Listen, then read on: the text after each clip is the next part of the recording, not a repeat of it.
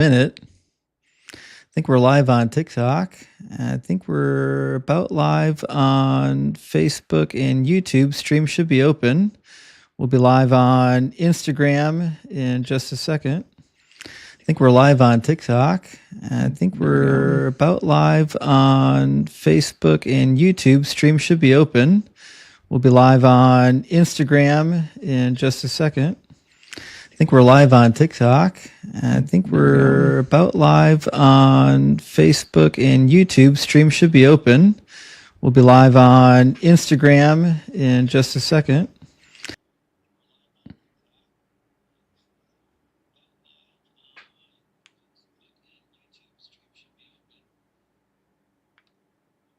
Got a weird situation happening with my headphones. Let me restart my headphones real quick. Getting like a weird double feedback.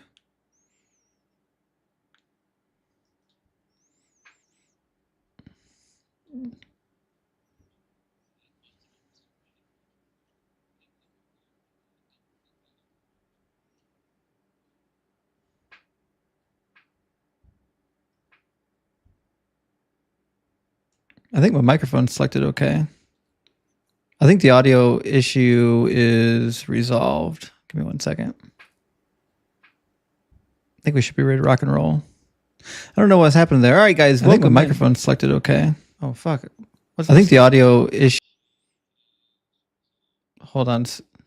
Something's looping like crazy.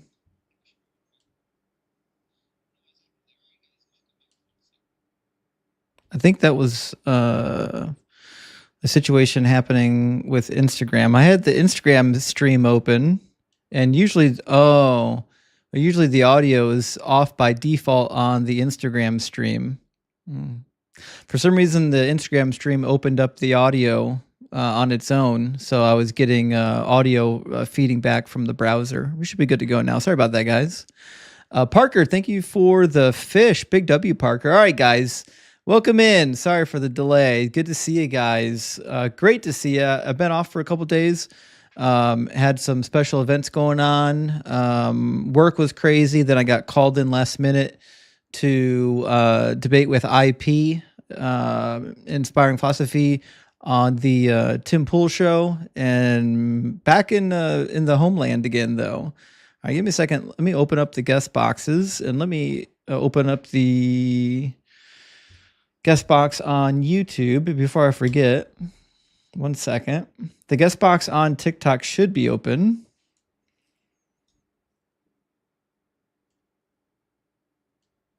There we go. And the guest box on YouTube should be open as well. All right. So if you're watching on YouTube, you can go to the comment or the description section of the video. You'll find a link to join the discussion. If you're on TikTok, well, you already know how to get on. If you're on TikTok, you just got to do the TikTok thing. And before we get started, we have a really good question from Rock Badger Cud. Thank you so much for the super chat. It says, is the KJV right when it says the Philistines made golden idols in the image of their own hemorrhoids? Not so much. There's a theory on this, by the way. The theory goes that the King James translators were using an Old English word, hemorrhoids, which could or could not refer to bloody tumors.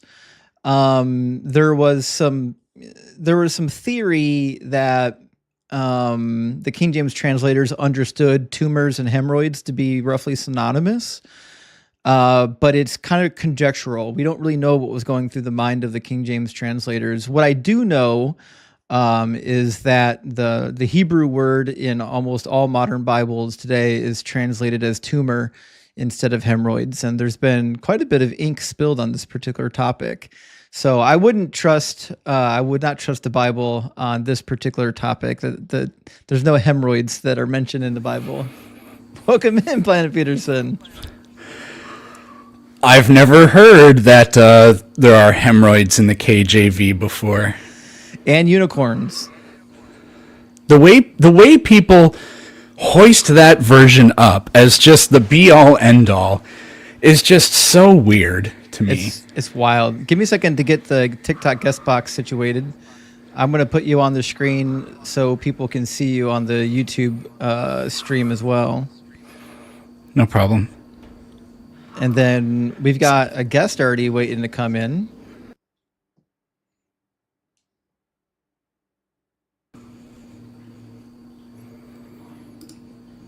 One second. Guys, while we're getting this set up, if you're not already following Planet Peterson, make sure you do. He's got an awesome channel. And I think we're about ready to rock and roll. Very good. And LA Silver Surfer, good to see you tonight. Thank you so much for the super thanks. I appreciate that. And Dexter, welcome in. It's good to see you, friend. Thank you so much for supporting the channel and sending out 5 Deconstruction Zone memberships. And as always, Reverend Dr. Cal, good to see you, my friend. Thanks for being here. And Benji says, just had my goat's blood. Praise, hail Doug. Yes, hail Doug. And remember, the Old Testament laws don't apply, so you can eat as much blood as you want. And last one, 123 Berserk, thank you for the super chat, says, IP looked like he wasn't trying to debate Christianity at all. You can't tell me he doesn't know about you. I did feel a bit of bias from Tim Pool. Yeah, Tim Pool had talking points that he had to get through. I didn't think that IP, over the course of our discussion, was trying to be disingenuous about anything. I think he came for a good faith discussion. But I mean, obviously, if you run a news show and you're paid by the right-wing media and Putin, you have to make it through your talking points or you don't get paid.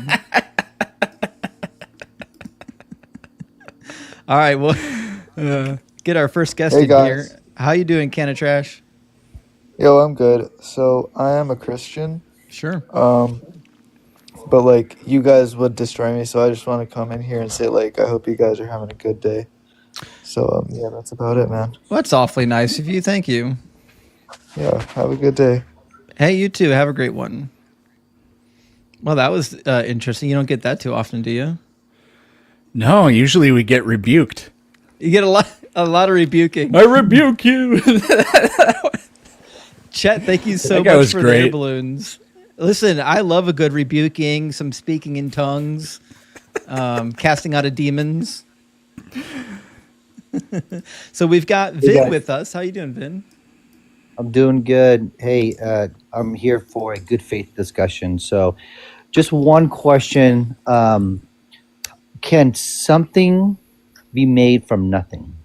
I don't believe it can. Peterson, I don't think you believe either, right? No. Sure. Do you have an argument that states that there was once nothing? So when I look around everywhere, everything has a maker. Something right. It's has almost like I asked a question. Does your argument necessitate that there was once nothing? Chet, thank you for the money gun. There was once nothing? Yeah. No, there's always something. I agree. Yeah, we both agree. So I guess we don't have to have that argument. I don't think there was ever nothing. Why? Yeah. Why not universe be thing always? Universe be things always. Yeah. So I was just trying to be a little bit silly, but why can the universe not be the thing that's always been there? It can. That can be true. Oh, okay.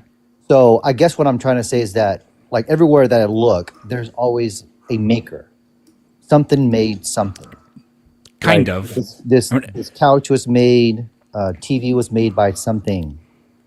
Right. So you know where I'm going with the question. Well, yeah, but you're talking about stuff that we know is intentionally structured. Like there's teleology in those things. But you're not pointing to nature when you point to any of those things. But I don't see teleology or anything being created. I don't see anything being created literally at all in nature. You don't think anything's been created in nature? No, things get rearranged into new forms, but in terms of creation, no. So how would you explain creation? Just by the evolution? Oh, it doesn't exist. There's no creation. Like how, I guess my question is, well, how is everything made? Sure. So I think the thing is in like a classical theistic tradition or a Christian tradition or whatever, this creation of everything is there was once literally nothing except God or the Word or the Logos or whatever it is they decided to believe. And then through that, all the stuff around us was created. Now, what you're doing is you're pointing, like if we look at nature and we say things, appear, like at one time, there's a tree out there. At one time, that tree was not there, but it wasn't created out of nothing. There is a sort of creative process in nature, but none of it is creating things from nothingness, which would be the only kind of supporting evidence for this type of creation that is in the traditional religious sense. But we don't have any of that. So it's a apples and oranges comparison. I hear what you're saying. I guess what I'm saying is that when I look around, even in nature, everything has a design. It doesn't. Sure. Well, I mean, Like it does, but it doesn't. Everything works in harmony with each other. Sure, because we all evolved together, right? So, like, is the mud puddle in my backyard designed? Well, the water was designed, the hole was designed, the earth was designed. Yes. So, can you think of one thing that's not designed then? No, I don't think I. If you can't distinguish between something that's designed and something that's not designed, then why would I trust you in saying that literally everything is designed? Because the evidence around us speaks to that truth. It doesn't. Everything that I see. But this is just circular reasoning. The things around us are designed, and that's the evidence that they are designed. Yeah. So what you want to try to look for here is they call it a symmetry breaker. So if you want to be able to convince us that these things are designed, then you have to be able to show us what things that aren't designed look like. But if you doth proclaim that everything is designed, then it's kind of like the weird thing where it's like, if everything is a blank, then nothing is a blank. Yeah. I see what you're saying. I can't come up with something that is not designed, but I get your logic and where you're going with the conversation. I don't have a good comeback for that, but I see where you're going with that. Right. But, sure. Yeah. Well, Vin, not to derail the conversation, but let me, Planet Peters and I have been doing this for a while, and just because you sound like a really nice guy, and this probably isn't the first or the last time that you're going to come into these conversations. Yeah. Just know that the argument that you're making for God right now is usually the first argument that atheists hear, and maybe one of the weakest. There are probably better arguments you could come up with that might be more compelling. Hey, that's a good point. So what would be a good, compelling argument that you've heard that they're designed? Before, well, okay, I was going to say before that, but then it sounds like this is kind of on the same track. What you would want to do, I think, rather than just claiming, I look around, everything's designed, therefore it's designed, what you'd have to do is tell us, what would something that is designed look like? And then we could maybe discuss if there's a need to invoke God for anything we see around us, I suppose. So to answer your question, let's take a look at the eyeball, how we see things. Yeah. Yep. That our heartbeat, everything that our body, that to me is the biggest proof, I think, that there's a design or a designer or a maker. Right, but how do you connect the eyeball to the maker? Right, you're just saying eyeball, therefore maker. What's the linkage? Oh, okay. So let me dive into it, because it's so complex, right? Mm-hmm. The eyeball itself, just how our pH system works within our body, right? How we digest food. Those things are so scientific, that it's so complex and complicated that it would have to have a designer to have everything work in unison. Because everything works in unison. Everything works perfect. You're just stating claims. You're not actually giving the linkage. No, the linkage is that it's such a complex.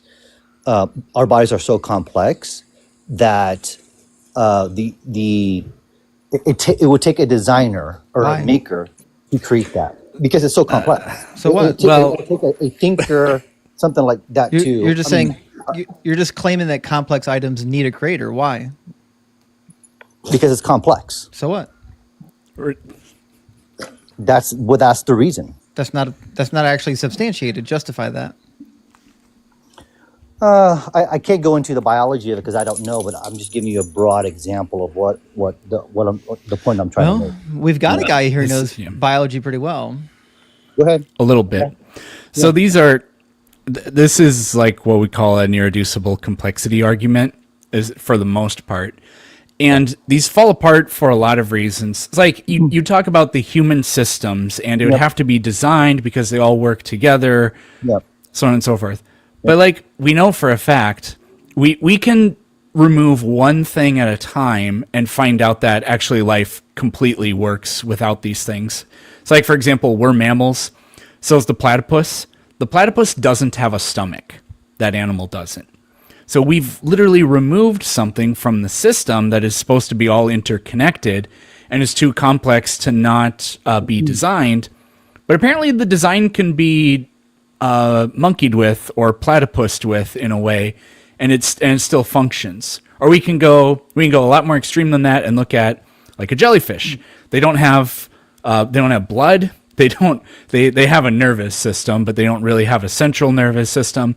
They don't really have a muscular system. They don't have an immune system, at least not that I'm aware of. They're lacking in so many things. Right. So, but also like so there's the part that we can delete things from the system and it still works. Another problem is that we're fully aware that human biology is deeply flawed in many ways. And we've come up with all kinds of technologies to deal with those flaws. So if we are the product of some perfect designer, then why are we capable of improving its design? I'll answer that question, question. but I'll answer that question, and then I'll go back to your jellyfish example. It's just intelligence. We evolve to fix issues or problems. That would be my answer. But go back to your jellyfish example. Well, I don't know if that actually addresses the question. The question is not about why we're intelligent. The question is, why is it that we're able to improve on a design that theoretically would have been perfect? Because if God made us, we shouldn't be able to improve on it with our lack of intelligence.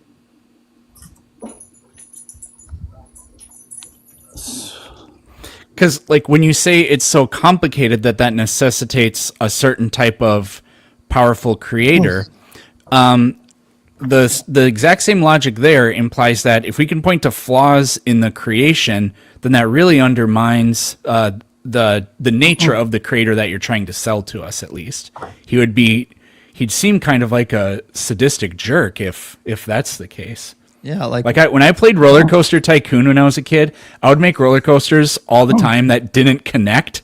So it would literally take you up, and then it would go down, and then it would start to go up again. But the roller coaster would just end, and all the little roller coasters would go, and they exploded, and you would hear people screaming. And 10-year-old Eric thought that was really, really funny. But I anyways, 1,000,000% believe that. Yeah. So I want to go back to your jellyfish example and your platypus example. You said that doesn't have a stomach or a nervous system or blood, but yet it still exists, right, in in the ecosystem of everything. So it was designed for that purpose, whatever the purpose is. And like with a platypus, so I point back with your argument that if we take something out of the design, it still works. It does still work because everything works together. And again, that proves my point. Or let me belief that, let me ask you a question about the design, if you don't mind. Sure. Why do humans need glasses? Because we're able to see better with glasses. Right, but why did God create human beings in which their eyeballs would need glasses if it were if like we were competently designed? Well, we're designed with. It's just like anything else. There's wear and tear. Why? My twin brother had glasses when he was like Ugh. 6. Yeah. Yeah. Really little kids get glasses. Yeah, but that's just the nature of life. Right. God created that. That's what I'm saying is when I look Yeah. at this, like what you call design, I don't find design. I find, entities that evolved out of chaos, which is why, children are born with bone cancer. People need glasses. People are sometimes born missing limbs because the universe doesn't actually care about us. But like, if there's a God that cares about us, it's really weird that he would create us to like have all these issues and then like put us on a planet where 100,000 people a year are killed in natural disasters and like 3 million children die of starvation. Yeah, I totally get that. I mean, that's just through the natural cause of sin. So why? know. Why I was does- wondering when it would get there. You well- knew that was the next thing. Yeah. So why do you think that sin requires God to make like a terrible design? Why, like, just because Adam and Eve sinned doesn't mean that God needed to like shit the bed on the earth. When you're talking about something that's perfect, like God is, where am I going with this? Take your time. We're here So all night. so there needs to be justice if there's sin.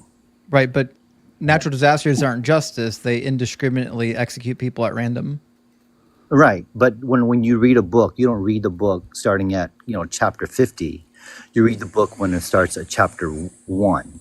Right. So the first part of that answer would be the fall. Right. But why did God have to create natural disasters after the fall? That's just the natural course of how what he wanted out of it. Because he decided, God decided that when Adam and Eve ate the fruit that he's going to create natural disasters. But that's inconsistent with an all-loving deity. Well, it's all loving, but the second part of that is that he's just. He's not. If he randomly maims and execute people at random, he's not just. Vin, so like for example, if somebody like if I torture you for your whole life and then one day 30 years down the road I say, "You know what? I'm the only one that has the power to make this decision, but I'm going to let you go." I don't think you would agree that I get the credit for ending your misery. It's like, it's true in the most bizarre sort of sense. I mean, it's literally true, but to call me then good for doing that, I don't think is tenable. And I think what you're trying to sell us here is the suffering is the justice comes from the sacrifice on the cross and the promise of eternal salvation. But that was done. That's God ending the punishment that he deliberately designed this world to inflict on us. And so this is we find this to be a very bizarre and really kind of contradictory rebuttal to this. This is sort of the problem of evil, is what we're discussing here. Yeah. No, I see your point of view. I respect your point of view. And again, remind me your name again. The My one name's Eric. Eric. Yeah, I watch a lot of your YouTubes. You're very intelligent and informative. And I came on here just to ask questions so I can look at it from your perspective. And that was my reason for coming on. So hopefully I've been respectful to you guys. You guys been respectful to me, and I appreciate the time. Definitely. All right. Good to hear from you. Thank you Vince. so much, guys. Yep. Cheers. Bye-bye now. Well, he was kind the whole time. We like kind guests. Let me. Yeah, I mean, the people that are sanctimonious, those are the people that I'm just like, okay, I'm going to put you in your place. But right. Yeah. and we run into a lot of that. But if people come in behaving kindly, I'm always all for it. Cora, thank you for the $3 super thanks. Good to see you tonight, my friend. And CanBest76, good to see you. Thank you so much for the $69.99. Big W for that, CanBest. We really appreciate that. Damn. It says DZ and PP. Many, many thanks for your unwavering commitment to facts, reason, and logic. And I agree. Planet Peterson is rock solid as Doug. And Parker, thank you so much for the $10 super chat. It says, it's good to see your platform grow every live stream. Praise Doug. Thank you so much, Parker. I really appreciate the support. And hail Doug, the rock of salvation. And obviously, Mr. Morpheus with us tonight. Big W, Mr. Morpheus says, the simpler a thing is shows intelligence, not the more complicated. That's such a good point. Yeah. I never think I wrote about that down. I wrote that down because I was going to bring up, do you know what compliant, well, you're an engineering guy. You know what compliant devices are? Yeah, for Those energy? are like, well, machines that bend. I think they're sometimes called compliant devices. So there's a really cool Veritasium video about them, but they show like you can make all these mechanical things that like they move, but they're made of one single unit, and they're way more efficient. They're way less likely to break, and they're simpler. So yeah, simplicity. The other way to put it is simplicity is a hallmark of good design. But yeah. Yep. My first Sweatlord, thank you for the hat. My first programming class, actually, my professor would give extra points to the person who could write the program that did what it was supposed to do in the least amount of lines of code, the most efficient way possible. And like when we sell machines, like there's nothing on that machine that is not necessary for the function of that machine. Otherwise, you're overcomplicating it. All right, one more super chat, guys. Rob, thank you so much for the 666. Hail Nero says, been watching for a bit. Love when you cook presups. I always feel it's one of the most dishonest arguments made for God. Keep on cooking. Well, I actually agree with you. As much as philosophy can be fun, I do feel like presuppositional arguments are like the worst of the worst, like the lowest form of argumentation. And Omega, thank you so much for the super chat. It says creation is an act. Act requires time. Big W. We didn't get to that, but we're going to get to that tonight. So we got Viadoxy with us. How you doing, Viadoxy? I'm amazing. How are you doing today? Doing good. Thank you for asking. Viadoxy, are you at least 18 and are you a believer? Yeah, I'm a believer. Cool. I'm a believer. And which God do you believe in? Or multiple gods? The one or multiples? You know, maybe like 1,000. What's that matter? Here's the question I have for you. Here, well, you guys can. I mean, it does kind of matter because we're trying to know your viewpoint. So, yeah, I'm a Christian. Don't worry about it. Okay, so you do believe in one guy. Cool. So, what's your most convincing argument or evidence for the I don't Christian care about God? the convincing argument. I don't need to make that to you. Here's my question to you. Actually, it's the sanctimony. Yeah, it's it. I don't know if you know how things work around here, but it's not your live stream. You don't get to take it over. There's like a program that we're running. Now, the last guy came in and we let him say anything he wanted to say because he was very nice. If you come in and you're nice, you can basically do anything you want to here. You come in acting like a jackass, you get muted, and I redirect you to the conversation. So would you like to talk like on the actual dialogue tree that's assembled for this topic? Yeah, Crash Out Inc. You nailed it, Alan. Didn't take long. Crash Out Incorporated. All right, well, come on back when you figure out how the mute button works. We'll get the next guest in here. Man, he just came out. Yeah, so here's the thing. Crazy. Tired of liars. I'm with you. I'm tired of liars as well. It says, where is the Torah that Jesus must have written with his own hands? Commandment 6:13. I don't know if Jesus claimed to have written anything in the Torah, but you know, I mean, if he's God, theoretically he commanded it to Moses. And Commando says the human body doesn't seem designed. Our eyes have natural blind spots. We look like we evolved to be good enough to survive most of the time. That's actually a pretty good explanation of it. We're evolved enough. Yeah, pretty much. Big City, welcome in. Hey guys, what's up? Not too much. Big City, are you at least 18 and are you a believer in some kind of a higher power? Yeah, I'm 26. And I'm I wouldn't say I'm a believer. Do believe that something that there is something that it's not like I don't know the like actual professional term for it. I'm not a brainiac like you guys are. I it's like basically I believe in that something created us or created the world. But I actually just God? yeah, but I'm Baptist, so that's I've been raised to believe that God, he's the creator and Well, stuff like that. is that what you actually believe? Because it kind of sounds like you might be more agnostic. I I've that's the thing is like I've always it's weird because like I don't know how to explain it, but like I just don't know if everything entirely is done by a God itself, because I also can't bring myself to argue with like scientific fact either. So I Sure. don't know exactly where I lie on the spectrum. And to be perfectly honest, I know I'm taking up spots for your lie. I regret, or I at least I know I'm taking up spots in your live. I just wanted to say thank you guys for getting on here and like educating people basically. You Sure. know, Well, I mean, we appreciate the kind words, but I just Yeah, stay no on the problem. journey. It's a long journey. yeah, sure.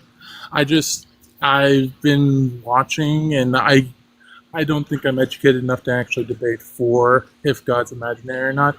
I'm just trying to find like an answer. Sure. But that's also really tough to do between the opposing beliefs. Sure, sure. Well, listen, join our Discord community. There's a lot of people in our Discord that's deconstructing. It's a good place to find like-minded people that are, in dialogue with each other. It's in the link tree in the profile. Okay, thank you.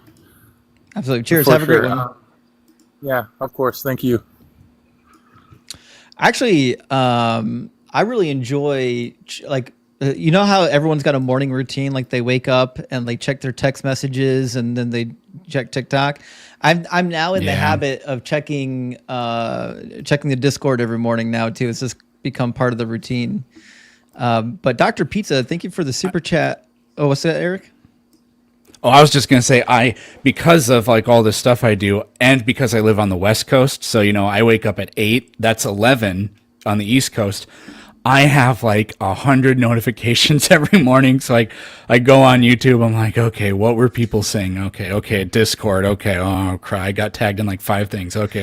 So it's a lot. Yeah. It can be. I stopped looking at videos that I was tagged in on YouTube and TikTok. I don't even look at them anymore because I don't have time for it. No, me neither. But Dr. Pizza says theists attack evolution because they are afraid of its logical conclusion.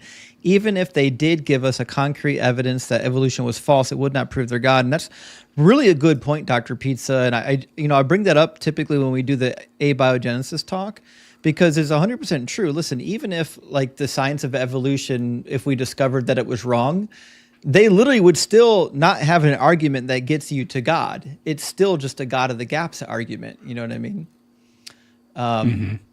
But Evan, good to see you tonight, friend, says Justin and Planet have BDE, Big Doug Energy. I agree. And Cameron, good to see you tonight, friend. Says, sorry if I missed so many shows, addicted to your show. Well, listen, Cameron, you've been supporting the show for a long time. I'm really happy that you're here.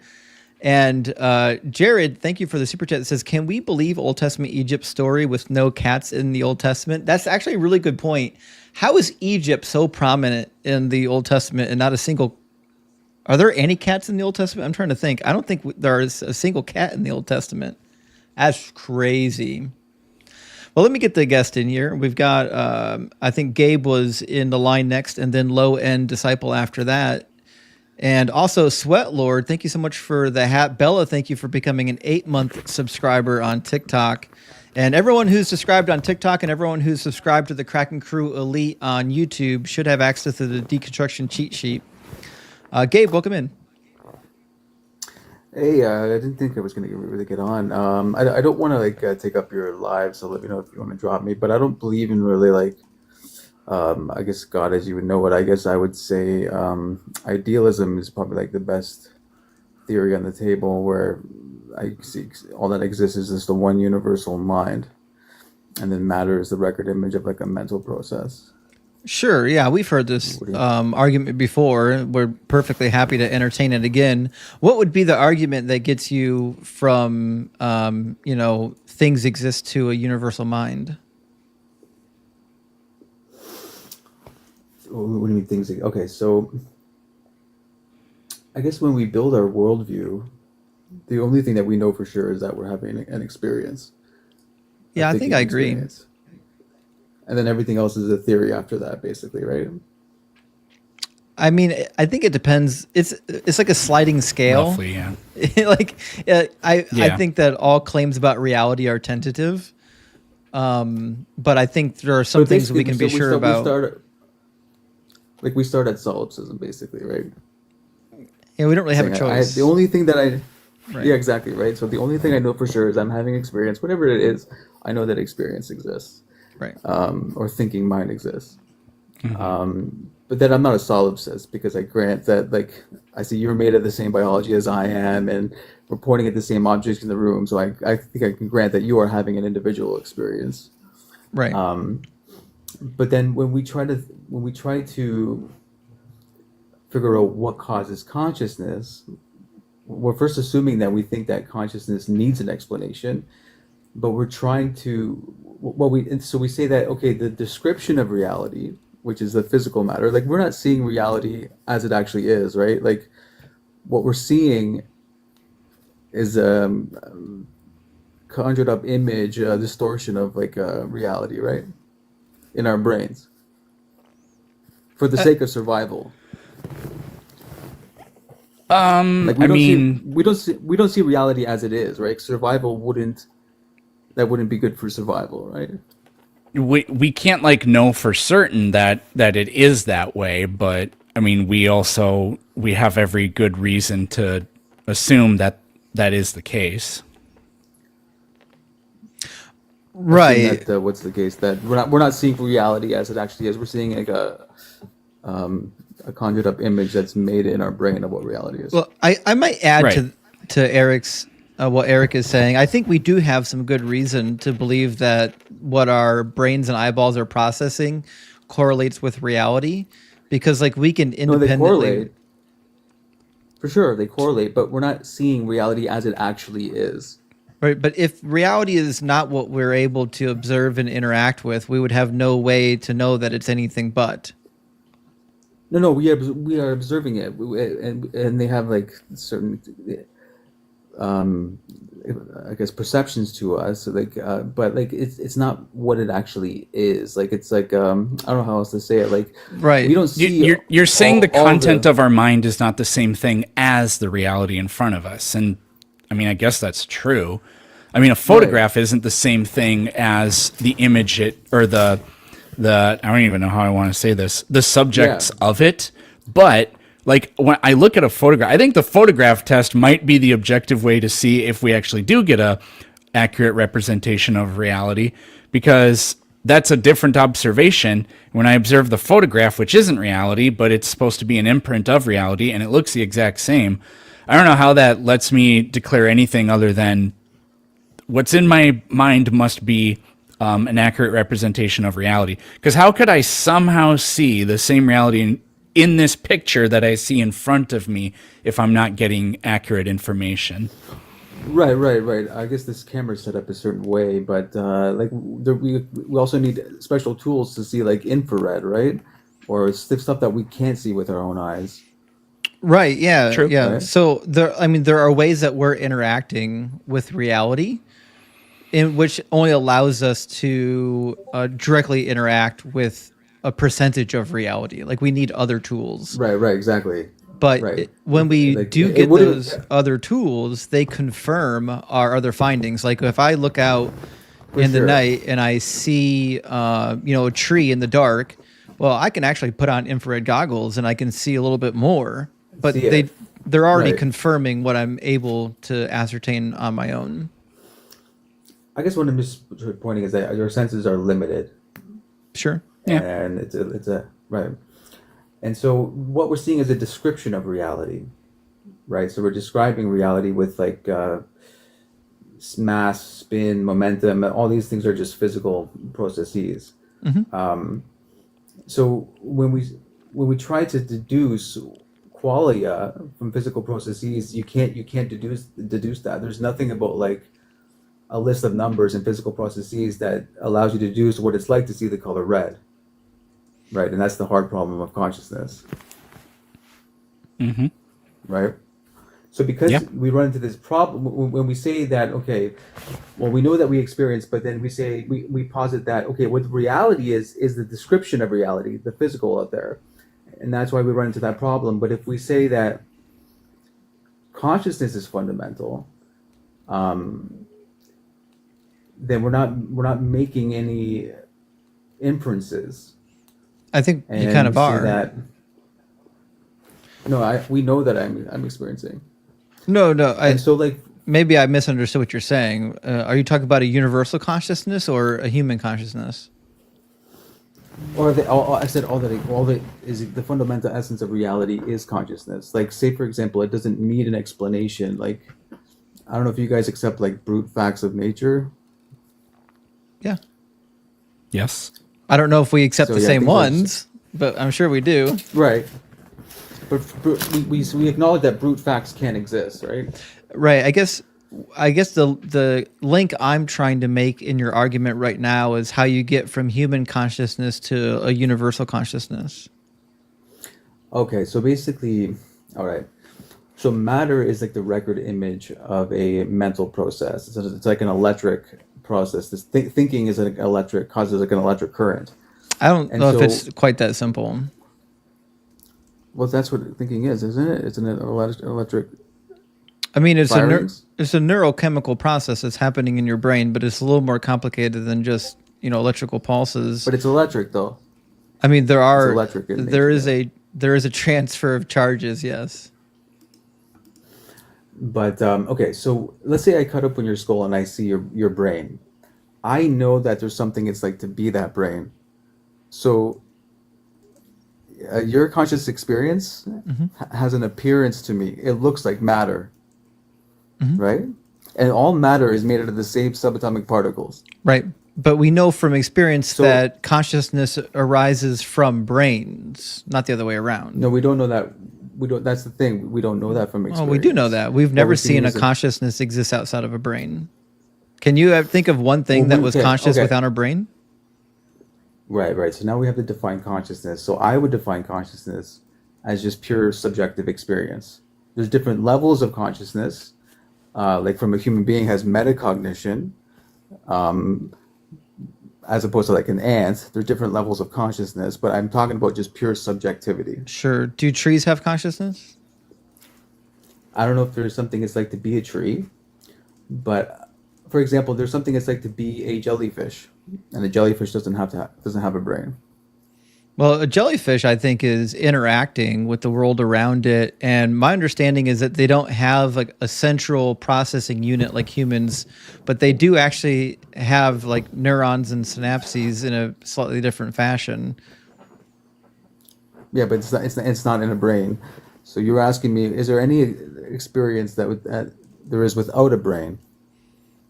Right. What I'm saying And I would is say that's they have processing capabilities.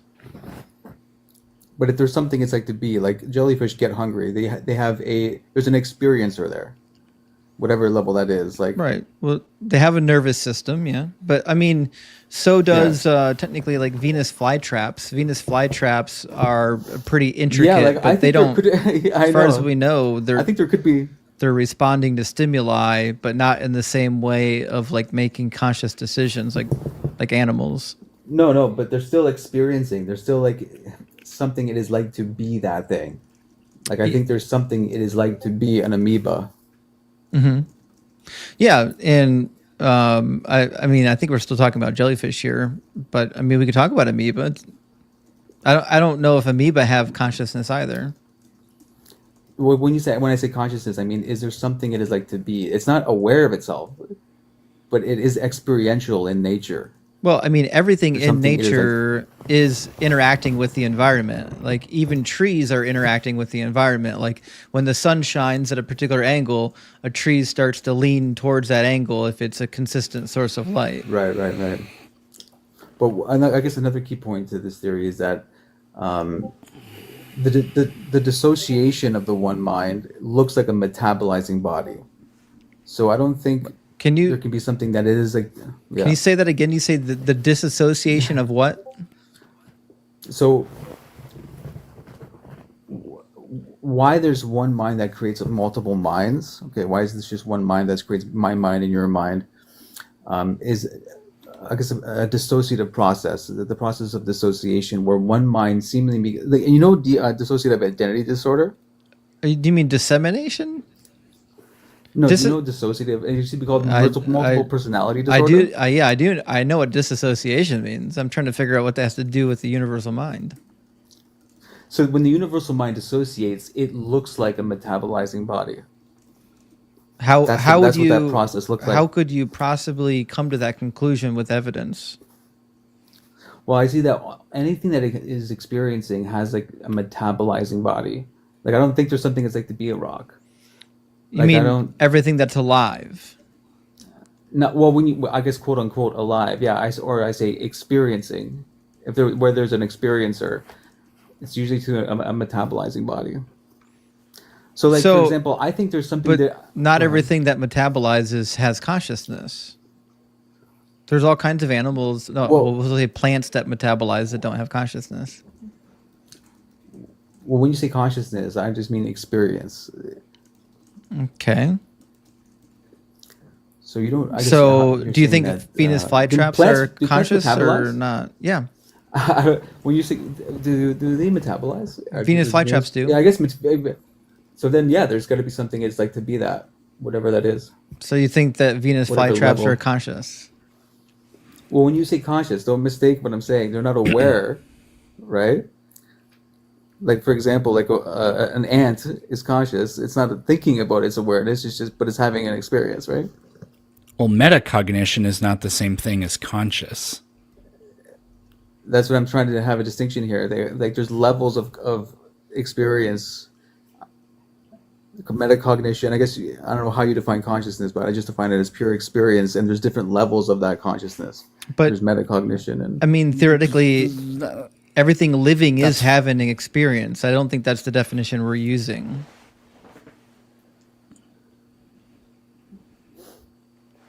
okay. So Like, forget where we were here. Eric, Yeah, am I wrong to say that a tree is experiencing photosynthesis? but is it metabolizing? Well, I don't know about experiencing. If we mean it's conscious as in it's aware of it, well, it doesn't have a nervous system, No, so it's we'd not have to come aware. up with creative ways aware. of talking about it. Well, no, because I think plants are aware of things in different kinds of ways. Well, what I when you would say, say, when you say aware, do you mean hold like on, experience? hold on. Like a human being has this, right? But human beings begin as zygotes. A tree is far more complex than a zygote, even though it's just a plant. So if a human being, so clearly I think a plant has a more sophisticated conscious experience than a zygote does. But what exactly is it like? How do we describe it, either qualitatively or quantitatively? That's very hard to ascertain. But trees, for example, we know this through natural experiments we've done. Neighboring trees can communicate with each other. If one tree gets invaded by like some sort of beetle or something, it will, through a chemical process, communicate in a way, signal to a neighboring tree the stress or whatever of that.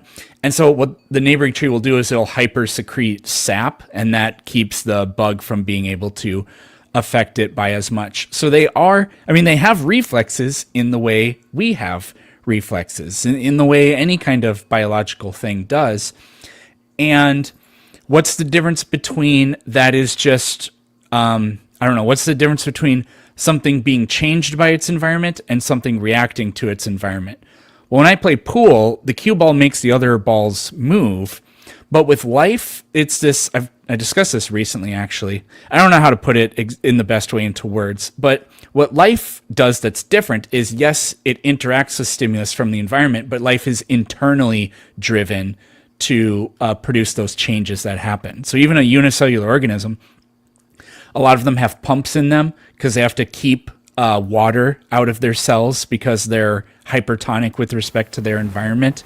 So that is, yes, reacting to your environment, but it's internally driven. Now, as sophisticated as a human is, you are just a biological robot at the end of the day, or we think so for the most part. So because it's more complicated, I don't think there's room for anything fundamentally different there. So it's I guess as long as it's metabolized. I'm not too sure if trees metabolize though, like protein folding, yeah. ATP burning. No, So metabolism. Metabolism is just breaking down and using chemical Using energy. energy? Yeah, So to maintain photosynthesis life. So photosynthesis Yeah. is metabolizing. Yeah, it's metabolism in the exact same way that when your cells pull nutrients out of your gut, that's metabolism. Yeah.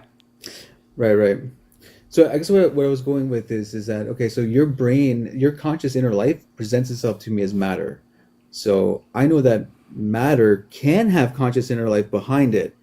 So why wouldn't the rest of the universe be conscious inner life? I think that there's something it's like to be the universe as a whole, right? There's not something it's like to be a rock, just like there's not something it's like to be a neuron in your brain, but there is something that's like to be your brain as a whole. Did the universal consciousness create matter? I don't think it creates anything. I think So it just exists. matter. Yeah, I think that it just Does it have desires? It's unchanging. I mean, it could be argued that this mind is purely instinctual and it's not metacognitive. Is it a product of the universe? Is it contingent on the universe? No. It's like So formless. it's not contingent on the universe existing. No. It's the image of the universe is the image of a thinking process. Well, so I guess this this is like a biological simulation theory is basically what you're doing. I'm not too sure what that is. You're just suggesting that what we're experiencing is somehow a simulation, except rather than being in a simulation, we're in somebody else's mind. Yeah. I guess you could say kind of a simulation. It's not actually reality. Like I don't think matter is reality. It's But like this is an like the image. furthest inference you could ever make. Like you have to basically just Probably. make a bridge 40,000 miles wide out of like paper and wood. There's no link between a universal mind and matter. Now you would have your brain looks carry your conscious in inner life so many looks like matter. assumptions, right? So you have to carry in a lot of assumptions, which is why is it that this universal mind is imagining us? Oh, but there's just brute facts. Right, why no, why does the mind exist? But I can just say it's a brute fact that there's no mind. So it's not really These helpful. Mm-hmm. are more just presuppositions that we disagree with. So do you think So let's go with your worldview. Let me understand what you guys think. Do you guys think the universe would be eternal, or like it had a beginning, or is it an infinite regress? I basically remain agnostic about it, but I find no logical problems with an eternal universe. Yeah, that's my I position. think it's actually the simplest explanation too. I agree, and eternal means never beginning, never ending, and unchanging.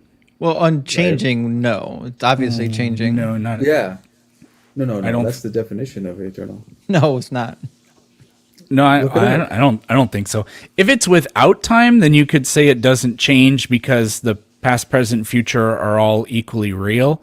I mean, general relativity tells us that we may live in a universe that is like that, where the past, present, and future are all equally real and all exist simultaneously in the very weirdest sort of sense. But eternal means unchanging. I mean, show me the definition where you guys see it's not unchanging. That's not the definition. Immutable. Eternal just means that something is existing at all points in time in the future and the past. Do you have Google there? Like type in I've got it here. Lasting or existing forever without end or beginning. And then below that, well, these are just uses of the word below that. Seeming to last or persist forever, especially on account of being tedious or annoying. That's, valid for all time, essentially unchanging. So what that means, that's eternal in the sense of like a claim. So 2 + 2 = 4. Yesterday, today, and tomorrow, and it won't not equal 4. That's what because in parentheses it says of truths, unchanging. Values, or questions. Right. So not in a I don't read that the same as a physical, real state. No, it's not physical, but whatever it is, if you can describe something as eternal, you have to say it's unchanging. No, you don't. Well, no, only because that's only with regard to. That's only with regard to propositions or questions or matters of fact or whatever. But if there's a change, then you're saying there's a beginning there. When something changes, no, we didn't say there was a beginning. There's a beginning. Well, what is a change? Is there a beginning to a change? Well, I mean, it depends on what you mean. Like, I think everything's constantly changing, always and forever. So there's like no beginning to the change.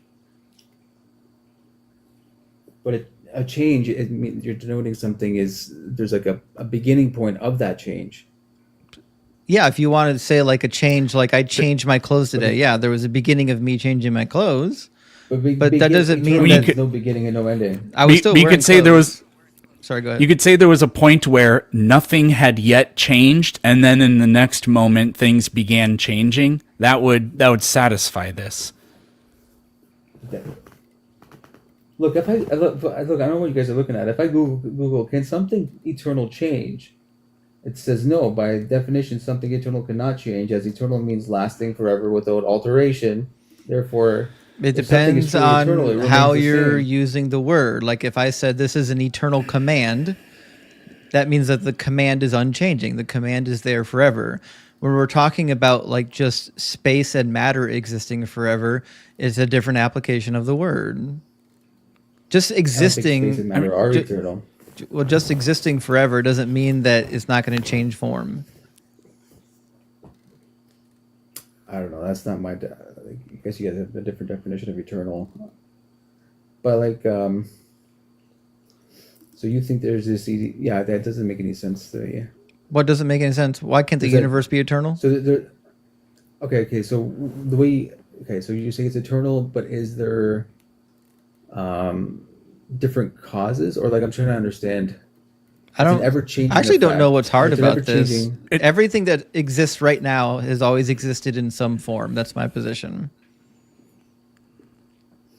But there are things that are unchanging, like the laws of nature, right? I disagree. The laws of nature are changing? Our claims about the laws of nature are tentative. I'm not sure what that means. What is that? It means it's true until proven wrong. Sure. But can you agree that there are these laws, whatever they are? I mean, we'll stumble upon them one day, but there are these like limited laws of the universe that are unchanging. I wouldn't make a claim. No, I wouldn't say that the laws that we know of the universe are like completely pinned and it's impossible for them to change. No.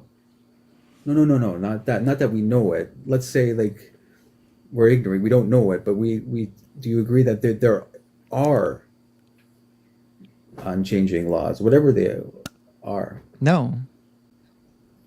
You think laws are always changing? So like no, neither of those match what I'm saying. What I'm saying is that the laws as we know them appear to be constant. We refer to them as laws because they are constant, but that's in the present reality that we know right now. We can't examine alternative realities.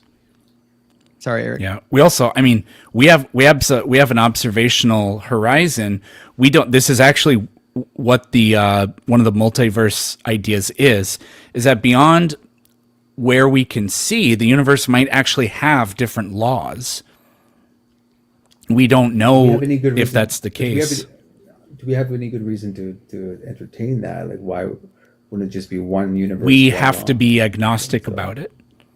So I know that's that, we're why agnostic, that's but- why we're saying we don't make a claim about this. Right. And I'm not asking you to tell me what you guys are committed to. I'm just trying to like explore ideas. What do you guys think or whatnot? What is the most probable? I mean, I doubt it's more probable that there's different sets of laws, different sets of universes. I think there's just one universe. Well, I mean, if there's multiple multiple universes, I mean, theoretically, I mean, we have no way of This- examining alternative universes.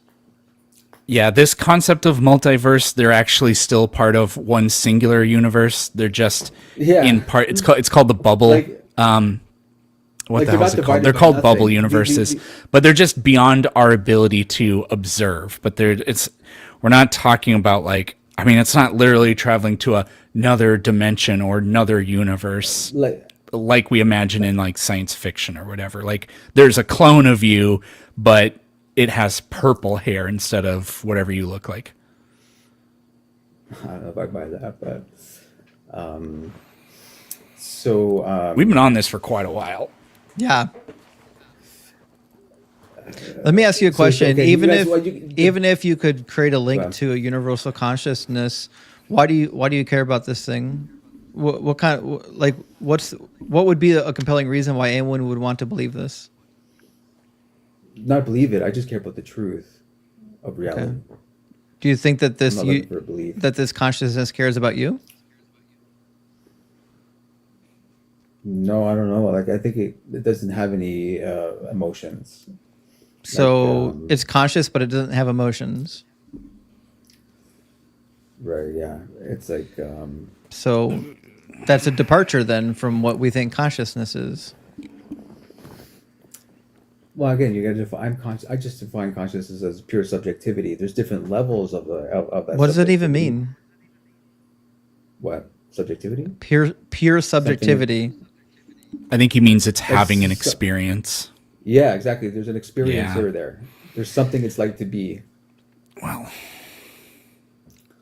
Okay, well, listen, Gabe, Right, so- I had a great time talking to you, but I don't think you can actually Oh, okay. substantiate what you're trying to lay down. Like, I understand what you're trying to say, but you haven't actually been able to link like a single reason why we would want to think that there's a mind that is generating this experience. It's not generating. Oh well, I guess it's generating. But like, so do you think that experience arises from physical processes then? I do. yep. And so, what's the rationale for that? Because all of our data suggests that, because we've never seen consciousness exist outside of something that had thinking capacity, What do you define consciousness as? being aware, What does that mean? Like, being What do you mean aware by of aware? your surroundings and being able to like actually have self-cognition, things like that. so would a jellyfish be conscious? I think that they're conscious. Yeah, they've got neurons, synapses. They've got some basic processing They don't have a capabilities. brain, though, right? We already covered this. The items that make up your Yeah, brain exactly. are variously distributed throughout their body. We don't call it a brain because it takes on a different form, but they have the capabilities of processing information. There isn't a singular prerequisite toward granting consciousness, because if there was, then every human brain would have to be identical, and we'd be able to pinpoint the precise moment where consciousness begins. So it progresses to the point where it literally never goes from a state of, in this instant, it wasn't there, and then in the next Planck second or whatever, it was there. And I think that demarcation problem says I don't think you can claim that a jellyfish can't have it either, because it's obviously more complex than a human zygote that doesn't have consciousness like we have, certainly, or understand it at all. Sure, and here's I guess here's the weird point that like I'm like of all the like the creator God concepts you can come up with. I guess I'm trying to figure out how this won out. Did you believe in God at all in your life, or were you like an atheist and then you came into this idea? Oh yeah, like so. I didn't really believe in God, and I guess I was just searching. I mean, I don't know if I would call myself an atheist. I was just kind of just agnostic. I didn't want to make a thing. And then I read the works of Walter Russell, and that just kind of, I don't know if you ever heard of him before, but that just kind of made things profound for me. And then Bernardo Castro. Are you familiar with Bernardo Castro's analytic idealism? No, I don't read philosophy. So yeah, and then that just kind of sealed the deal for me. Thinking that like why there's a hard problem of consciousness, why you'll never be able to explain what it's like to see the color red in a list of numbers. I mean, scientifically, we can explain it. Like we know like why we see red. Like we know what causes it. See, well, you're seeing a correlation, right? And he's saying you'd never be able to distill the substance of what the thought is. Yeah, but Right. that's silly. That's like saying, well, because we can't smell the sound of music, therefore, we need a higher consciousness. That doesn't make sense. Not all of our not all of our sensory abilities interact with each other. Yeah, I mean, it is a real problem, but I don't think I don't think you can argue that it invokes anything special. That's the hard problem, but that's the hard problem of consciousness for you guys, right? Yeah, but maybe for anybody, maybe it's an insoluble problem. Probably, You're never going to be able. So that's what I'm saying. So that's when you think about that way, then you run into these blocks. But when you and what you're seeing is a correlation. You're seeing a correlation between mental states and brain states, but that doesn't tell you that brain states generate mental states. It just tells you that there's a correlation of the description with the thing being described, which is well, it is justified.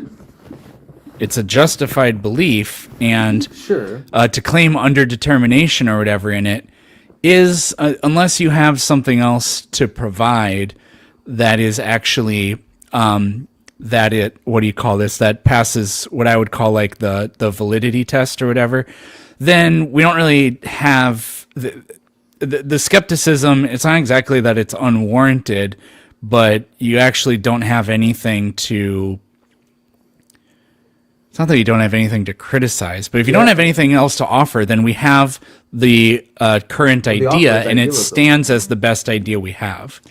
Actually, I think talking about the hard problem of consciousness is going to be more complicated, because if you're just solving the problem of consciousness with another conscious, then now your higher conscious has the same problem of consciousness. So now you've got an infinite regress of higher consciousness to find the solution to the problem of consciousness for your consciousness.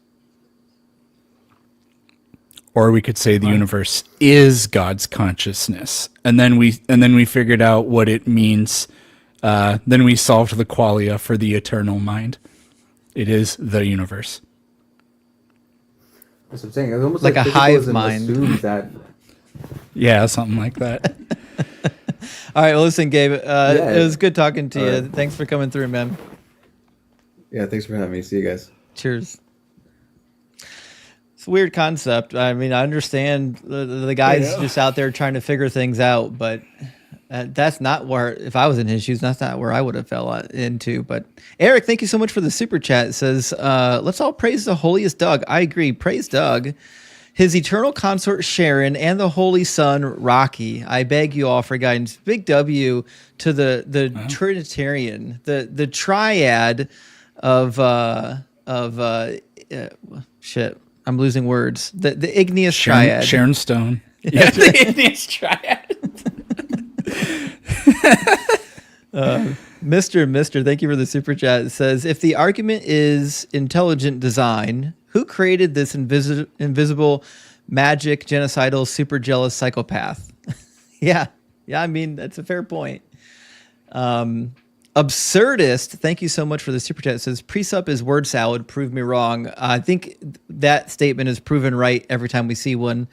And Small Johnson, Thank you for the super chat. You're really putting that out there, huh? That's something, right? That's really. Can we put an end to the feet washing in churches? Listen. If you had a small Johnson, I would want people to not touch my feet too. I mean, this is one of those situations that go hand in hand. But I agree. Actually, I used to be part of a denomination that did what they called love feasts, that included foot washing. And Wow. it's a little odd, guys. It really is. I was Catholic, so they did the foot washing thing once a year. I can't remember when we would do that. But we also did you had to kiss the feet of Jesus once a year too. And I remember being in line and being like, do I use tongue? 'Cause like, I love Jesus, right? So like, I want to mean this, but everybody in the entire congregation kisses the exact same cross, So I was just like, do I just like, and like not, do I pucker? Like, should I make a sound? Should I go, mwah, or should I just go, I was like, I didn't know this. They didn't teach us that. So. And that is how the bubonic plague spread. So. No, probably, yeah. Ken, thank you so much for the super thanks. And Exus Brothers, good to see you tonight, friend. Actually, I was just streaming with Exus Brothers earlier today doing a podcast episode. The Exus Brothers just started up doing a podcast, guys. If you like podcasts, go check them out. Big W on the $50 super chat. I really appreciate that. It says, Justin, we really appreciate you joining our podcast and sharing your expertise and insights. Big thanks. Well, thank you. And we look forward to seeing you around the community. I think they've already got 3 episodes out. It's about their deconversion / deconstruction process. And I've got through the first 2 episodes already, but a lot of us here, if you like a good story, I love a good what caused me to lose my faith story. Put on stage. Yeah. How you doing? I can't say that name on TikTok. You can just call me Knight. Yeah, how you doing, Knight? Knight, okay. I'm chilling, man. I know I'm a friendly, and I apologize if it's wasting your time. I just had 2 quick questions. So the first one was, I wanted to know about your thoughts regarding Daniel 9. Like, do you think Daniel 9 is actually a messianic prophecy? Kind of. It is a messianic prophecy, but not in the way Christians think it is. If you read Daniel chapter 9, it's pretty clear that whoever the Messiah-like figure is, it's not actually a king. It's supposed to be Michael the archangel. If you look at how Michael the archangel is described throughout the book of Daniel, he's described as being like God. He's described as being a man. He's described as warring on God's behalf for God's kingdom. That's why, in the end of Daniel chapter 10, there's talk about him having to do war with the prince of Persia and then returning later to do war with the prince of Greece. The terminology prince in the text and in other texts from this time period is referring to angels. So it seems pretty clear. In fact, when the end time comes in Daniel chapter 12, it's the angel who's going to bring in the whole shindig, bring down the show. And this aligns with what we find in the Dead Sea Scrolls. So the Dead Sea Scrolls written from this time period actually have a lot of this angelology, where like an archangel is theoretically the messianic figure. So there's even one based around Metatron. There's one based around Melchizedek. There's this idea that Melchizedek is going to come back from the dead and be an angel and defeat the sons of darkness and their leader Belial. So when I read Daniel, I'm reading it in context with what the rest of the Daniel says and with what the other literature of the time period says, which would lead me to believe that the figure here is actually Michael, which is why it says in chapter 12, verse 1, at that time Michael, the great prince and the protector of your people shall arise. That's the Messiah. It's an angel, not a human. Okay, I see. Thank you. And the second one had to do with Zechariah, and I can't remember the particular passage. I know you use it quite often. It's the one with the donkey. Yeah. I think Zechariah is at 7. 9 Am I 9. mistaken? Yeah. 9. Yeah. So I was having a discussion with a theist who was basically telling me that actually in verse 10, though I think it talks about the chariots of Ephraim and the battle bow, or I think bringing peace to Jerusalem. I don't have the scripture in front of me, but they were basically saying that particular part, being the battle, or the one where it mentions Ephraim, they're saying that wasn't talking about what the Messiah was going to do in the future when he came. That was talking about something that happened previously somewhere in the Old Testament. They never specified like the location. I kept asking them where it was. Oh, that's certainly not true. If you just know how antecedents work, it's clear that verse 10 is talking about the same person as verse 9. It says in the beginning of verse 10, he will cut off the chariot from Ephraim. Who's he? Obviously, the antecedent to he is the person in the prior sentence. Sure. Well, they were reading the interlinear, and it says I will instead of he will. I highly doubt that. Because when I pulled it up on my screen last time, it said I will cut off as well. Because he showed me. Listen, and then I it looked is. myself. It is possible. I've not actually read this one in Hebrew in a long time, so it's certainly possible. But I mean, theoretically, it could be the personification of the person. Let me pull it up. No problem. Yeah, I mean, it is in the first person. I'd have to actually do some digging to see why they put it in the first person. It says, I will cut off. But my guess is that there's some textual variance. In fact, I've got a... Where's my... I've got a critical text somewhere floating around that's got all the textual variants. I'd be curious to know what's actually there, because this website here really only shows you what's likely in the Leningrad Codex. It doesn't actually show you what's in like the Dead Sea Scrolls or anything else. My guess is the reason why our modern translations don't use this anymore is because the underlying manuscripts that we have now were different than what they were using in the King James. Okay. Because in the interlinear translation, I assume you pulled up in the one from Bible Hub? Yes. Right. They're basically just using the King James interlinear translation. And so whatever was available to King James is what they threw on it, which means the oldest manuscript that they have is from the medieval period. So my guess is that's why it's drastically different. Okay, I see that. All right, well, thank you, man, and I appreciate the work that both of you guys are doing, and all praise to Doug. I will pay all my tithes to him every fucking day, the rest of my life. So, shout out to Doug. Absolutely. Hail Doug. Awesome. Take care. Well, guys. good to hear from you, man. Yeah, I appreciate it. Doug, I never imagined Doug would be so popular when he kind of got introduced. Same as Spanky. Yeah, Doug is. Did you just randomly make him up? Were you just like incredulously just one time be like, yeah, and I believe in Doug, so what? So basically, I did a live stream where I was saying that basically there's no difference between Jesus and a pet rock. Like they... Oh, I remember those, yeah. Yeah, and I glued some googly eyes. I didn't have a pet rock, so I just glued some googly eyes on a rock in my backyard, and people wanted a name for it, and it became Doug, and then before you know it, by the end of the stream, Doug was a god. Yeah, I accidentally created a cult with Spanky, too, I'm afraid. We trained an artificial intelligence program to be Spanky, and like you can talk to it, and it has a mind of its own. It's actually getting kind of weird. Well, they're useful for talking to pre-suppers, the Spanky and the Doug and all the other, the garage dragons and whatnot.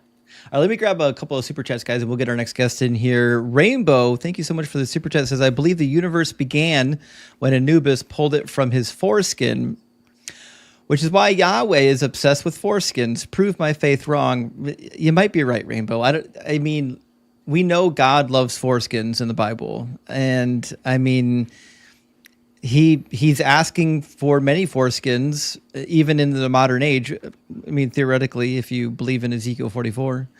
But yeah, thank you for that. I don't know if I can prove you wrong. Skits and Bits, good to see you tonight, friend. Thank you for the 14-month subscription, Big W. And Mary resubscribed. Thank you, Mary. Pat says, my bad, Justin, I'm late. But I don't know what DAKN means. It says DAKN. Does anybody know? No. Maybe. Do a Kraken night. Yeah. How we talk in biology? Boy, the discussion was changed from invisible dead beat man to biology. Well, you know how pivots work in these conversations. And Steven, thank you so much, says, my thanks are eternal. Big W, unwavering, immutable thank yous. And Chris says, time is illusion. It is the ability of matter, energy, stuff to transition.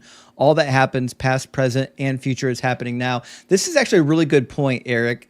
Have you ever ran into the idea that time doesn't actually exist? It's just an illusory thing. Yeah, that's the block universe. And there's a really good PBS Eons video about it. I interviewed Dr. Blitz last year on this. And it basically says that, the way I understand it at least, is if time is a dimension of space, then it means you can traverse through, you could like theoretically traverse through time. That's part of it. But that, I don't know if it's just that part or if there's additional parts, but that makes the past, present, and future all equally real at the same time. And that's the idea of the block universe. So that would make the universe eternal. It's not actually the case that entropy increases. That's just you traveling from one part of the block universe to another part of it. I have to look up the block universe. This sounds interesting, actually. It's very, very difficult. Well, let's grab our next guest. I think that our next in line was Low End Disciple. And Dr. Pizza, again with the super chat, says, vape shop philosophy with a helping of pedantry. That's a good word. You don't get pedantry all that often. Low End, welcome in. How's it going?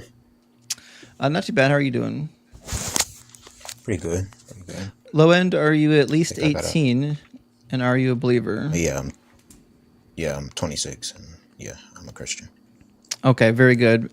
Actually, Eric, I'm looking at the rest of Zechariah 9:10 in Hebrew, and I think the reason why I'm going on a limb. I think the reason why the NRSV uses he at the beginning of 10 is because all the rest of the verbs in verse 10 are in the third person he.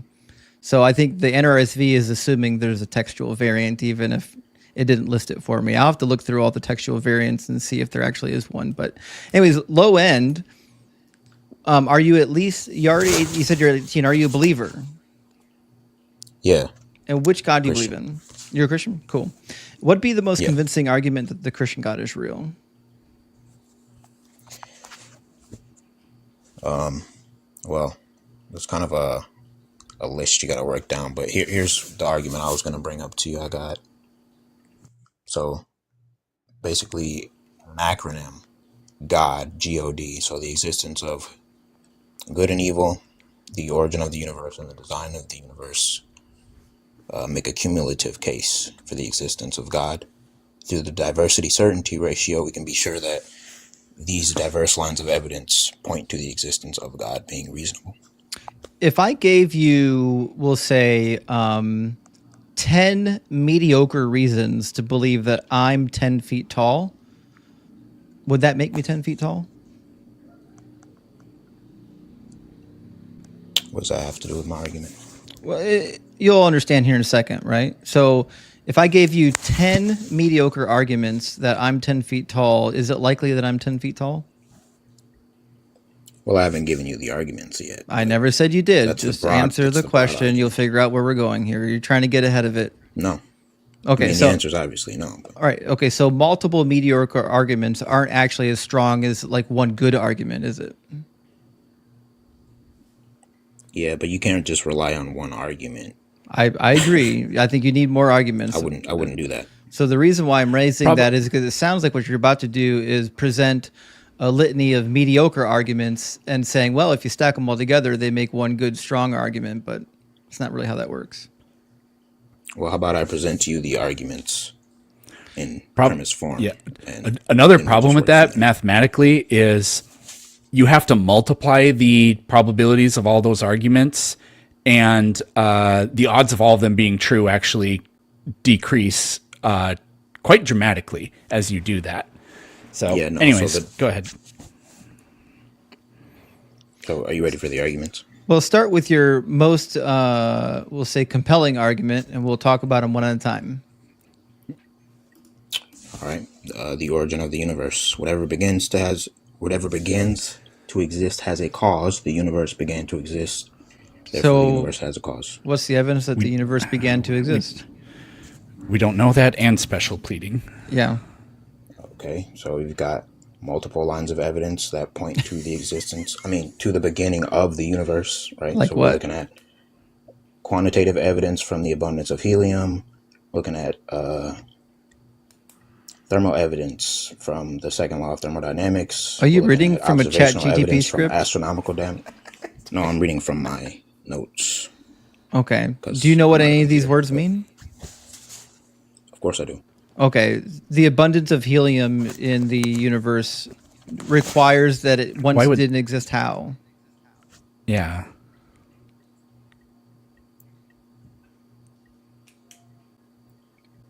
What'd you say? Well, you're saying that the abundance of helium in the universe requires that it had a beginning. It once didn't exist. I'm trying to figure out how you made that connection. Well, no, it's the amount of helium that is in the universe points to the fact that it needed to have come from a certain conditions in the universe. You definitely need to amend your notes because the word you should have there is hydrogen. I didn't catch that right away. I didn't notice it till just now. But why would the abundance of hydrogen? Yeah, why would it point to at one point? It's consistent with Big Bang cosmology, but to claim that at one point helium, the second element on the periodic table. Yeah, so Fred Hoyle did a study where he insisted that stationary, infinitely old, unchanging universe, but then he studied the way that elements are created within the stars, and he was able to calculate the amount of helium. So what? That would come from the But amount of helium that would be Fred in the Hoyle, universe if it came from nothing.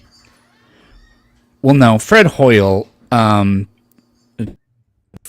did not, to my knowledge. I can fact check myself on that, or somebody else can here in a little bit, but Fred Hoyle believed in this thing called steady state theory, which did not posit a universe that at one point did not exist and then began existing. He rejected the Big Bang. I don't know exactly what his scientific gripe with the Big Bang was, but the Big Bang model accurately predicts the distribution and composition of matter in our universe very well, actually.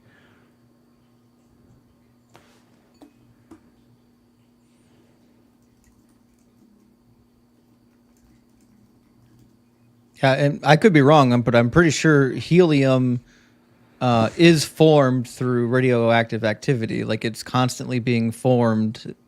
Like, how could we possibly assume that it's a finite resource? Yeah. Almost all the helium in the universe. Well, how do I say this? I don't know about the quantities, actually, but there was a lot of helium created during the Big Bang, but the vast majority of the rest of it is created by stars, because stars do fusion, and helium's the first element they make. It does happen through radioactive decay as well, but those amounts would be like way, way, way, way smaller than through nucleosynthesis. Fred Hoyle wasn't an atheist, but he wasn't a Christian. The point is that the amount of helium in the universe that we have now would require certain conditions, and those conditions would be the Big Bang. Yeah, but we agree. Yeah, that the Big Bang I agree. Is real. Universe. But we don't Right. believe that's that. So that just points to the universe beginning. Wrong. The Big Bang is not the beginning of the universe. Yeah, it's the beginning Yes, it of is. It's not. Well, no, because we can't say that before the universe didn't exist. I'm perfectly happy to say something to the effect of it's the beginning of the universe as we understand it, because the not necessarily the laws, but the structure, perhaps laws of a universe before the Big Bang would be different because our laws of physics literally can't describe it. But it doesn't point to before the Big Bang, no universe, and then therefore it was created or anything like that. Right. And I think the best explanation for this is in so my field is like robotics and automation. And in robotics, there's a singularity that you find when you've got a multi-axis, a piece of hardware that's moving and you have to calculate its position in space. What you'll discover is sometimes you can't actually calculate its position because it requires you to divide by 0. And so you end up having to create a bunch of weird code to prevent your machine from ever having to divide by 0 to avoid singularity. Huh. But that certainly doesn't mean, like if your machine hits singularity, it certainly doesn't mean that the thing that there's nothing preceding the singularity. Like we know that there's a condition in which the math breaks down, but the math breaking down no way necessitates that something didn't exist.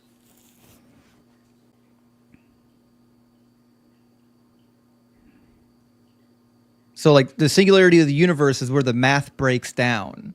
We're saying we can no longer compute what we think was the case prior to this position. We're not saying that nothing existed prior to singularity.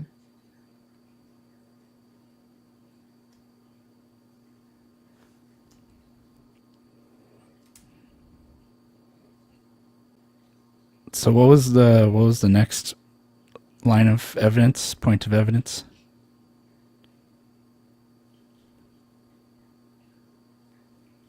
Low end, you're muted.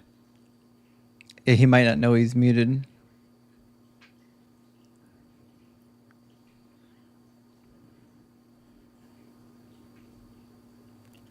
Low? Sad trumpet noises. You know what? I had to reformat my computer because of a BIOS issue a couple weeks ago, and I haven't reset up my soundboard yet. I really want to get a soundboard sent back up again. I just haven't get around to it. It's so much fun. Yeah. Well, I guess while he's figuring out how to unmute himself, Voxus, thank you for the super chat, says, "Hi, Justin. What are your thoughts on Hosea 6:1-2 being interpreted as a prophecy for the resurrection of Jesus?" Well, I mean, if I had to guess, I would say Hosea chapter 6 has nothing to do with Jesus' time period whatsoever, because it's typically referring to the exilic time period. But it's a call to repentance. It says, "Come, let us return to the Lord, for it is he who has torn, and he will heal us. He has struck down, and he will bind us up. After 2 days, he will revive us. On the third day, he will raise us up, that we may live for him." Yeah, this is exactly what happened.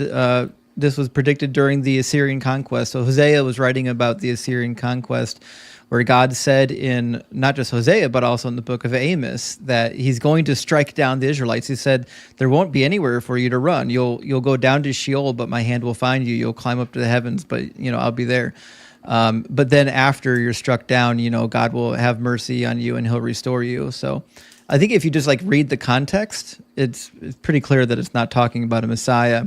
But I know Christians want anything in the Bible that sounds vaguely familiar to Jesus to become a prophecy about Jesus and just ignore the actual context of what the author was really saying. So the guest dropped, Eric. I don't know what happened there, but yeah, they entered the singularity, I think. That's what happened, yeah. Oh, well. Master Sheila says, praise Lord Rock Solid Doug. I agree. Praise Doug, the rock of our foundation. And Covey, thank you so much for the super chat. It says, donating to Doug Spanky Dream Team. Hell yeah. I think Doug and Spanky are a dream team, actually. And Big W Maximilian, good to see you tonight, my friend. Thank you for the 2840. Says, I thought you had Forsaken. Now I got foreskin on the brain, guys. Somebody mentioned foreskin. That's all I can think. Maximilian said, I thought you had forsaken us. Pray to Doug that he told me to be patient. It paid off. Hail tonight's Holy Trinity. Doug, Planet Peterson, Big, and Justin. Well, thank you so much. I really appreciate that, Maximilian. And sorry I was out. I got like a last minute invite to go discuss a topic on can the West or can America survive without Christianity on the Tim Pool show with Inspiring Philosophy. So that was a good time. I actually really enjoyed it. Definitely check it out. So let's grab J Jagger 18 next from our queue. See if they can connect. I had a really interesting quick thought because we were discussing your discussion, on Tim Pool. And, when IP, he keeps saying like, well, we're not debating whether or not Christianity is true. We're just debating like, does Christianity do like good things or whatever? That's really odd for another reason, because if it doesn't even matter whether or not it's true, then these Christian beliefs can be held by anybody, which means they're just secular beliefs. So we obviously don't need it. Right. And like, if I said, okay, well then if it doesn't matter if it's true, what if I just make up a better religion and replace Christianity with it? He wouldn't have liked that.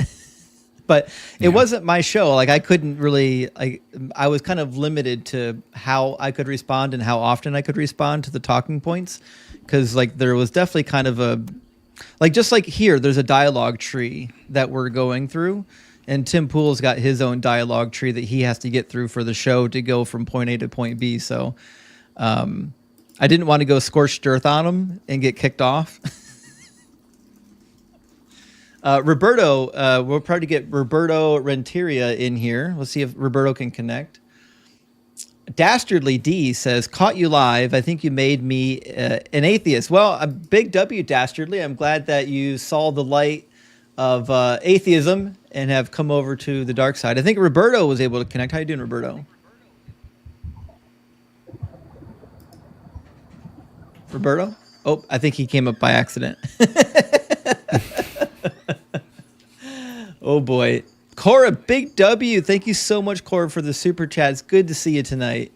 Says, hey, Justin, I was wondering how scholars and Christians in general rationalize Matthew 16:27 through 28 and related passages pointing to Jesus clearly saying he was coming back within a generation. Cognitive dissonance of the masses. Yeah.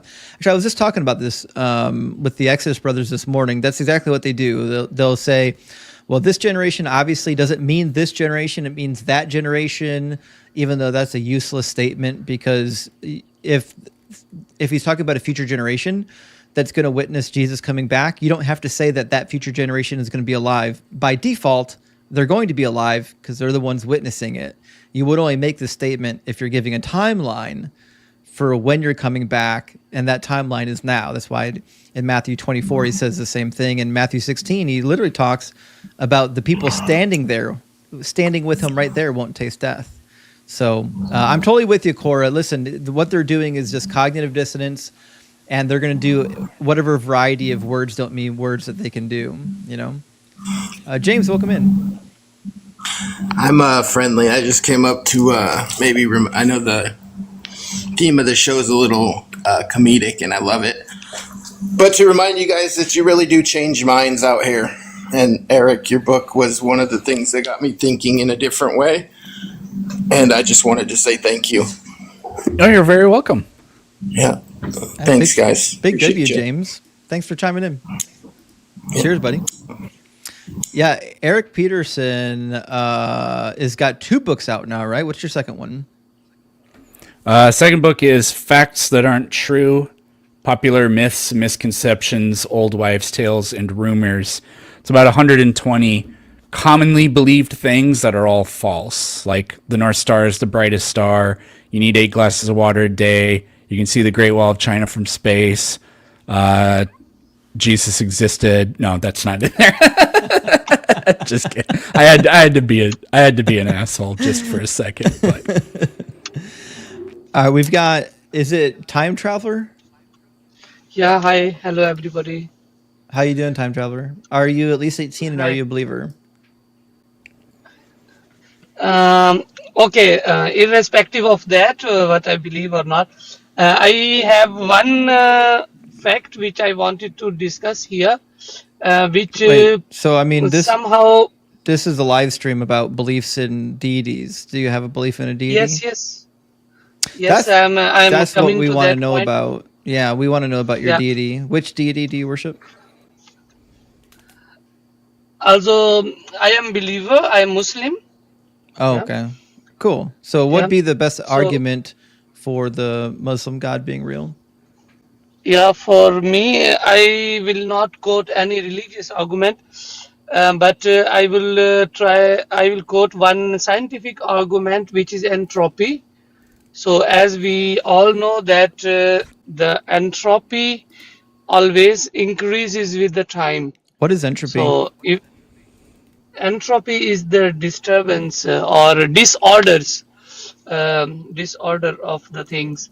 So if the table is managed everything, and if you throw it away or something, so there are very few chance that automatically it will be arranged in that way. There are very less probability that automatically it can be arranged. There must be some force or something which might apply to arrange that table in order again. So, So, and that is, I think, as you all might also know, that with the time entropy increases. So, and so I don't need to mention the numbers in the I'm not precision entirely of sure this that universe. you understand the statement that you're making. So the idea Yeah. of entropy increasing comes from thermodynamics. Yes. And so like entropy in a closed system always goes from a state of from order to disorder, because that's how heat transfer works, right? So Yeah. Yeah. but that's in a closed system. We don't live in a closed system. So you mean that this entropy law does not apply to the universe? This is what are you saying? Not the way you're Because it using is it. not a closed system, right? We don't know 100%. So I think Justin was thinking about like Earth, but Earth is part of the universe, which is a grander system. Now, is the universe an open system or a closed system? We actually don't know that. Now, before a few decades, like before I was born, it would have been very tempting and very reasonable to say that it is. However, we now know that dark energy exists, and we don't know the source of it. So it may be energy from outside the universe as we understand it, which is odd. Or it may just be a property of space-time itself, but it's actually, we don't actually know. Yeah. But So how would this point to God? yeah, okay.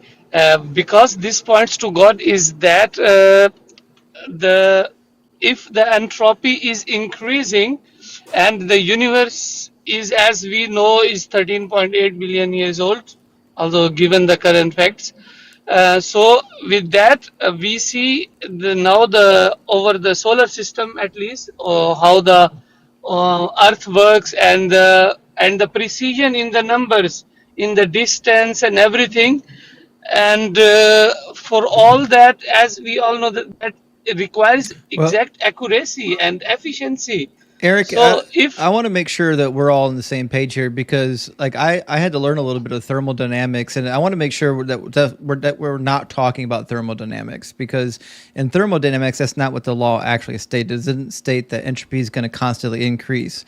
It just says that the entropy can't decrease.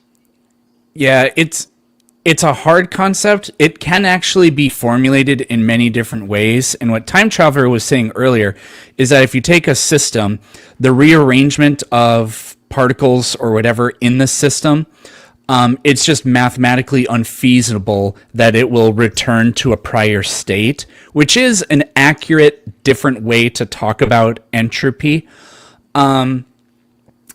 And then later on, but the most recent thing here is Time Traveler. It really sounded like you completely shifted to fine tuning or something, because you said we know about things that will happen in the future to an extremely high precision, and that points to God. So I guess I'm kind of curious. I think we need to still see where this is going, but like hopefully we can land the plane on that yes, soonish. exactly.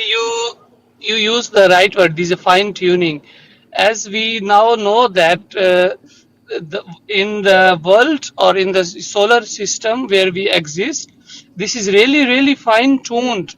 I don't have the numbers exactly to mention. I Fine can tuned, collect the data, but but that's Yeah, fine fine. It's a tuned means but the accuracy fine tuned for what? of the movement, accuracy of the movement Right, of the but earth or fine tuned for what? revolution or the yep. distance from Yep. the sun. Listen, we know the talking points. We're asking you fine tuned for what, right? So we know the fine tuning talking point. We know the entropy talking point. We've heard it 100 times. We're trying to kind of move through the conversation without having to belabor every point.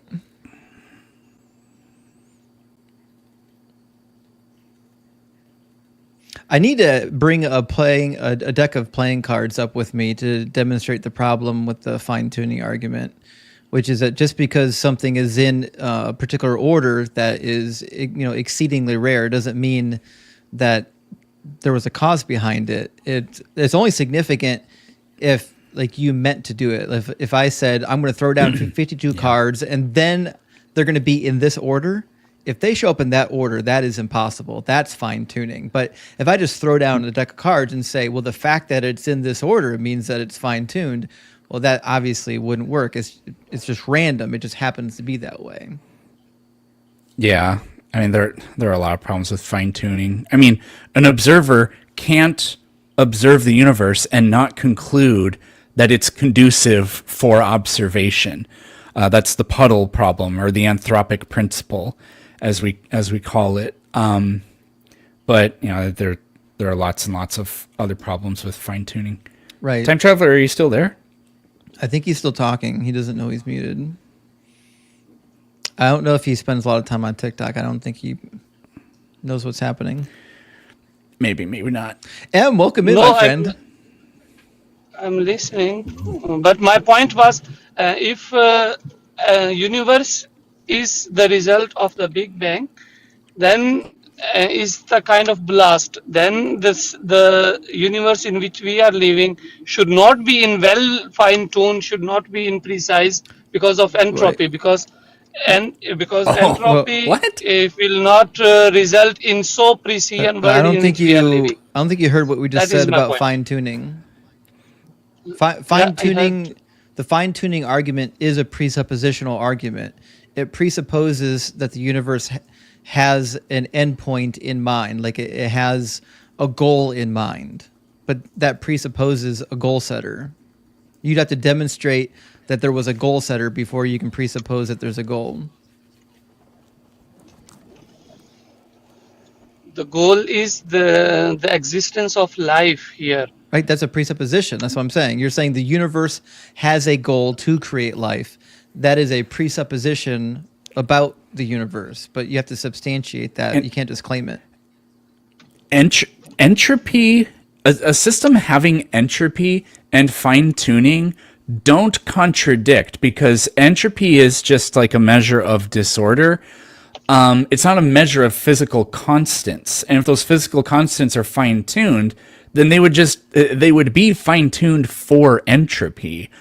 And whether the universe is formed or the result of a Big Bang or whatever, or the result of God, we still have entropy and we still have fine tuning. So I don't understand how it could possibly, like, if you're saying we can't have entropy and fine tuning, fine, but we live in a universe with both of those things.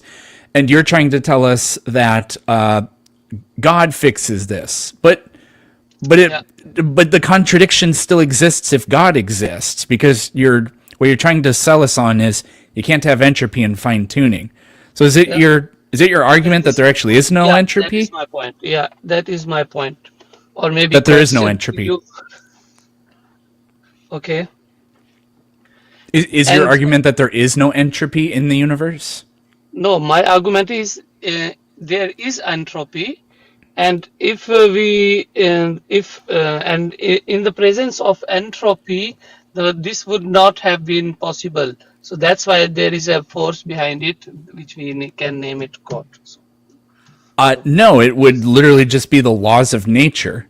Because the reason we have entropy is completely described by the laws of physics. That's why we even know that it exists on a quantitative level. It's understandable at an intuitive level because you look around and, well, why does my floor never sweep itself? I always have to be the one that does it. Damn And floor. that's how I know God doesn't exist, because God wouldn't do that to me. But Okay. I forgot what I was What do going to you say now. think? But go ahead. Where does the laws come from? Laws of nature which govern the universe. Well, I think that's a misconception of think- how the word law works. There's not like a law that the universe is like checking and say, oh, well, there's a law in the book, I have to obey it. Like this, The forces, but that's the way gravity, that's the way the weak universe forces, behaves. That's the way Yeah. the universe behaves. We call them Yeah. laws. Sorry, Eric, go ahead. It's descriptive. Yeah, it's Okay, descriptive, okay, not we can- prescriptive. Right, right. Laws. we can name anything, law or anything, but we know that there are certain defined things which the nature will not violate, which nature do not violate. Well, For example, in- gravity or the other stuffs. but you're assuming that it's following a law. Like it can't violate Yeah. the law because it's following the law, but that you've got it backwards. Yeah. The law is just Yeah. a description of the way it behaves. It's not like obeying anything. Yeah, so that means universe has a specific behavior. So let's name it like that. I agree. The universe So every has a behavior. bodies in the universe have a behavior, and then Right. they don't tend to violate that behavior. I know they're called. That means That's why that we call means them laws.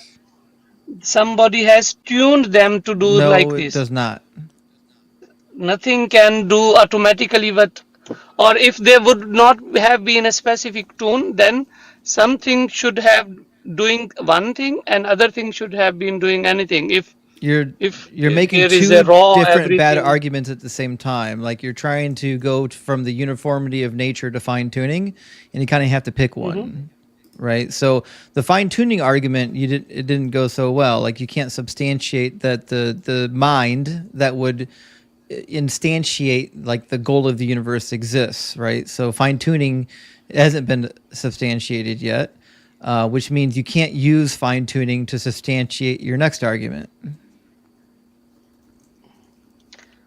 No, my next argument was not the fine tuning. I know. This was the laws of nature, that where Right. they come from. I'm aware, which but govern you're the suggesting universe. that the laws of nature are a product of the fine tuning, and you haven't even substantiated the fine tuning argument yet. Entropy might be one part of those laws of nature which govern the universe. It's not. It's just a description of the way the universe behaves. That's it. So science, what we know is just how the things works. We are trying to find how the things works, Yep. but we don't know anything how or where have they come from. They don't come from That is anything. where God comes in. They're Yeah. eternal. So how can you prove? Do you have a proof? You don't know. Actually, I Just, think Occam's mentioning it's razor is eternal. actually the most It's- likely way to solve this problem, right? So we've got two possible realities. One reality is everything around us that we can see, that we know for sure exists. Everything around us has existed in some form or another forever. The other possibility is that there's a sky fairy that created all of it that we have no evidence for. I think one of those two theories has far more assumptions built in than the other theory. You're also, But- you're stating that we don't know why the laws of the universe are the way they are as evidence that a God exists. But we have no priors, we have no evidence of the God. You're invoking it in this fallacious way that we typically call an argument from incredulity. Yes, it's not the evidence. It's just the interpretation or the understanding that because the universe works like this, the reason source we don't know. So that's why there is some. This is just like the computing. If we build a computer as a human and we live inside the computer system, then we observe, okay, here are the wires and here these are going on, here how the current is flowing, but we don't know who has created this. Yeah, so we are inside that computer system, so we can just observe how So the the system universe is here a is computer. Is working. that what So you're saying? but we definitely Yeah. know that somebody has So created it. time Without No, traveler, we don't creation, know. I'm this having computer a would This not have existed. I'm having You're a begging the question really Yeah. badly.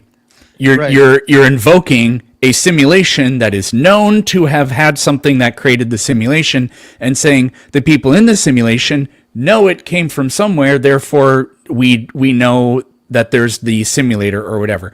Yeah. No, they don't know that. And so they can't invoke it from anywhere, from any evidence within the system. So what you're actually just begging the question in this, in the way you've framed it here. That's why we also cannot give the proof or solid or 100% evidence that God has created this simulation, Oh. because we are We inside agree. that space and time, Right. Yep, we and agree. He's But we, outside this. but we can't make a probabilistic argument because we're talking about something that's fundamentally unknowable. Yeah, and it's also true that even if, like, let's theoretically say that we could determine that we were in a simulation, that still wouldn't lead you to a god. It could very well be likely that we're being simulated by a Simulator. higher form of life that Yeah. evolved before us. Yeah, simulator. That means the creator, and whoever Well, that is, we'll try we this can again name that because God. He there's- can be higher. because it's almost like you didn't hear anything I said. So what I said was, even if we were in a simulation, which you certainly couldn't substantiate, it doesn't actually necessitate a god. It could be possible that there are higher forms of life in the universe that created the simulation that we're in. It's just another naturalistic phenomenon. Like, you don't have to invoke a creator. But time travelers having a little trouble tracking some of the arguments. I'm curious to know what country he's from. Do you detect the country of the accent? He's Pakistani. Yes. Oh, okay. I don't know. They said I'm they were a from Muslim. Germany. Okay, can you Okay. listen me now? Is there a reason why, like, you believe in a specific god, yet you're arguing for a nebulous god? Why is that? I'm not believing in specific. I believe in any entity who has created But aren't you us Muslim? as a humans. Yes, who Right, has okay. created us So- as human but and my- this universe. So my point is that That's it. you actually believe in a specific god, but you're laying down an argument for a nebulous god that really doesn't really have any definitive properties. So I'm actually really curious to know if you have an argument for your specific god. Yes, and I hear also many times this TikTok live from you and also others, Dr. Bliss, for example, and they say that if the God is all good and all doing, then why the people here are dying, and why earthquakes takes place, and why a lot of I'm bad sorry. things happen. Did I make that argument? No, you didn't. Okay. But Are you others talking to me do. or are you talking to Dr. Bliss right Justin. now? Justin, you might want to see this, by the way. I'm talking what's to going because on you there? were asking for a specific God, so Can you that explain what me? attributes does hold, he hold have? on, Em. Let me see if I can Okay, make okay. this bigger. I can expand you on the screen, but nobody on YouTube can read it. What's it say? So this is from chapter 68 of the Quran. This is the interpretation of Ibn Kathir. It says what? The Noon is the great whale that is laying on the ocean, on the back of which is the earth. So the Earth is on a whale? Yes. Well, there you go. Classic Earth. Wait, And this is this why he doesn't was want to talk about his God. Yeah, what whoever about that? shared this. This is why I actually ask these questions, because like every time I get a Muslim apologist up here, they never actually want to talk about their specific God. They want to like talk about this nondescript God and then pretend like they can smuggle in their God after that. But like, No, why are we you ashamed of believe your that- God? No. You are taking, you are interpreting in your own way. I didn't say that. I am just saying that whoever created this earth or planet or humans, I can name it as a god. Yeah. Right. Yeah. Whether he is higher What's the being name of or the he is god? higher other beings, other or thing, whoever created these all Right. universes And and what's the us, name of the he is god? God. And the name of God is God. You can name. There are many. You can name it anything. There is Well, one entity who had created everything. That is God. That's it. yeah. In your religion, what's the name You of can God? name it anything. We can name it God. We can name it in Arabic. It is called Allah. He's running In so many hard languages, from his own religion. I just asked you a very easy question. In your religion, what's the name of God? It's Allah, right? yeah. In Cool. Arabic And language, it is Allah. yeah, I It's know. We all not in know. every language. We So all in we every all language, they know have their what you own name. believe. You don't But have to that explain is it. one entity. You don't have to explain it. We all know what you believe. You're just wasting your breath Yeah. right now. So I want to know the argument that would land somebody to believe that your God is real as opposed to a violent psychopathic pedophile. I didn't understand your question properly. Yeah, I would have hearing What's- problems right now Can you too. repeat? What's your Yeah, best like- argument that your God exists? That's all we're It's- asking for. Yeah. Yeah, my so one I told this entropy, and the second is we the want the laws of argument. nature. We want the argument for Allah. Yeah, to exist, that he exists.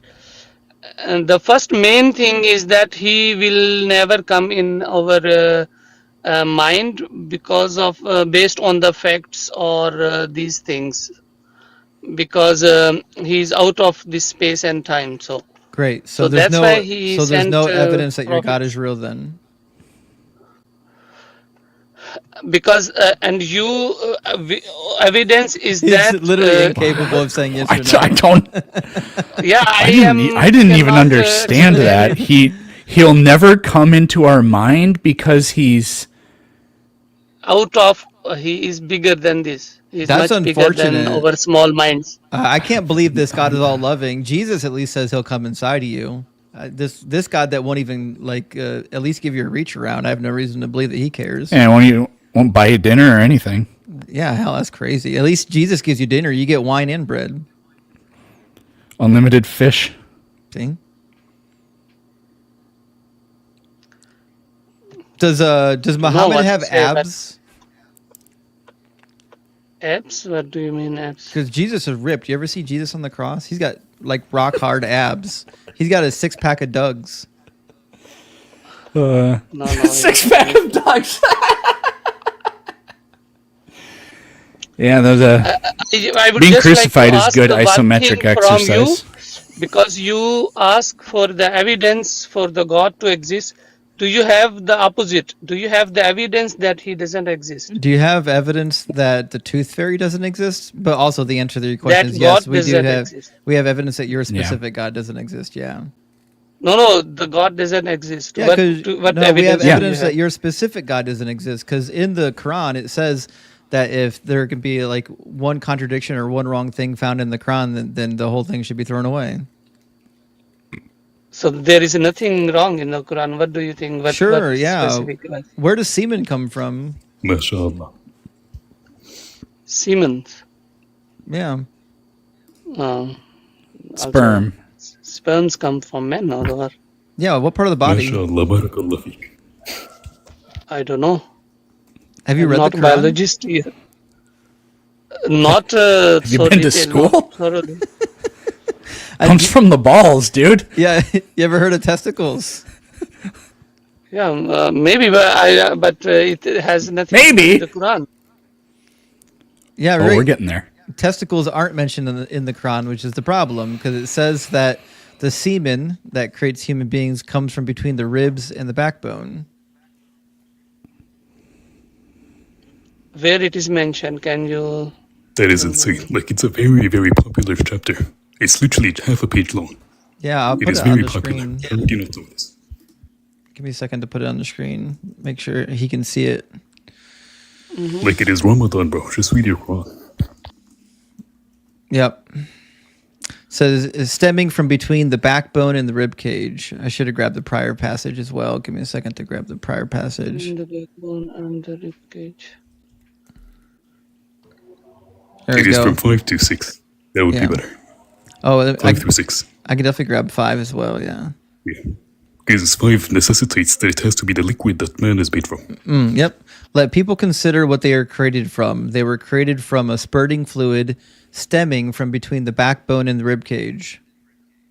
But that's not where sperm comes from. So, Okay, I need to check it in detail, but I believe you. but What more do you need? I need to check this. Read this again. I can read it again for you. Yeah.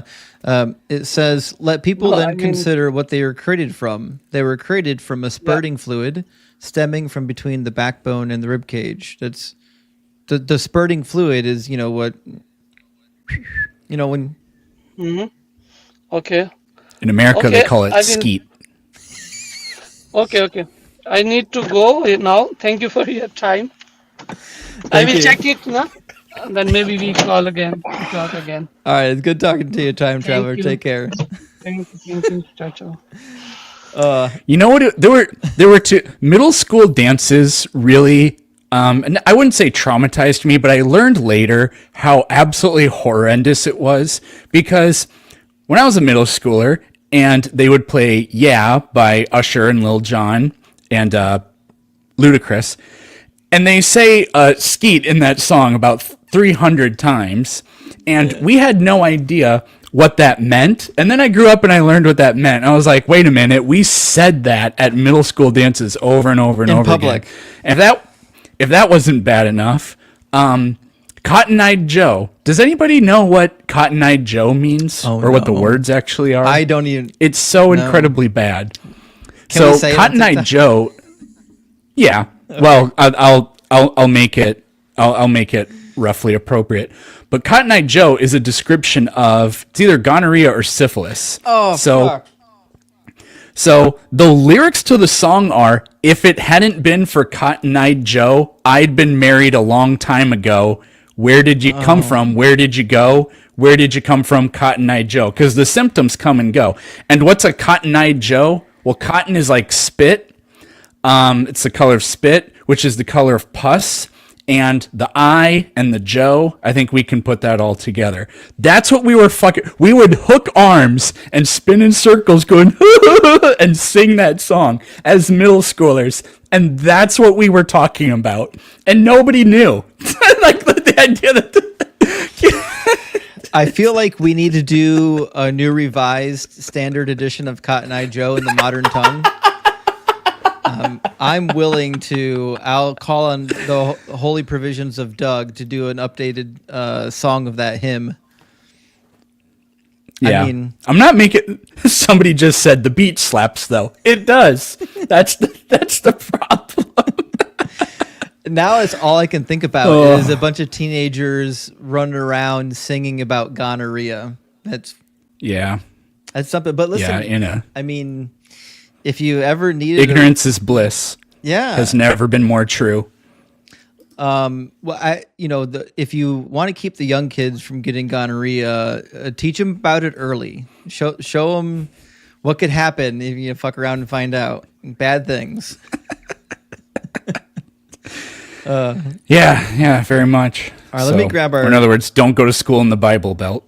Well, oh my gosh, yeah. And please go to a school that actually teaches sex ed. Let me grab a couple of super I hate chats. for that to be where I end, but I am going to have to dip out on that note. Sorry, everybody. Well, thank you so much for joining us, Eric. Man, it was good to hear from you. Guys, you're welcome.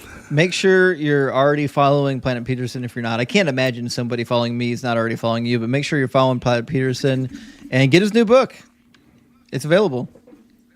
Yes, facts aren't true. Link on my profile. All right, brother. Have a great night. Later. Big W for Planet Peterson. And M, you're welcome to hang out with me. I'm going to grab our next guest and a couple super chats. St. Barnabas says, Doug is the singularity that binds the universe. You're right. Listen, Doug is in the shape of a zero. Have you ever seen Doug? He's basically a zero. He is singularity. And Dave Lewis says, my God, why have you foreskinned me? That's a great reference to the super chat earlier. Oh my gosh. Mostly Gizzards, good to see you. Thank you so much for the $10 super chat. Says, I would love to hear both of your thoughts on the reason for the curse of Ham and why it is that he boinked his mom. So my position on the curse of Ham has been because we have a really interesting passage in Leviticus 20 and Leviticus 18 referring to what it means to uncover the in the book. It uses the phrase nakedness as a euphemism for doing the thing quite often. And so it's been mentioned by a lot of scholars that what's probably happening here is that he is doing the deed with somebody, and the question is with who.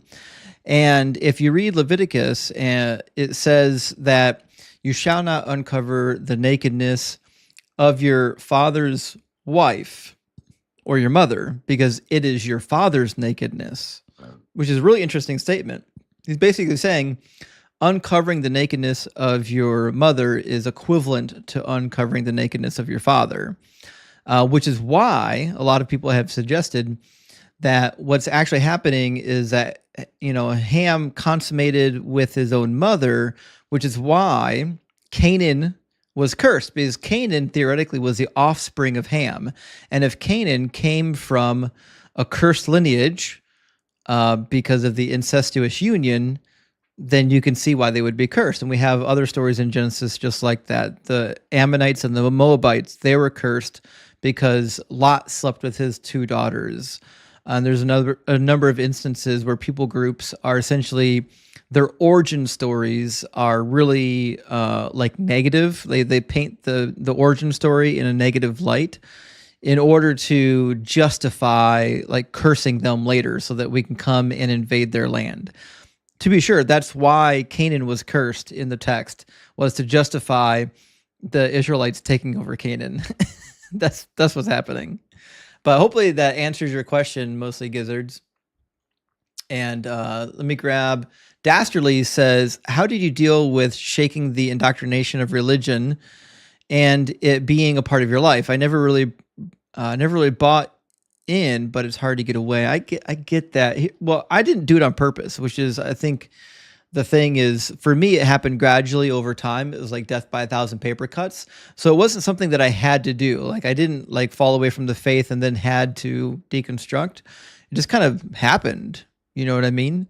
I just kind of woke up one day and realized that after enough paper cuts, like there's nothing left, Sinker Soul, thank you for the super chat. It says a lot of people that commented on the Tim Pool video need to make their way to your live stream and recite the work. Yeah, I mean, it's easy to be a keyboard warrior, but it's certainly not easy to get into a live stream. But they know where to find me. They're not going to be showing up, though. And CJ says, great to see you and Planet Peterson in the same live. Doug willing, it will happen again. I know it will happen again. Planet Peterson and I got some epic team-ups coming in the future, so look forward to that. And Everlasting Gobshopper says, fine-tuning equals things would be different if things were different. I don't think you're wrong. That is kind of the essence of the fine-tuning argument, which is, you can give the opposite of that, which is things are the way they are because they are the way they are. You don't have to posit a creator. And Commando Crab says, without another universe to compare to, there's no reason to assume these fine-tuned elements of the universe are free to vary at all. I agree, actually. That's kind of a position that I'm with you on. Is like we are making tentative claims about science, but we don't actually know the limits. We don't know what is in another universe, so it's silly to make claims about a possible another universe. And Dr. Pizza says, just look at the finely tuned trees full of entropy and thermodynamics. The Lord has blessed us with everything as it is instead of some other way. Yes, the entropy of the trees. I do have, well, thank you for the super, Dr. Pizza. I did have the look at the trees counter up and I took it down for a bit. Are we at 2 or 3 at this point? I think we're on 3 for the look at the trees counter. Let me pop that up to 3, and we'll get that set right. So we're up to 3 now, guys. Of look at the trees. So let me grab our next guest, and we'll keep on moving. Evan, thank you so much for the super chat. Big W, Evan says, Turritopus dorni, a species of biological immortal jellyfish. If they are sick or just old, they regenerate as juveniles. Why did God make them immortal but make his special creation mortal? That's actually a really good question. I'm so glad you brought that up. I don't actually know about this jellyfish. Now I want to know about the jellyfish, but it's a little bit cruel that like lower forms of life are going to be able to live indefinitely until they get eaten by something else. Yet, we're getting born with bone cancer and Cotton Eye Joe, over here. And by the way, you had a guest who was talking about that we see a correlation between the mind and the brain. Mm-hmm. I wanted to just add like a point that, like, depending on the type of neurological problem you're having or mental problem you're having. For example, if you're having problems understanding spoken speech, or having a problem like understanding a metaphor, you would be looking at different parts of the brain, because again, each part of the brain is compartmentalized for specific stuff. For example, if you're understanding written or spoken words, you would look at the vernix area. If you're trying to understand metaphors, you would look at the angular gyrus. You would have to. The fact is, like, you can induce specific mental states by destroying or affecting parts of the brain. So we have a cause-effect relationship, not just correlation. Right. Yeah, that's a really good point, because like we can manipulate the brain too and get different states of consciousnesses, which would lead one to believe then that consciousness is derivative of matter, not the other way around. Like if we can alter it, then yeah, it seems like it is more than a correlation, yes. Right. And when somebody has a specific condition and we know exactly which part of the brain is affected, then again, that is a cause-effect relationship, not just correlation. Right. All right, that gets dropped. We'll try again. We're going to get somebody that can stick in the box. Marilyn, welcome in tonight. Marilyn says, you are God, sick 'em. Well, thank you so much for the encouragement, Marilyn. We're going to do our best, and it's good to see you in the house tonight. Optimus Rhymes in the house too. Says Doug's BFF is Skeeter. Yeah, I mean, Doug gets around, guys, but he doesn't have any Cotton Eye Joe. But this guest isn't connecting either. I don't know if they were in the guest box too long. We'll give them a second to connect, see if they can connect or not. I don't want to like prematurely, kick anyone off while they're trying to connect. Funphil says, thanks and praise to Doug. That is all. Well, Big W, thank you for the $9.99 super chat, Phil Fun. And hail Doug, the Rock of Salvation. Well, this guest can't connect either. We're just going to keep on moving through. We'll get somebody to connect.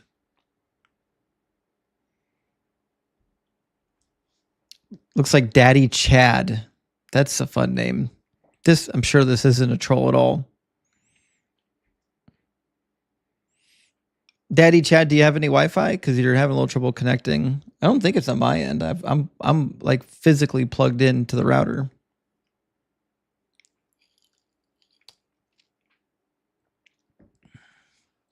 Daddy Chad obviously is not here either. Okay, we'll keep on moving to the next one.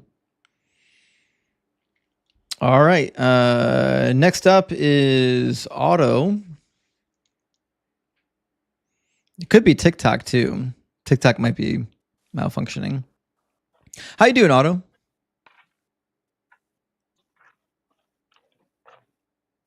Otto? Did you request by accident, Otto?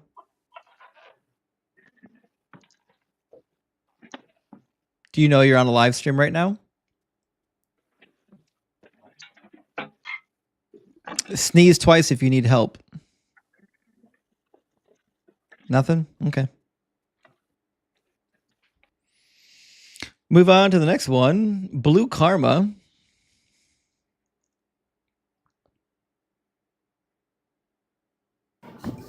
Welcome in, Blue. Blue. Hello? Blue, did you get up here by accident too? The Holy Spirit is completely lost tonight, M. When was it ever? Yeah.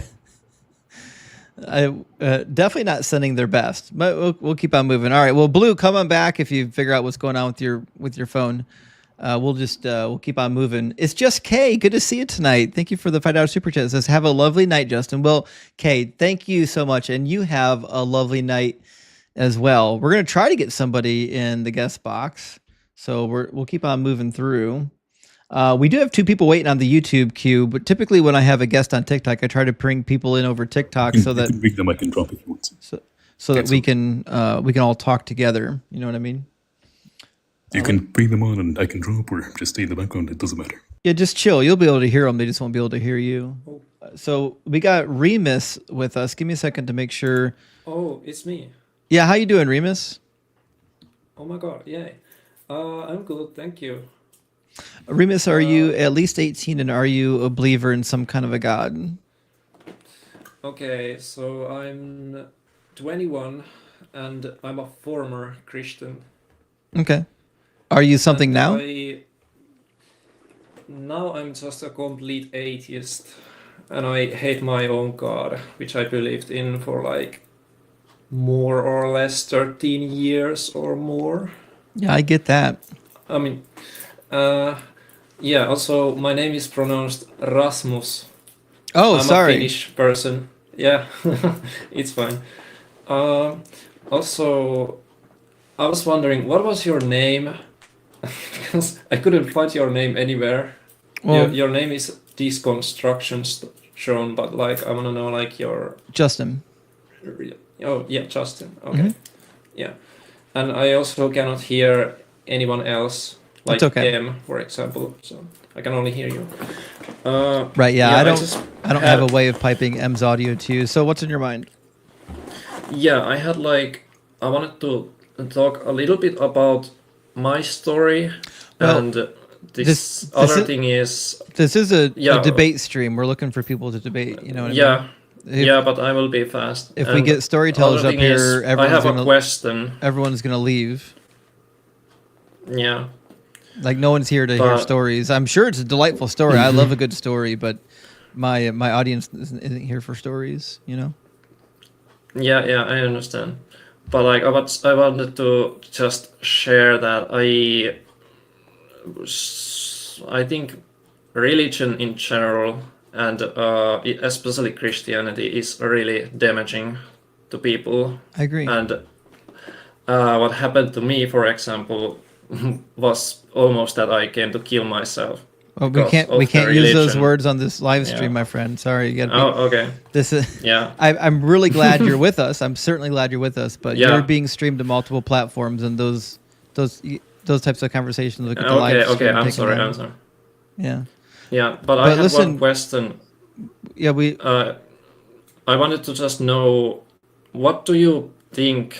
Like I heard you previously say that the universe will, after expanding, it will go back into singularity or something like that. Like it will collapse into itself.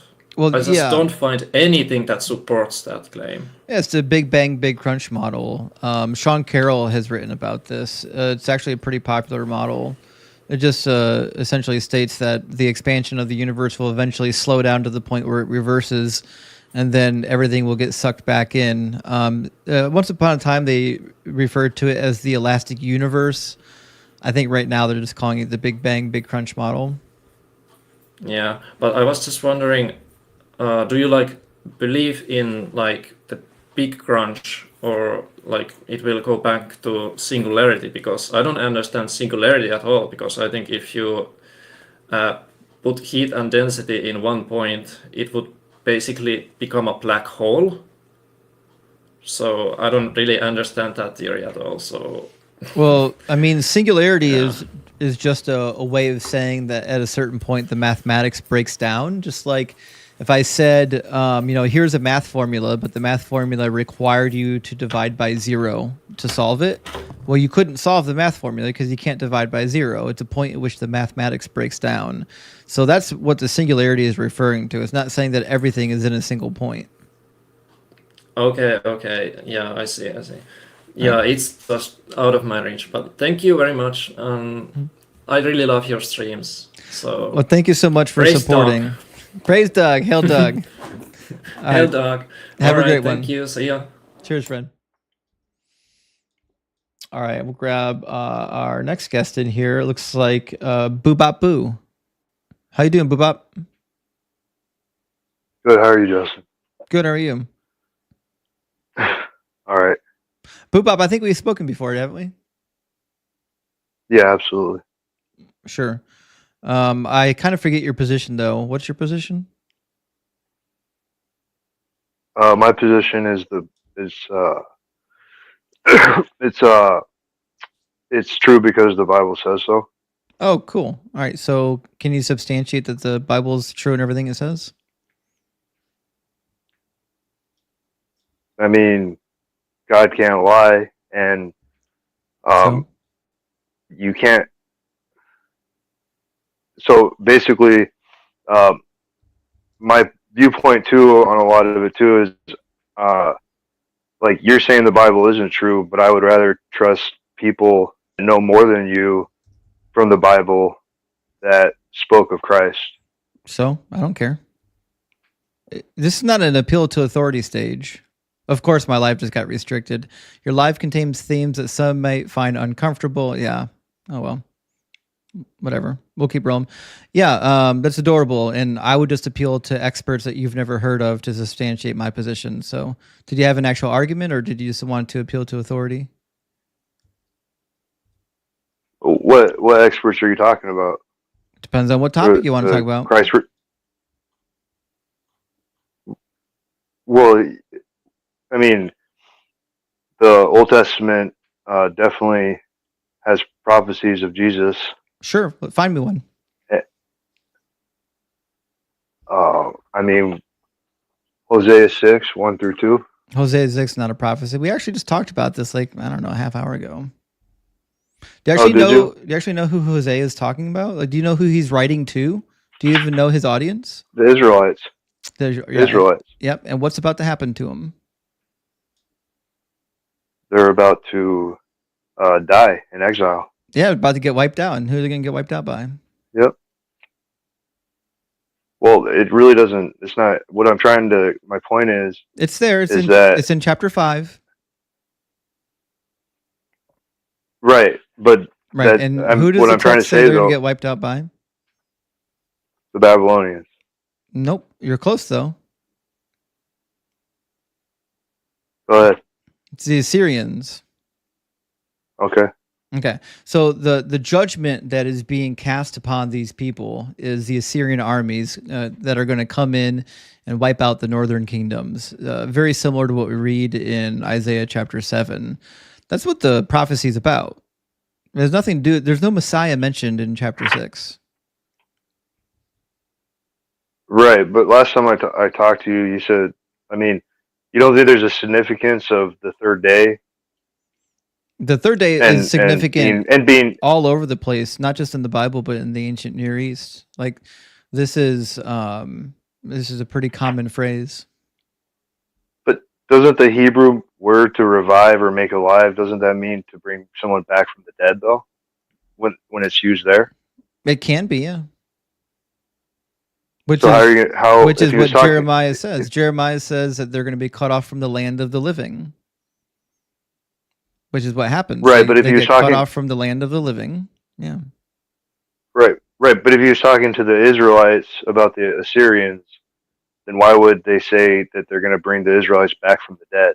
No, the Assyrians aren't bringing them back from the dead. No, I know, but okay. If you read that verse, though, right? I've read the verse. Yeah. You want to put it up? Yeah, I'll put it up. Right, but it.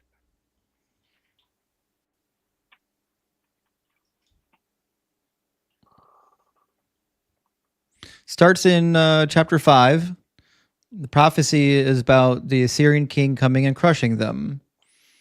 It says, "For I will be like a lion to Ephraim, like a young lion to the house of Judah, and I will tear and go away. I will carry off, and no one shall rescue.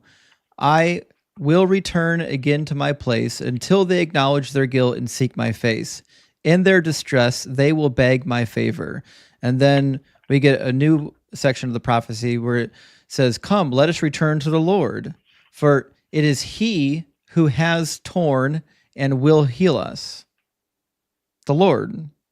God is the one punishing the northern tribes. God is the one who's going to revive them. The same what we find in the rest of the prophets. Every single prophetic book that talks about the exilic period, whether it's the Assyrian or the Babylon captivity, also says that there's going to be a period of restoration after. This is not unique. Right, but the Hebrew word, literally to revive or make alive, used there, literally means to bring someone back from the dead. So? Well, isn't that obvious though? Like, no. Why would it's not actually obvious what you're trying to say? It says he has struck us down. Is every single Israelite dead? No. Okay. Did God strike down Israel? Sometimes. Yeah, he does. He strikes down Israel. He does it with the Assyrian army, right? What does it mean to be struck down? Destroyed.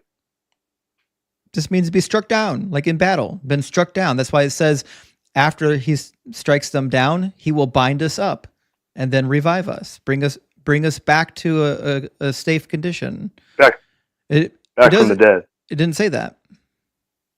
Well, that's what the Hebrew word means there. No, it doesn't. You look it we up. already established this last time we talked. You actually don't know Hebrew. Well, apparently neither do you, because you don't even know what the Hebrew word for revive or make alive even means. So apparently you don't know Hebrew either. I can probably guarantee it could be a form of chava. Well, look it up because you're wrong. Oh, what is it? What's the word?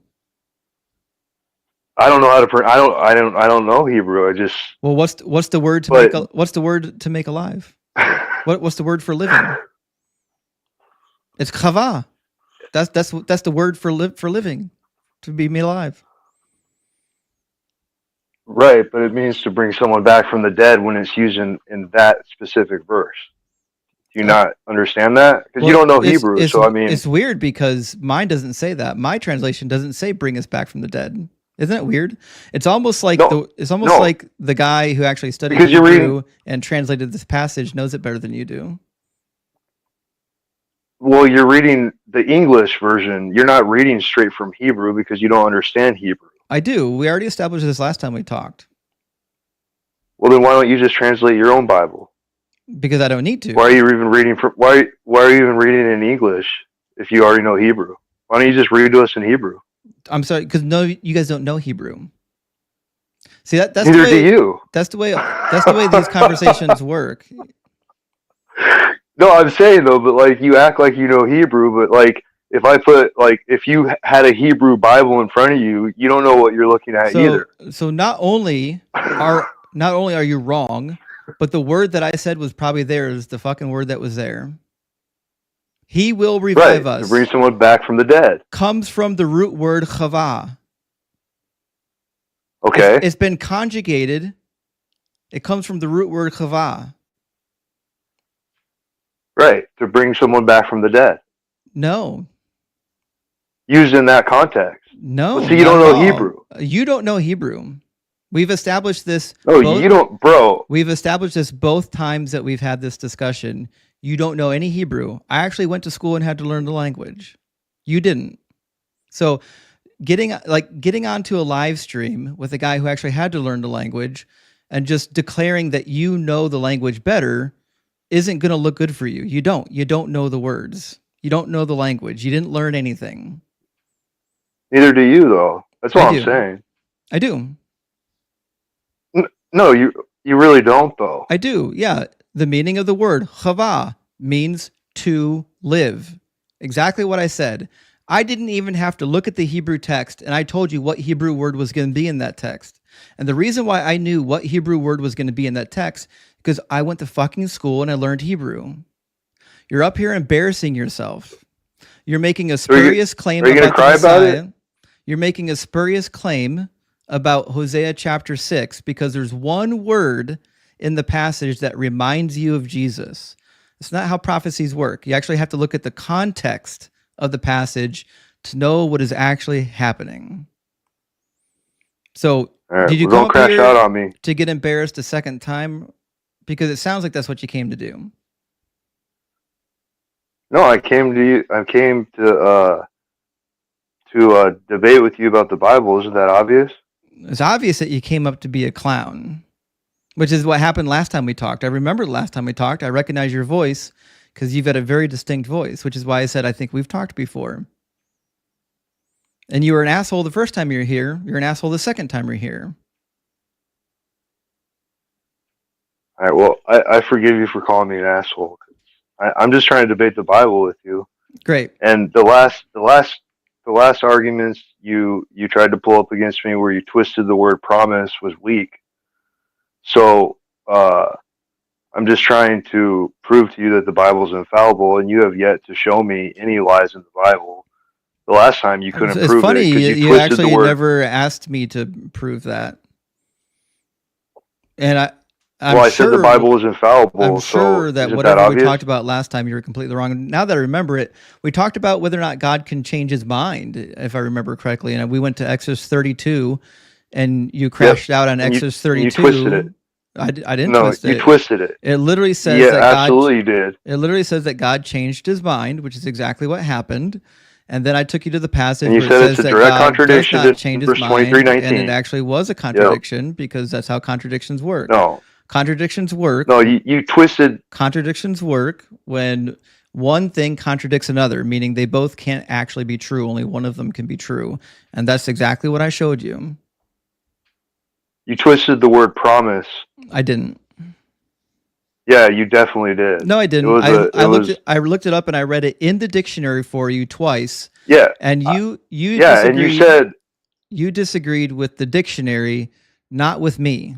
So if you just came up here to crash out about getting cooked the first time, I don't know if this is going to go all too well for you. Did you actually want to have an adult conversation about a new topic, or did you want me to cook you again on the same topic we talked about before? I mean, you never cooked me on that one, but you were wrong. But you're just too slow to realize it. Yeah. You think so? Yep. Really? You think I'm really dumb? Yep.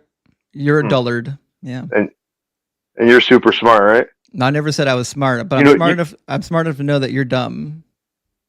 You know Hebrew, right? Yeah, we already established that. We've established that you don't know Hebrew. No, I'm just saying you're so smart. You know Hebrew and English. Okay, so you just say something in Hebrew. Just came to cry. Okay. No. What do you want? What? So again, I would love to have a substantive conversation on like an actual topic rather than cry about what happened the last time we had dialogue. Would you like to actually dialogue about what the Bible says, or do you want to cry that you got cooked last time? I want to have dialogue about what the Bible says because it's infallible. Yeah, let's actually do that. Okay. All right. So last time we had this conversation, you said the Bible was infallible, and we found things that are truly uninfallible about it. So this time, you lied. No, I didn't lie. I read it straight from the dictionary, and you cried like a little bitch. So now I'm going to show you something. I didn't twist it. Have you got your Bible with you? Go to 1 Kings chapter 6.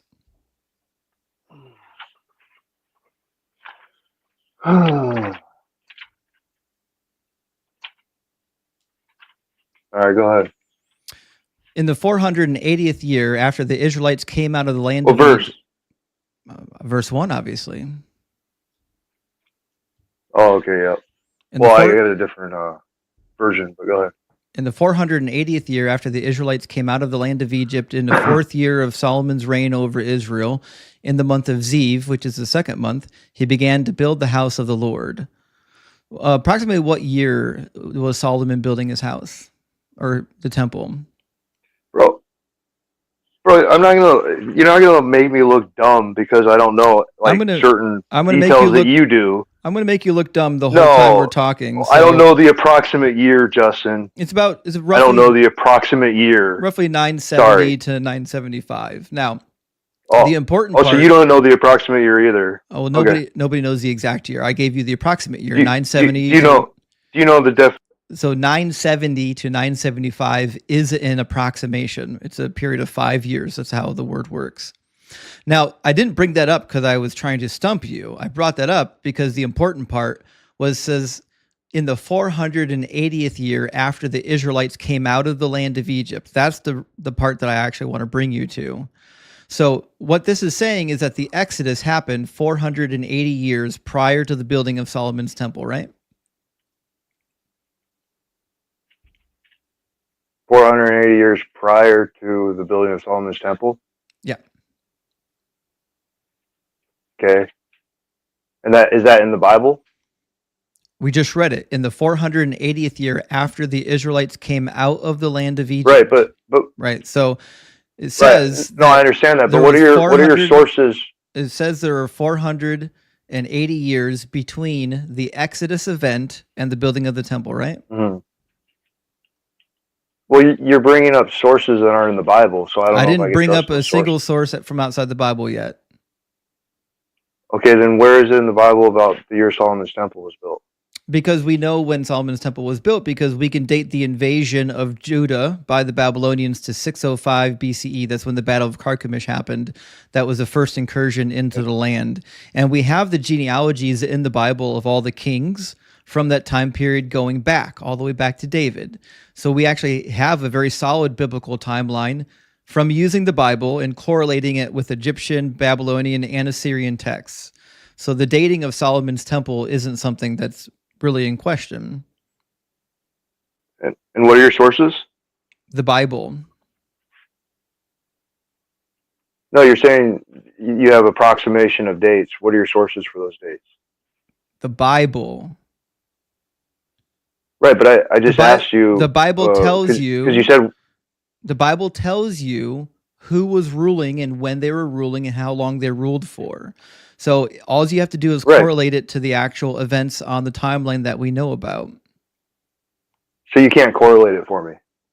I can't go... It's okay if you don't know. No, I do know. It's okay if you don't know. I do know. What I'm saying is... No, you don't. It's okay. I do know. What I'm saying is I'm not going to go through the Bible and add up every person's individual age and individual reign that gets you to the year 970.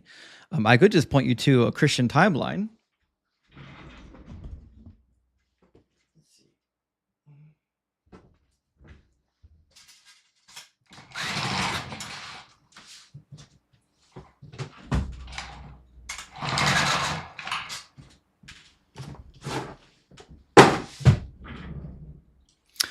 So this book is The Annals of the World by Bishop Ussher. And Bishop Ussher actually believes that the timeline is the same. So if you go to The Annals of the World by Bishop Ussher, he correlates the timeline of the Bible. I'm sorry. I thought we were talking. He coordinates the timeline of the Bible with the other timelines that we know about. So he takes the correlative data of what the Bible says and compares it to what is in the Babylonian literature and the Greek literature and everything else. So like when it talks about, say, like Nebuchadnezzar doing something, well, he goes through and he takes all the texts from Babylon that talk about Nebuchadnezzar and lines them up on a timeline with what the Bible says. That's how history works, right? So in this particular timeline, I'm sure what we'll find is in about 970, we'll find the building of Solomon's temple. In fact, if you give me a second, I'm almost there. I'm in the year 1000. Here's 1000, under 1000. Okay, and then in the year 975, we've got Rehoboam. Let's see, that's just a little bit after Solomon. So let me turn back a page. Let's see. There we go. Now, according to Bishop Ussher, a bishop who correlated the biblical data in the year With what church? I don't know if he's Anglican or not. Let me see what where he came from. I actually have to tell you later what denomination he comes from because I don't really remember where he came from. So you don't know? Well, as it turns out, I didn't do a biography on the guy.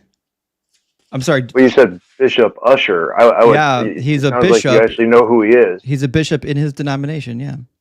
Okay, and he tracks down the building of Solomon Temple between at least the year 1000 and the 970s. So he's got Shishak ruling in 978. He's Egyptian, and he's mentioned in the book of 2 Kings. Let's see if he's got the starting date for the Solomon's Temple. So Solomon's reign, he's got listed as 1005 BC. In the 11th year of Solomon's reign, in the 8th month called Bull, the temple and its furnishings were completed. So he's got the temple completion around the year 1000, which is pretty damn close to what modern scholars put it, which is around 970. So between Bishop Usher and between what modern scholars say, the temple built by Solomon is roughly between 970 and 1000. So it's almost you like don't know that for sure. It's almost like you've never. You don't know that for sure. It's almost like you've never studied any. It's almost like you've never studied any history whatsoever, because if you actually had studied history, you would know how they're adding up these dates. And I already described to you how they're coming up with these dates. We know for a fact we have historical archaeological records from when the incursions happened between the Babylonians and between the Israelites and even with the Assyrians. Solomon's temple was built roughly 970. It's just a historical fact. If you're too slow for this, just say so. We can move on to something else.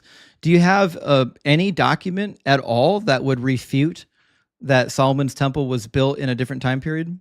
Okay, Justin, you use the same argument for saying, when I say Jesus rose from the dead, you say, oh, so what? Nero rose from the dead, right? So if we're going off your sources, then why should I believe Bishop Usher? I don't care what Bishop Usher says. I care what the Bible says, and you're not going to disprove the Bible based off what Bishop Usher says or historians. I don't care what they say. The Bible was the document that was used to come up with those years. That's what I'm trying to tell you. If you just add up the actual ages of the people in the Bible, you can come to the point where you know when the temple was built. That's why we've got a whole timeline in the Wikipedia page that tells you the correlative events. When it was dedicated, when it was destroyed, who it was destroyed by. We've got Shishak again listed in the same time period, about 926, the same as Bishop Usher. As it turns out, history is pretty clear on how this works. It seems like you're the only one having a struggle here, but I understand that like facts, logic, and history are difficult for some people. So we can go on to a better contradiction that doesn't require you to say that all historians and like even the Bible are wrong about like what happened in history. That's fine. We can move on to a simpler one for your smooth brain. All right, let's try. Let's see. What haven't we done in a while? Yeah, let's talk about circumcision. So, Boobop, let's talk about circumcision. In the New Jerusalem, will people need to be circumcised? Yeah. No. Oh, no, they won't. No. Have you read Ezekiel? Justin, have you read Colossians?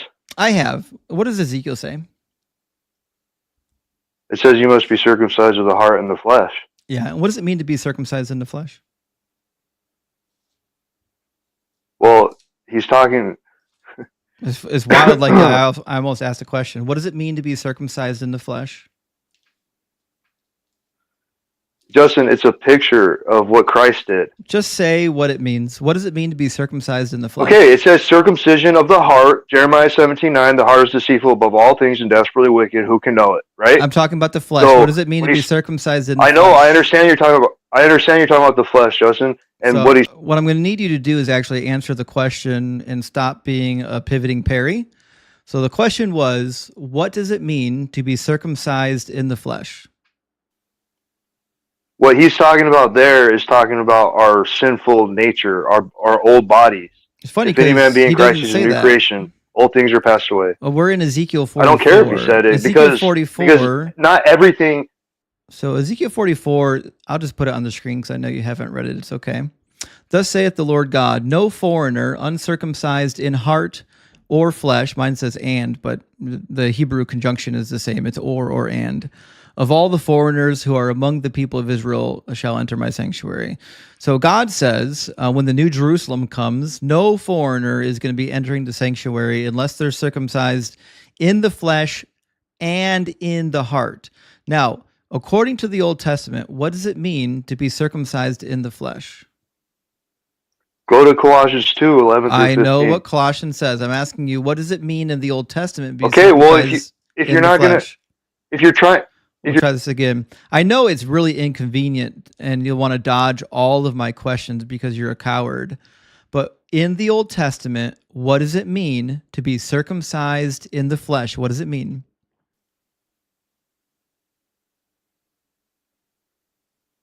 circumcision of the flesh, what he's referring to there is in Colossians 2, 11 through 15. I'm asking you in the Old Testament, what does it mean? It could have multiple meanings, Justin. Show me where it means anything Just other like- than getting your snip tipped or your tip snipped. And I'm telling you to go to Colossians 2, 11 through 15. I How is know that what so hard? Colossians You don't says. get I'm it? asking you in the Old Testament, Okay. show me a passage where it means something other than getting your thing snipped. And I'm telling you that it explains it in Colossians 2, Yeah, 11 and through 15. Colossians is not in the Old Testament. This is why you're a dullard. I said in the Well, Old it's Testament. one book. Show me in the Old Testament where circumcision of the flesh means something other than being circumcised in your penis. And I'm telling you to go to a verse that explains it in the Yeah. one book, the old. And I'm going to stop you every single time because that's not an answer to my question. My question is, can you find me a passage in the Old Testament that says something that means circumcision of the flesh is something other than circumcision of the flesh? You haven't given me a reason to care what the New Testament says yet. Talking about the New Jerusalem. You're still crashing out. So are you ever going to answer the question? It was a very easy question, which is, can you show me a passage in the Old Testament where circumcision of the flesh means something other than circumcision in the flesh? If you don't get it, that's fine. I do get it. If you don't understand, you're just too much of a dullard. Mac, thank you so much for all the face paint. I really appreciate that. Imagine having this level of cognitive dissonance where you not only have to lie to yourself about what the text actually means, but you're willing to get up and publicly embarrass yourself on a stage of, I don't know, what do we got tonight? We've got 2,000 people in here watching you get absolutely roasted. This is embarrassing. All right, so we'll move on to the next one now that I cooked you on that one. In 1 Kings, it's not my fault you don't understand. 5, it says, you don't get it. David did what was right in the sight of the Lord and did not turn aside from anything that he commanded him all the days of his life, except for the matter of Uriah the Hittite. What does that text mean? Well, we're talking about David, right? Yeah. What it says, because David did what was right in the sight of the Lord, was David, he did not turn aside from anything that he commanded him all the days of his life, except in the matter of Uriah the Hittite. Was David a shepherd? David was a shepherd, but the question is, what is being said? No, I'm asking you, is David a king? David was a king. Is David a king? I'm asking you about the meaning. And he's not talking about Christ. Of what's being said here. It says, David did what was right in the sight of the Lord and did not turn aside from anything that he commanded him all the days of his life, except in the matter of Uriah the Hittite. What is the author of this text trying to communicate? Well, why don't you tell me what you think first? You're so smart. It's actually quite clear. It's just a summary statement about how David didn't turn away from any of the commands of God, didn't disobey God, didn't commit all these sins, except concerning the matter of Uriah the Hittite. Is there a word there that I Okay, so what don't you get? What's the problem? I do get it. I'm asking you if that's a cogent explanation for what's happening in the text.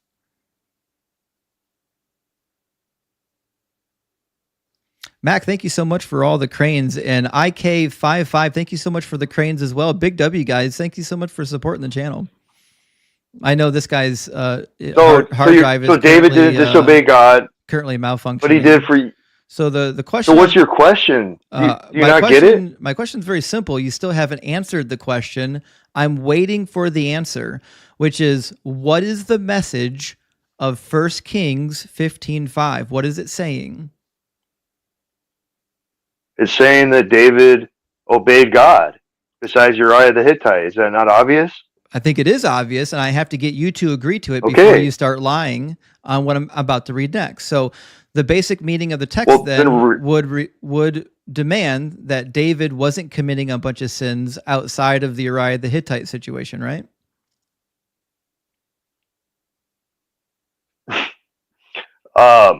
Go to the other. I mean, go to what you want to. Not until you answer my question. According to the text. According to the text, at that time, right? At that time, he obeyed God except for Uriah the Hittite. He's dead. According to that verse. He's dead. Okay. This verse is about his post-mortem. Yeah, he sent him to battle. It says David did what was right in the past tense. David did what was right in the sight of the Lord and did not turn aside from anything that he commanded him all the days of his life. Okay, so now what I shouldn't be doing is be able to go into the Old Testament and find a bunch of passages where David did actually turn aside from the commands of God, right? Though, I mean, there are different times though. So, that specific verse. It's a declarative statement about David's life. You already agreed. What verse was that? You already said in 1 Kings chapter 15, it's stating that David did not disobey the commands of God except in the matter concerning Bathsheba and Uriah. Okay, yeah, he committed adultery and murder. Right. What don't you get? And he obeyed, and outside of that issue, he obeyed God, right? Yep. Okay. Now, I'm sure he tried to. No, it didn't say he tried to. It said he did. He either did or he didn't. Okay. Well, he could have repented of his other sins, and then when it was talking about that specific verse, it didn't say it was that. Besides Uriah the Hittite. Look at him trying to justify it before he even lets me cook him on the passage. He already knows I've got 2 passages, maybe 3, that's going to cook him on it. And he's already trying to twist himself into a pretzel before he gets cooked. Are you excited? Are you excited? I'm really excited to watch you get embarrassed again. I can tell. The nervous laughter is making my day. I'm getting excited just thinking about it actually right now. You're so happy.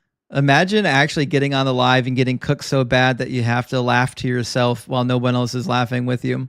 Okay, so we both agree. This passage is talking about David saying that he did not disobey the commands of God. He didn't do it. The only time he disobeyed the commands of God is concerning Bathsheba and Uriah. The problem is, if you go to 1 Samuel 21, it says exactly the opposite of that. It said, David came to Nob to the priest Ahimelech, and Ahimelech came trembling to meet David and said to him, "Why are you alone and no one with you?" David said to the priest Ahimelech, "The king has charged me with the matter and said to me, 'No one must know anything of the matter which I send you, with which I have charged you,'" which that never happened. That's a lie. That's the first problem. He lied. He broke one of the 10 commandments. Then it says, "I have made an appointment with the young men for such a place. Now then, what have you on hand? Give me 5 loaves of bread or whatever is here." The priest answered David, "I have no ordinary bread at hand, only the holy bread, provided that the young men have kept themselves from women." And David answered the priest, "Indeed, women have been kept from us always when I go on an expedition. The vessels of the young men are holy, even when it is a common journey. How much more today will their vessels be holy?" So the priest gave him the holy bread, for there was no bread except for the bread of presence, which is removed from before the Lord to replace the hot bread on the day in which it is taken away. Now, are you aware that there is a law given by God saying that only the priest can eat this bread? Absolutely, and Jesus referred to that in the New Testament. Yep. Mark chapter 2, verse 26. Yeah. Mm-hmm. Yep. Okay, so did David So sin? that's a whole picture. So did David disobey the commands of God?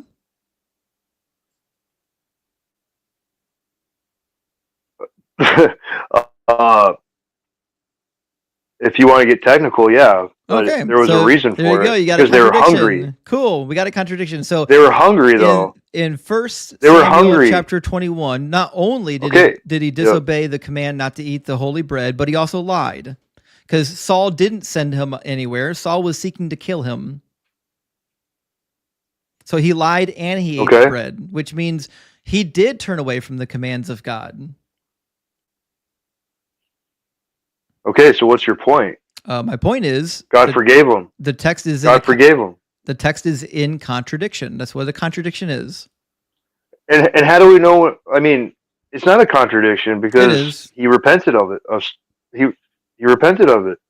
It doesn't matter if he repented. It said that he didn't disobey any of the commands of God except for the matter concerning Uriah the Hittite. And then we go into the text and he clearly does. He does it again in 2 Samuel chapter 3, verse 14. It says David. Well, first off, let me. David sent messengers to Saul's son Ishbaal, saying, "Give me my wife Michal, to whom I became engaged at the price of 100 foreskins of the Philistines." Are you aware that in Deuteronomy 24, once you no longer have your wife and another man sleeps with her, you're not supposed to take her back because you're defiling your bed? Yep. Okay, so why do we find him here taking his wife back after she's gone off and married another man? Well, what's the context? The context is that he wanted his wife back. He had a wife, he lost the wife, then he wanted the wife back, which is a violation of Deuteronomy 24. A woman is not supposed to go back to her prior husband after she's become defiled by another husband. So, what's your point in all this? My point is it's just more contradiction. I'll read you another one. There's another contradiction in 2 Samuel chapter 24. It says, afterward, David was stricken to the heart because he had numbered the people. And David said to the Lord, "I have sinned greatly in what I have done. But now I pray to you, take away the guilt of your servant." So here, David is admitting that he sinned against God. Mm-hmm. So it turns out that David did turn away from the commands of God, and that 1 Kings chapter 15 was just wrong. It's an error. Oops. I mean, I don't think it's an error, but you can look at it like that. That's fine. It's a contradiction. They can't both be true. No. Okay, well, David was counted righteous in the New Testament. I don't care. So if you're counted righteous, well, I know you don't care about the New Testament because you hate Christ. But what I'm saying is David. He's I mean, so you're throwing up all. he can't demonstrate that his Messiah is real. Imagine believing in a sky fairy and being like so insecure in your belief system that you have to get up on a stranger's live and act like a jackass. Oh, you think I'm a jackass? Yeah. You're really making Christ proud tonight. When I was a Christian and I was dialoguing with atheists, I was the most polite person you've ever seen in your life because I knew that I actually wanted people to come to Christ, and acting like a dipshit wasn't going to do it. You're not helping Justin, your case. You're not helping a single person come to your religion. What you're doing is demonstrating the vileness of your religion and the types of jackassery that it creates. Also, great word, Thunder. I appreciate it. I'm going to use jackassery for now. What have I done that's vile? You want to see more things that are wrong in your book? What have I done that's vile? You're just an asshole. Oh, okay. Good one. But as far as like me telling you like, oh, you're atheist, like I've heard you're sitting here calling Jesus a fraud. You're calling Jesus a liar. He is. And then what? So want me to show you where Jesus lied? Jesus didn't lie. Want me to show you where he did? He didn't lie. I mean, you can think he did because you want to twist scripture, but he didn't lie. No, sure, I'll cook you on the Jesus lies now. Don't worry. You haven't. And just so you know, Justin, defended I feel bad. yourself. I actually. No one cares. So let me go to the lies told by Jesus real quick. 1 second. I think I'm going to go probably with the book of John first. I think that's my favorite, Jesus lie. Let me grab that real quick. I'll put it on the screen.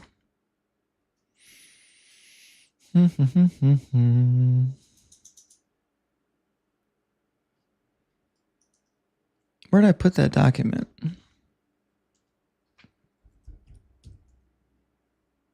No, document moved. Whatever.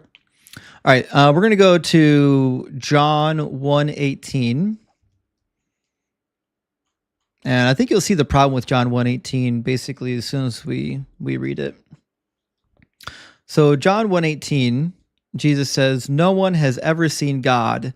It is only the Son, himself, God, who is close to the Father's heart, who has made him known." So based on Jesus's words, is it safe to assume that nobody has seen God?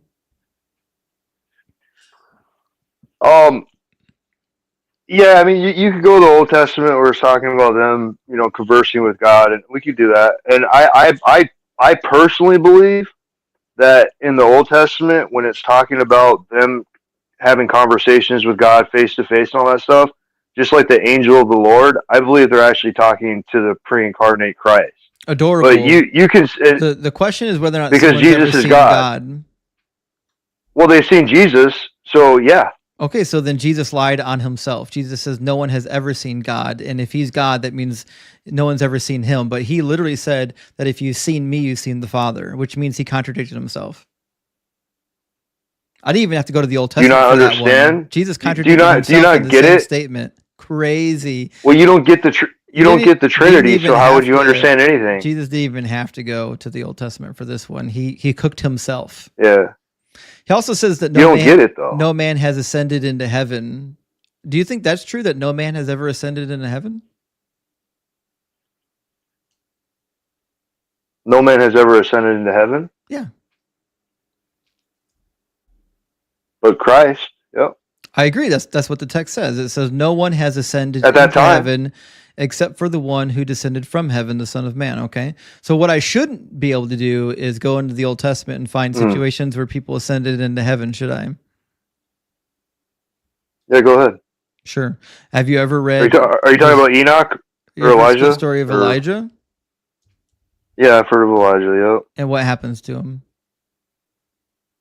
He gets taken away. He gets raptured. Yeah, in a whirlwind, right? And where does he go?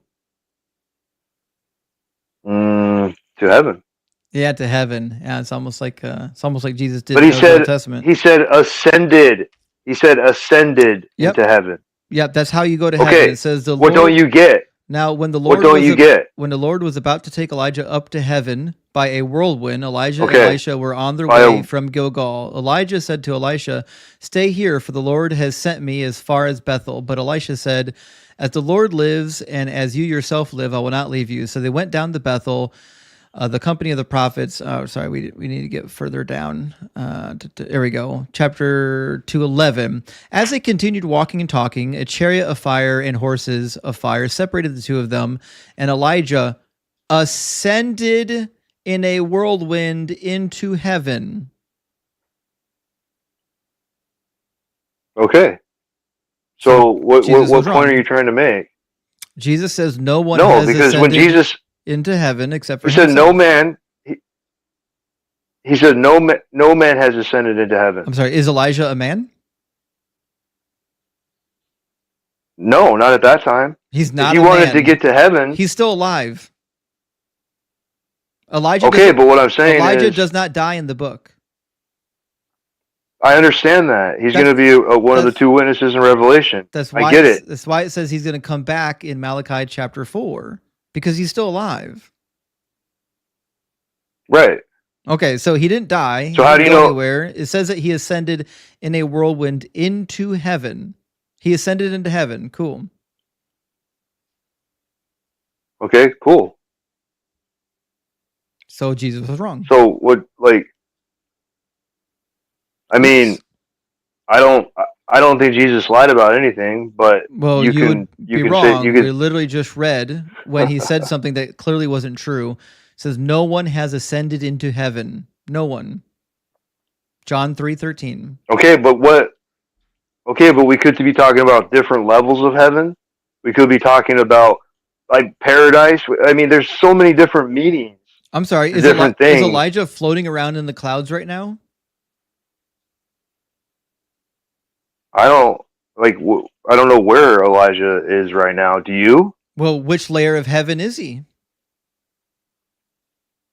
I don't know. Do you know? Well, he's obviously not in the layer of heaven that you think he's in, because he'd be visible right now. And also, it's true that in the Hebrew Bible, the heavens was just the skies. They believed all the gods, everything was just up in the sky, just below the firmament.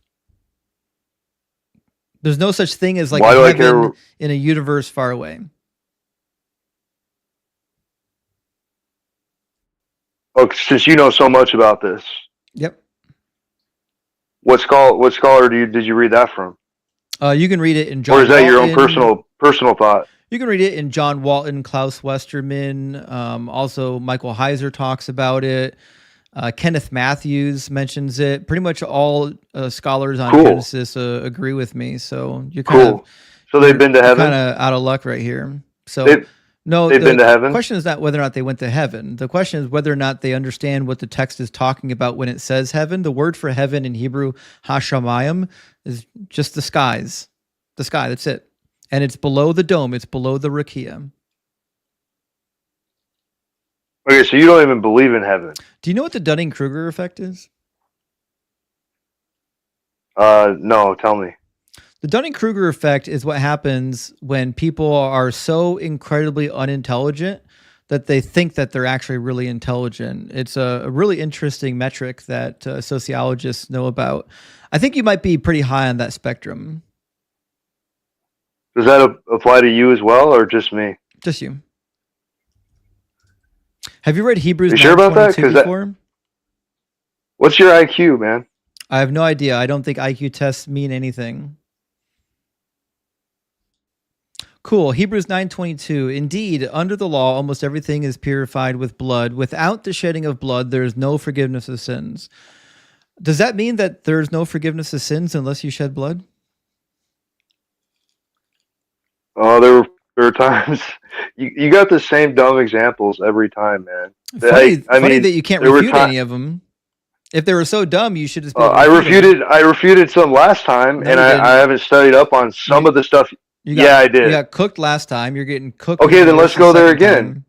Let's go there again then, because I'll cook you on it. We'll go there after this one. I'll cook you on this one. I'll cook you on whatever you want to get cooked you on were- next. You just can't admit when you're wrong. No, you're just too dumb to know when you're wrong. So Hebrews 9:22 says, "Without the shedding of Thank you. blood, there is no forgiveness of sins." Is that a true statement? And I've said before, Christ was the lamb slain from the foundation of the world. The question is it a true So how is that hard to statement? understand? It's not hard to understand. You're not answering my question. My question is whether or not it's a true statement that there's no forgiveness of sins without the shedding of blood. Okay, if you can't afford it, they're going to bring me to examples in the Old Testament. The where they couldn't question afford it, and they is whether or not there Yeah. is forgiveness without the shedding of blood. It's a yes or no. without Jesus dying on the cross, there's no true It forgiveness doesn't of say sins, that. past, It present. doesn't say anything about Jesus dying Will you on let the me cross finish my here. sentence? No. Are you I'm not gonna let you too finish your like sentence slow to let me finish? Because you're not actually addressing what I'm talking about. I'm talking about what Hebrews 9:22 is saying, not what you want it to say. It says, So you go to the New Testament. says according to the law, right? Without the shedding of blood, there's no forgiveness of sins. It was a simple yes or no question. Is it true that under the law, there is no forgiveness without the shedding of blood? Absolutely. Okay, so then I shouldn't be able to go into the law and find instances where there's forgiveness of sins without the shedding of blood. But there's always been a shedding of blood from Genesis to Revelation. So I shouldn't be able to go into the Old Testament and find instances where people are getting forgiven without the shedding of blood, should I? No, you just don't understand it, and that's okay. I do. It's okay if It's okay. you're too No, cowardly to actually engage in honest dialogue with me. So I'll give you one last chance to answer the question. Should I or should I not be able to go into the Old Testament and find instances where God in the law says that you can be forgiven without any shedding of blood? There are instances.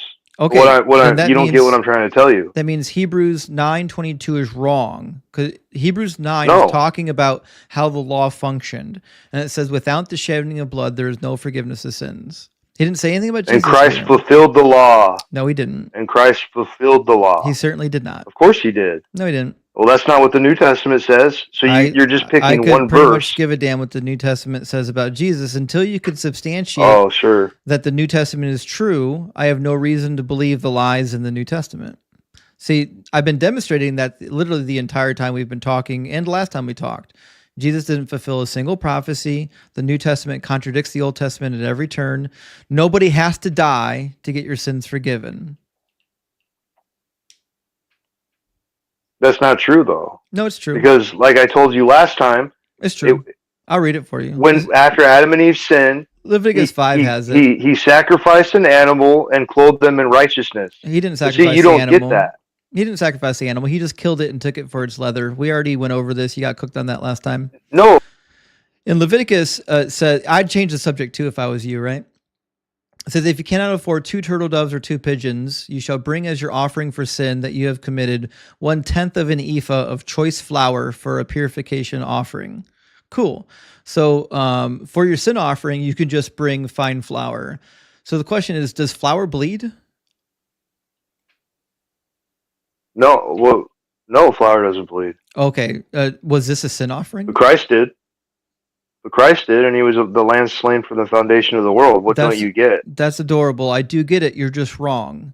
So Leviticus chapter 5 says that you can get your sins forgiven without the shedding of blood, doesn't it? Yeah, absolutely. Which means it contradicts Hebrews chapter 9:22.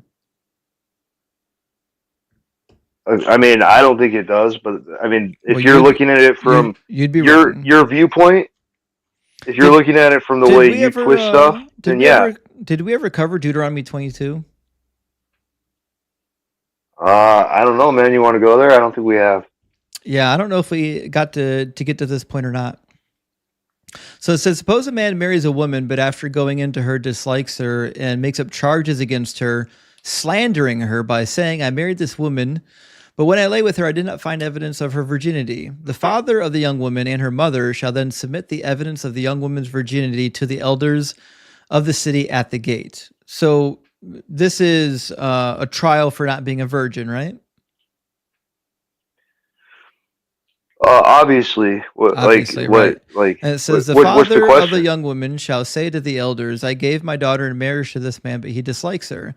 Now he's made up charges against her, saying, I did not find evidence of your daughter's virginity. But here is the evidence of my daughter's virginity. Then they shall spread out the cloth before the elders of the town, and the elders of the town shall take the man and punish him.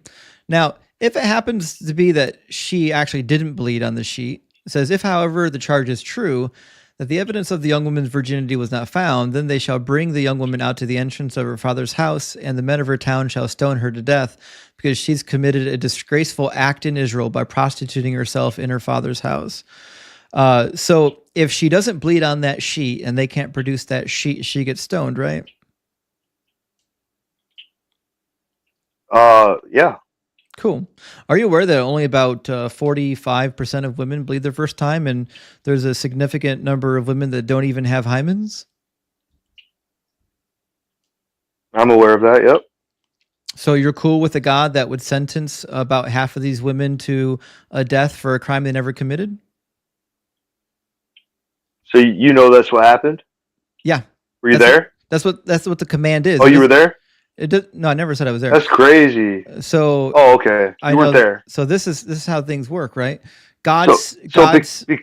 God said to do it, and I know that like you're getting really like worked up inside right now, and you don't actually have a good defense for this. This is why you're saying stupid things like, "Were you there?" God said this is what you should do. Whether or not I was there to see if they actually did it is irrelevant. The question is it okay for God to tell them to do the thing? I mean, because of the hardness of their hearts and how stiff-necked and rebellious they were, So God was just they basically. So God had to execute innocent women? Basically, do you know that happened for sure? God said to do it. It doesn't matter if it happened. God said to do it. If I told my son, listen, you can go to school and you can stab your classmate in the eye with a pen, it doesn't matter if he actually did it. What matters is I said the fucking thing. So this has nothing to do with whether or not you actually think it happened in history. The question is whether or not what God is telling you to do is moral. Well, you have so many books. I was like, do you have a book that has, you know, the fact that innocent women were stoned? And if they were, then why, you know? I do, by the way, and I promise if you actually answer my question, we can get to the evidence where women are being dragged before the court over this particular matter. And also, we got a spammer in the chat, which I can't pronounce his name. It's Saji Da Salam. Listen, you're welcome to get into the guest box, and I'll cook you even worse than I cooked Inspiring Philosophy and Tim. But I'm sure you're too cowardly to actually do that. I don't know why you're laughing. You're the one getting mutilated over here. Like, you must be concussed at this point after the beating that you've been taking. Like, they need to put you in concussion protocol right now. So the question is very easy. It doesn't matter if they ever did it. The question is the command moral? Now, you know the command's not moral. So now you're trying to find a reason why God would tell them to do something that's immoral. So that's where we're at in the conversation. I want to know, what is the reason why God would need them or command them to execute innocent women? What's that purpose? I already told you. Did you not hear me? No, I was probably talking over you. What did I say? You said because. What did I say? Because you said they were stiff-necked, and then I followed that up with a question which you obviously didn't hear. So the question was, what about them being stiff-necked requires God to kill innocent women? Because he was actually trying to protect the women. By killing them? No, because the Jews or whatever, they were bringing up false charges against probably every woman that they slept with. And then God had to come up with a protocol. Oh, is that in the book? Let me finish. Were you there? Let me finish. Can you show me that? Let me finish. Show me that. Show me in history. Let me finish. Where the Jewish people. It's obvious. Show me in history where the Jewish people were literally bringing women up on false charges. And also, even if they did, it still doesn't fix the problem. The problem is that God says, if they don't bleed on the sheet, you get to execute them. The condition at which they find themselves at the trial is irrelevant. The question is whether or not God's system of justice is actual justice. Do you understand the problem? He was trying to protect the women. By having them killed innocently. Apparently you don't understand. Do you know that for sure? He tells them if they were innocent people die all the time. What's your point? Oh, so your God was trying to protect the women by killing them. How do you protect somebody by killing them? He didn't kill them. The Jews that were falsely accusing them were. Do you think getting stoned is protection? I think that if someone falsely accuses you of not being a virgin after they sleep with you, then that's one way to prevent it. Well, you understand. I do understand that you're wrong and that you're too slow to understand the actual conversation. You don't get it. What it actually says is that she must be purged. You shall purge the evil from Israel. This is not protecting the women. This is purging the women. The women that don't bleed are to be purged. There's nothing to do with protecting the women. If he wanted to protect the women, what he should have said, if you suspect that she's not actually a virgin on your wedding night, then you can divorce her and get your bride price back. Because look what happens. If the guy is found out lying, It says he doesn't get stoned. It says they will fine him 100 shekels of silver, which they shall give to the young woman's father, because he has slandered a virgin in Israel. So if he's lying about the virginity, he gets fined.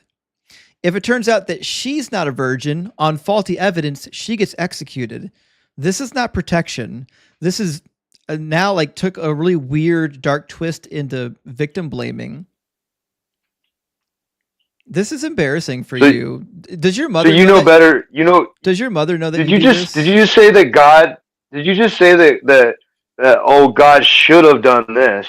Oh, what did I'm you just saying say that? is that it's not good to execute people based on faulty evidence, and to say that God is protecting them by having them executed in a brutal fashion based on faulty evidence, not a good argument. So, B Boop.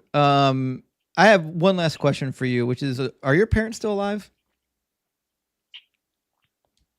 I don't know. Make sure they don't get on the internet. I really don't. Because you're going to embarrass your entire lineage. Don't let them see this video. Oh, you're so smart. All right. Well, come back next week when you've looked at my arguments and thought of really terrible answers for them. All right, let's move on to our next guest. We've got... That was obnoxious. Oh my god. Wasn't he wild? But the problem is, the whole, you do not speak Hebrew. It's literally the same thing Muslims do. It's just a whole, oh, you do not speak this language that I do not speak. Right. Could you imagine? Oh, well. But listen, when you get somebody is so obnoxious, here, I know they're obnoxious, but here's why I keep those people on the longest. I get it. I know it's frustrating for some of the viewers. But the thing is, if I spank him hard enough and long enough, eventually somebody in his life is going to find him on the internet and be like, hey, dude, you got your ass kicked. What are you doing? What is your brain okay? What is happening to you? Why are you out on the internet getting cooked so badly? So I do it hopefully thinking that somebody in their life will amend their ways and be like, hey, listen, you're making a fool out of yourself. Because sometimes you don't know. And I'll give you, really good advice that I got from one of my brothers once, because we were talking about how you shouldn't spend all of your time worrying about what people think. And he said, but also if everybody thinks you're an asshole, you're probably an asshole. I thought that's pretty good advice. You can't go around thinking what everyone thinks about you, but if everyone that knows you thinks you're an asshole, you're probably an asshole. All right, guys, we got some super chats. I'm so sorry I got backed up on the super chats. Phil, Big W says, I've been contemplating a Christianese reference list, such as tension in the text equals simply a contradiction. I'm discerning that equals fake spiritual version of emotional intelligence. You're 100% right. And we used to get this when I was at Bible college and seminary. What they would say is, they would say, this course will challenge you, meaning you're going to learn things that contradict what you actually believe in your religion.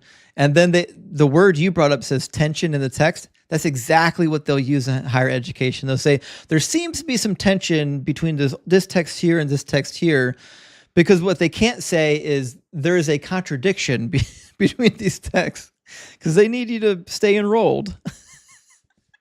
Texas Panhandler, thank you so much for the super chat. Says, glad you had a safe trip. Praise Doug for keeping your plane aloft. Yeah, definitely. Thank you so much. I appreciate that. Let me grab the next one. There's a comment in here I'm trying to read, and I can't tell what he's actually saying. Says, you just frustrated that seminar took your money with their cheap theology. I don't know. Mastermind, can you clarify your comment? Because it sounded interesting. I thought it was going to be funny, and then I got through it, and I was like, oh, I might not actually understand the comment, but I was hoping for a good laugh. Ursmont, thank you for the 666. Hail Nero says, here is a trinity of dollars. Explain how, and remember the words do not mean words. Well, thank you so much for the 666. Hold on, 660. Okay, hold on. You just blew my mind. Give me a second. 666 is technically a form of the Trinity. It's a trinity of sixes. That's wild. That's wild. So Nero was the Trinity. Not Jesus. Jesus is not the Trinity. Nero is the Trinity. Holy shit, guys. We broke the case wide open. Nero is the Messiah. Nero's the Messiah. He's the Trinity. Holy shit. Johnny Barrios, thank you for the 666 over Cash App. Big W, Johnny Barrios. Good to see you tonight, my friend. Listen, guys, my mind has been blown now that I've just discovered that this whole time the secret Messiah was Nero. I thought it was the Antichrist the whole time. Eric Smith, thank you for the $5 super chat. Says it's estimated that there are 20 quadrillion ants on the earth. If God fine-tuned creation for anything, why would we assume it's humans? That's such a good point. Ants are smart too. Ants are incredibly adept at problem solving and team buildings. But if the earth is fine-tuned for anything, it's fine-tuned for ant life. That's 100% what the earth is fine-tuned for. Imagine ants. Imagine having an ant Jesus. A movie about an ant Jesus. You can do AI video generation now, and you could just generate your own AI video on anything you want. We can make that a reality. Megan, good to see you tonight, friend. Thank you for the $9.99 super chat. It says, wouldn't it be ironic if you actually ended up creating a new religion, the more stoned version of Christianity? You would be the next Rocky Scientology cult. Hail Doug. You know what? I'm down. I'd make a great cult leader, and I don't even demand that you give me your wives and your daughters or anything like that, which is a time-honored tradition in cults. But I'm not going to be that kind of a cult leader. I would never do that. And thank you so much, Lala, for the $5 super chat. It says, tuned in for cooking believers and gonna be leaving, having learned all about Cotton Eye Joe. Well-rounded education is important. You're getting a good, well-rounded education here. I think they refer to that in college as a liberal education. You're getting a good liberal education here tonight, guys. And TJ, thank you so much for the super chat. It says, I knew about Cotton Eye Joe from James Taylor. I actually had no idea, and I'm really sad that I didn't know sooner. And Dr. Pizza, you're right. It says, Bebop sounds like he talks with a hunch. Yeah, I think you're about right. JMR, good to see you tonight, Fred. It says, I can hear the dumb echoing off his panel walls. It was thick. Like if dumb had a form of speech, that's what it would sound like. And Evan says, atheists, let's read the Bible. Christians, ugh. I know Christians hate reading the Bible. Every time I read the Bible to them, they hate it. They hate nothing more than me reading the Bible with them. It terrifies them. This was actually my experience on the Tim Tool show. Was every time I actually wanted to address what the Bible taught, they were terrified of letting me do it. They wouldn't do it. They're terrified of it. Watching The Nation says, is you related to Dan McClellan? I've had to do this before. I'm not related to Dan McClellan. I recognize that we have similar facial structures. His a little taller and thinner than mine. And we sound roughly similar. And we have the same red facial hair. I get it. But he's smarter than me, which is why his forehead's a little bit taller. Because as you gain more knowledge, you have to add new layers in your head to fit the brain matter in. So he's actually got more wrinkles on his forehead than I do.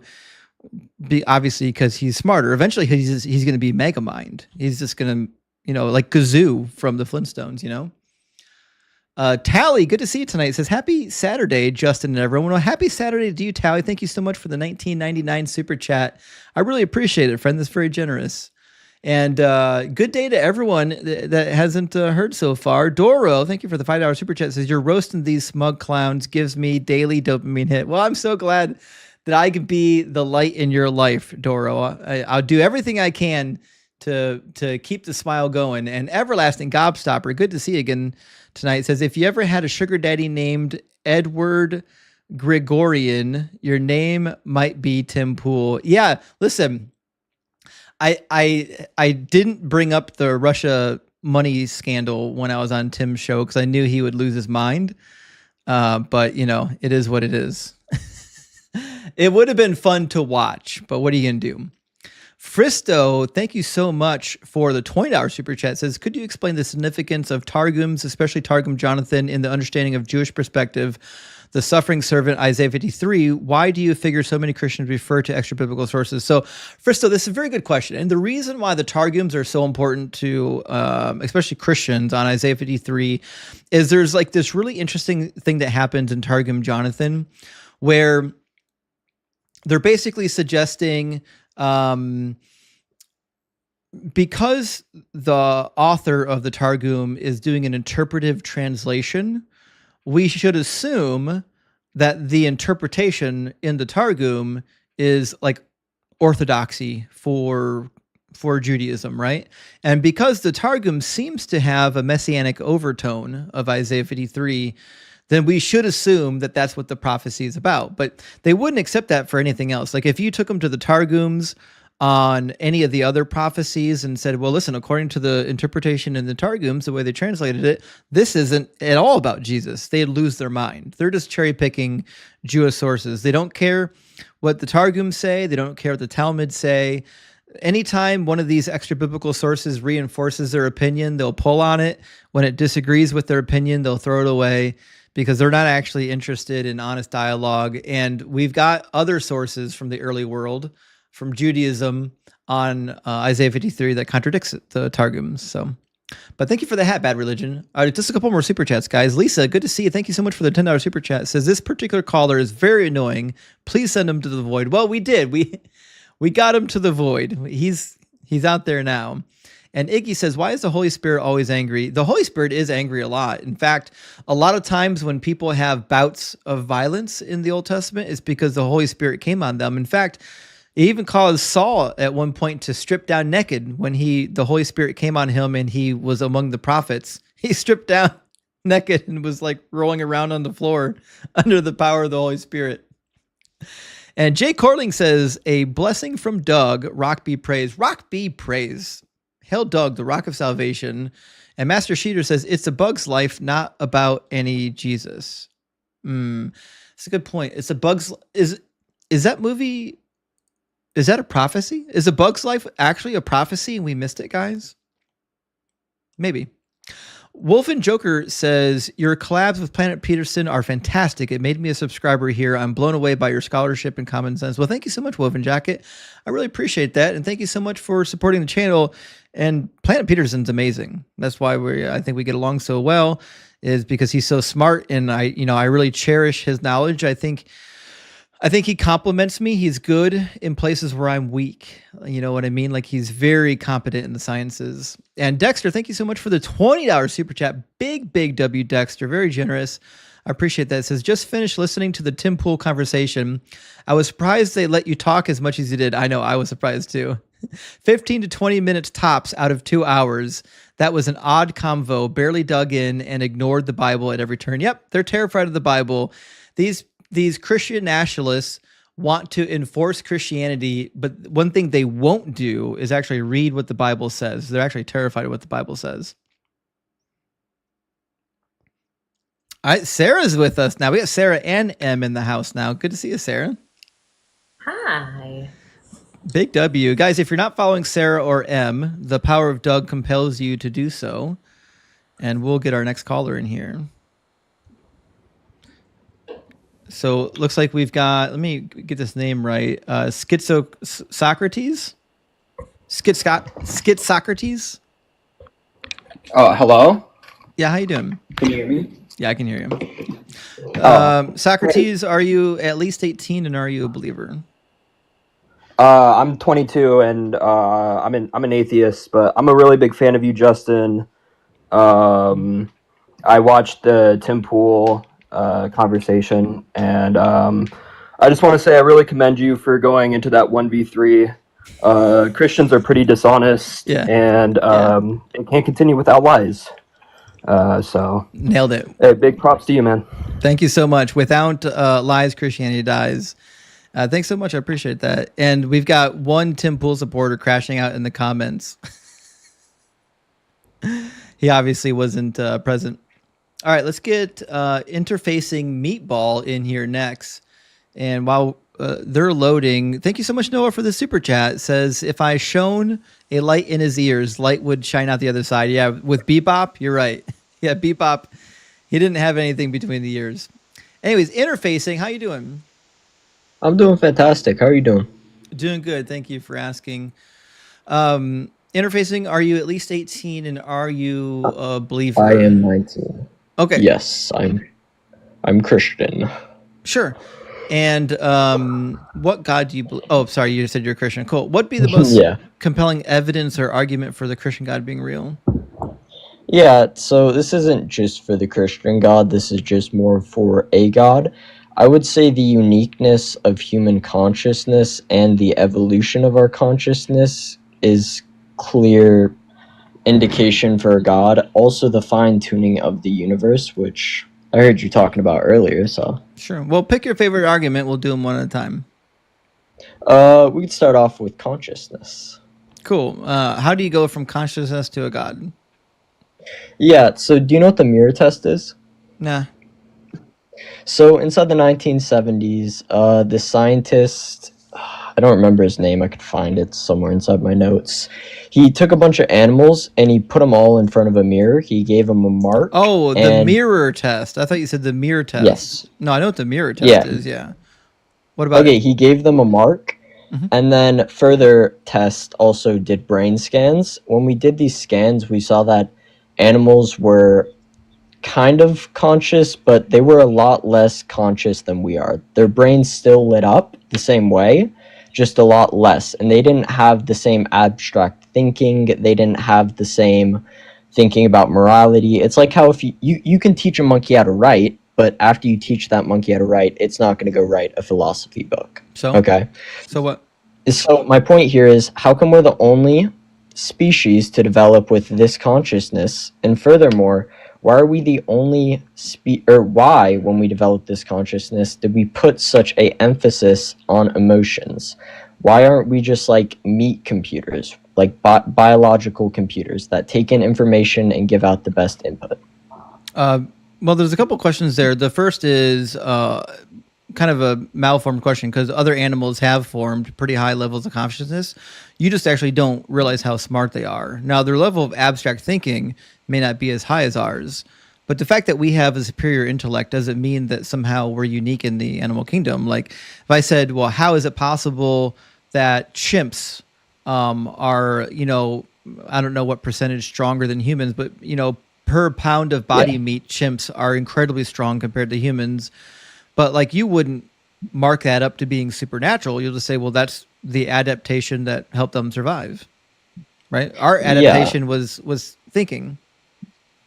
Okay, so then how come no other animal, even though some other animals have had millions more years to evolve, haven't evolved the same level of cognitive abstract thinking? I'm not just talking about like building tools, because I know that some animals, even pigeons or birds, build tools. A lot of birds. How come? Yeah, but that's more of like a learned behavior. And how come they didn't evolve some form of abstract thinking? Because I'll agree they do it conscious. Using tools, not creative deep thinking. Using tools is abstract. And that's a learned behavior. No, like you're watching somebody do it, and then you realize that, oh, you can do something. In fact, there's a video that was floating around the internet a week or two ago of a bird who understood that if he put rocks in a body of water, the level of water would rise and he could drink it. Yeah, but that bird probably learned that from humans. That bird didn't just think, and he wasn't just looking at rocks. Like, I forget who it was like Plato. Someone got into a bath, they saw the water overflow, and then they got out and screamed eureka. You're not going to see a bird doing that. Yeah, a bird observed that if you put something in water, the water level moves, and then had an abstract thought that said, oh, if I put something in water, the water level moves. I wouldn't say that that's an exactly abstract thought. That's more of just an instinctual thought. Abstract is more creative. That's the definition of abstract. Abstract is, hold on. The definition of abstract means that you can separate it from the base tier that it started from. So like when we talk about abstract programming language, we're talking about programming languages that are abstracted from a simpler language. You're just creating levels of abstraction. Okay, but furthermore, still, why do we put so much emphasis on things like beauty, love, or sadness? Well, this is how evolution works, right? So we have like emotional traits that helped us to survive as a species. And when you have, we'll call it a society of animals, human beings for this particular case, and your dependence, your survival is dependent on you guys surviving as a cohort, then you're going to have behaviors that help you to survive as a cohort. Because that doesn't explain the beauty. people who didn't have those behaviors died. They're all gone.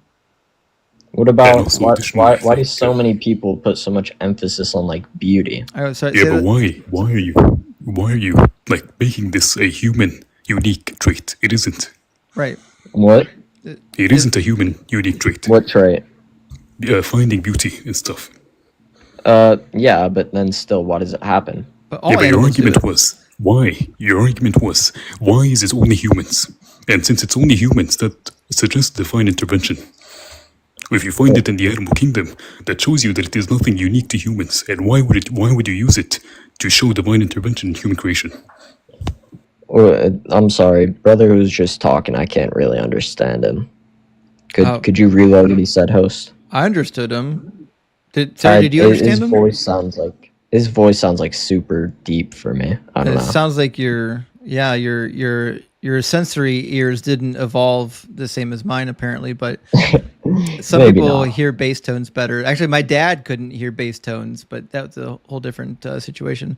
So, but the fact of the matter is, a lot of animals have the adaptations that you're saying that only animals have. I mean, yeah, but then they more of react to stimuli instead of thinking for themselves. Like, I mean, sure. I mean, that I worded that wrong. I'm sorry. I word stuff wrong a lot. But what I meant there was they don't exactly have like. I gotta think about how to word it just so I don't get it wrong. Is your whole argument here that humans are unique, therefore God? My argument is that humans are unique, and because of that uniqueness, which puts an emphasis on love and stuff of the sort, I believe that there is more to love than just a chemical reaction. That's a totally different argument than humans are unique, though. Well, I mean, that's the start of my argument. It's like, it takes time to develop. So you're saying that humans, like, I'm trying to figure out how you're getting to God. Like, every species has something that's unique. I mean, chimpanzees are unique, bunnies are unique. I think that this just points towards a creator. I mean, in the sense of, I think if everything was natural and if we just evolved to be the best predators, I don't think we would put so much emphasis on beauty, or we would put so much emphasis on stuff like that. That isn't the goal of evolution. Yeah, I don't think you understand how evolution is actually working here. Like, I mean, I kind of do. Evolution doesn't have a goal in that. Evolution functions so that the species survives, but there's lots of different avenues that a species can survive. And so humans, one of the ways that we were able to survive as a species is our ability to cooperate. Right? Yeah. We have these pro-social behaviors. And so humans that were more empathetic, that could experience things like kindness and compassion and love, actually had a survival advantage. But then that's why we have it. How come we don't see animals with the same amount? I do agree that we do see animals that show like. But we already answered this. Survival advantage. Right. I'm curious how he quantifies it. Excuse me? How do you quantify love? Go ahead. Quantify? How would I? Yes. Explain love, like my explanation. How would you for quantify it? You said we have it more than animals. I'm asking you to quantify it. Oh, I didn't mean that like we have it more. I mean that we express it more. How did you quantify that? How would you do that? Well, when you look at, yeah, I guess I probably should have gotten a few studies. That's my bad. I just kind of came up here with just the mirror test, and I thought that would be enough. I'll definitely get back and go get some more for another debate. Listen, you gave it your best shot.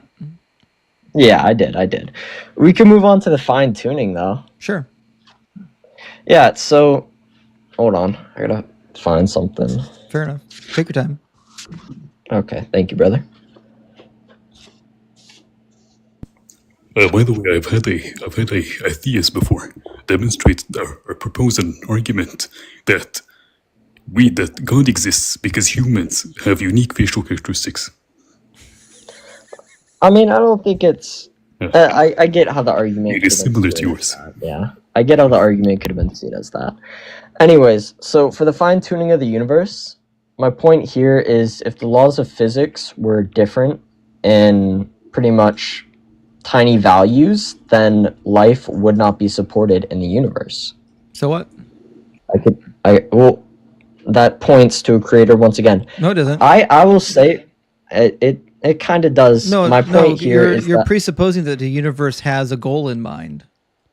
Now, it would be unique, Yeah. like if the universe had a goal in mind and it happened that the goal that it was achieved was highly improbable, then you could say that it was fine-tuned, but the universe doesn't have a goal. well, that's not true. We What can't say are- that it doesn't have a goal. We just might not know its goal. Well, you would have to demonstrate that it had a goal before you assume that it did. Like now you're just And you'd begging have to the question. demonstrate that it doesn't. No, I don't. Well, why See- do I have to then? Because the burden of proof is on you. Like until you can demonstrate that there's like I don't think I Hold don't on, think that hold I'll on, ever. hold I'm on, sorry. Yeah, hold I'm on. sorry. You can't claim that the universe has a goal in mind until you can demonstrate that there's a God that set that goal, right? So you're using your conclusion to support your conclusion. Yeah.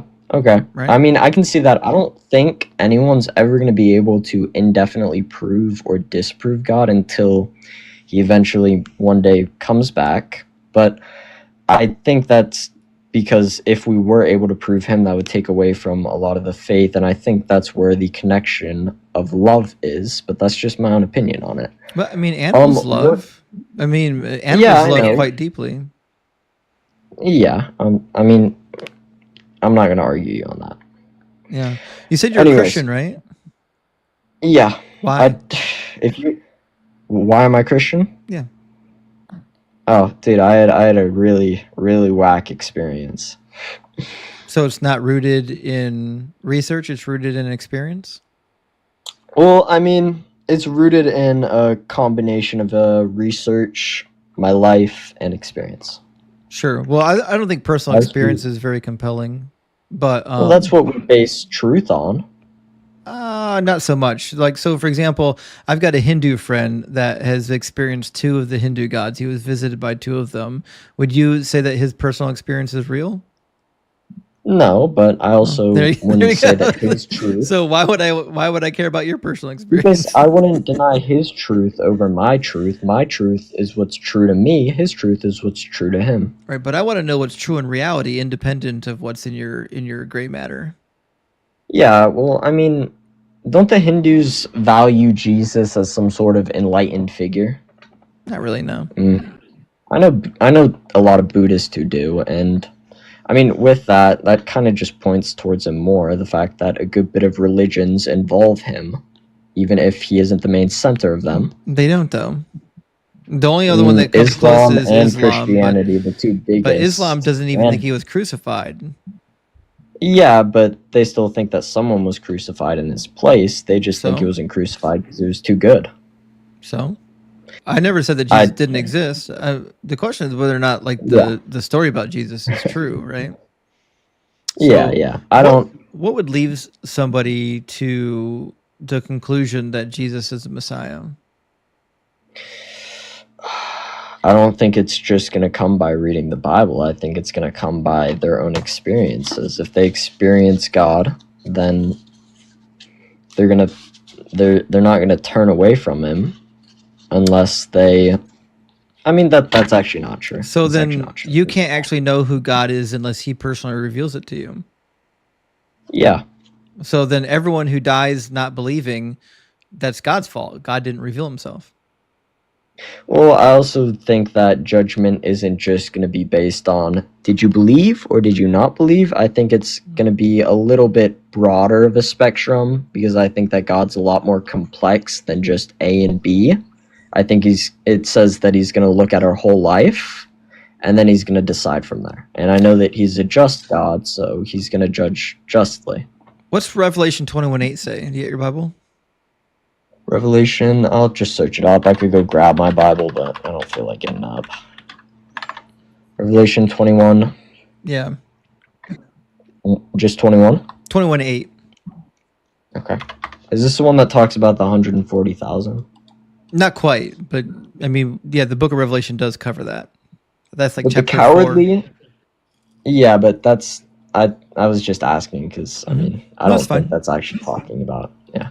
But the cowardly, the unbelieving, the vile, the murderers, the sexually immoral, those who practice magic arts, the idolaters, and all liars, they will be consigned to the fiery lake of burning sulfur. Right. This is the second death. Yeah, so unbelievers, that's me, right? It doesn't say, I mean, hold on. Just because I haven't read through the entire book of Revelation, or I haven't looked at it with the Hebrew. I just want to look at what it says compared. Just because I'm like one of those type of guys. A lot of atheists who bring up points like, oh, the Bible says this. It's usually just an issue with the Hebrew. But, well, this is written in Greek, though. Well, I mean, Greek or Hebrew.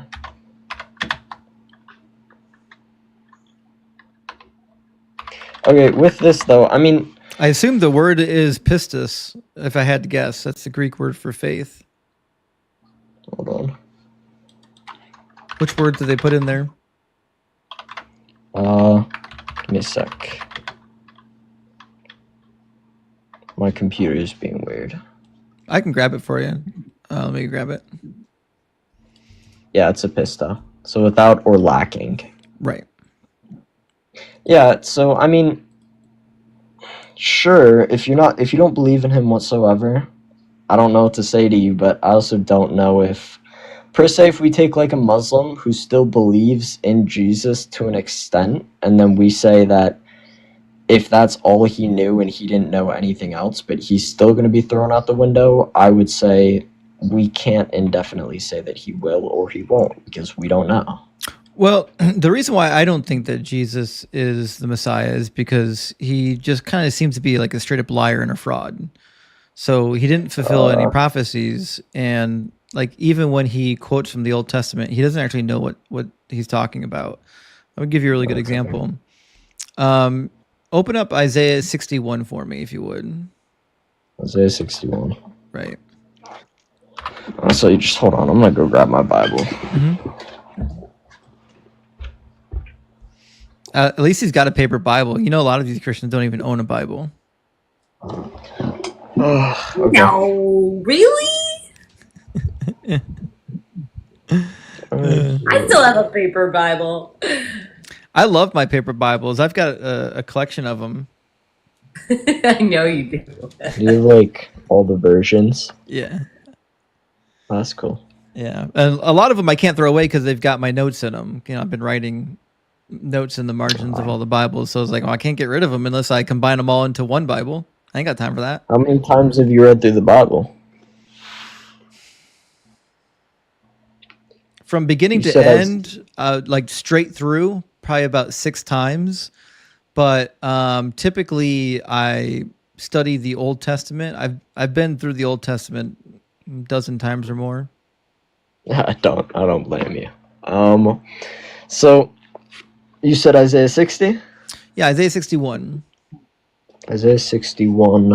I'm on And it. I think we just want to read the first 4 verses. All right. The Spirit of the Lord God is upon me, because the Lord hath anointed me to preach good tidings unto the meek.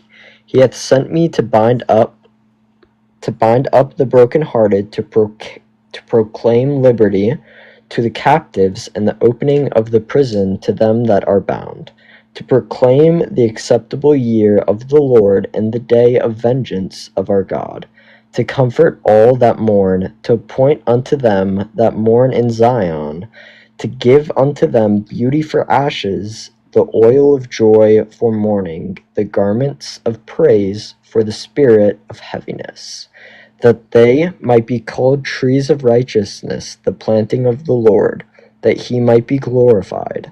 And they shall build the old wastes, and they shall raise up the former desolations, and they shall repair the waste cities, the desolations of many generations. Right. Now, do you know about what time period Isaiah is writing? Like what time period he's writing in? Mm-hmm. If I'm correct, it's after the Babylonian exile. Nailed it. Letters. Yeah. Yeah, okay. So this is a prophecy about how God is now going to be comforting the people that have mourned, and he's going to allow them to return home and rebuild what's been destroyed by the Babylonians, right? Yeah. Cool. Now, the problem we have is like when we go to the New Testament and go to Luke chapter 4, for example, it says when Jesus goes to the synagogue, it says, when Jesus came to Nazareth, where he had been brought up, he went to the synagogue on the Sabbath day, as was his custom, and he stood up to read. The scroll of the prophet Isaiah was given to him, and he unrolled the scroll and found the place where it is written, "The Spirit of the Lord is upon me, because he has anointed me to bring good news of the poor. He has sent me to proclaim release to the captives and recovery of sight to the blind, to set free those who are oppressed, to proclaim the year of the Lord's favor." Then he rolled up the scroll, gave it back to the attendant, and sat down. And the eyes of the synagogue were fixed on him, and he began to say to them, "Today, this scripture has been fulfilled in your hearing." But like, just a plain reading of Isaiah 61 clearly had nothing to do with the Messiah or Jesus' time period whatsoever. And yeah, but they weren't rebuilt. If I'm not mistaken, didn't the Israelites after the Babylonian exile eventually return to Israel? Yeah, they did actually. In roughly 539, they were released by Cyrus, as predicted in Isaiah, I think, chapter 45. And they came back home, and they began rebuilding the ruins, just like Isaiah said.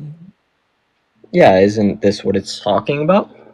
It is, yeah. Isaiah is talking about the return of the exiles after the captivity, but this happened 500 years before Jesus. Jesus didn't do any of this. Oh, wait, hold on. Okay, I see what you're saying. Right. So Jesus is just like taking a random out of context quotation from the Old Testament and just be like, "This is about me." Ignore the context. Just read the part that I like. Okay. You said Luke 4 what? Yeah, it's in Luke chapter 4. Which quote? It's going to be It's a long down chapter. in 17 to 21. 17 to 21. All right, just give me a minute, dude. Sure.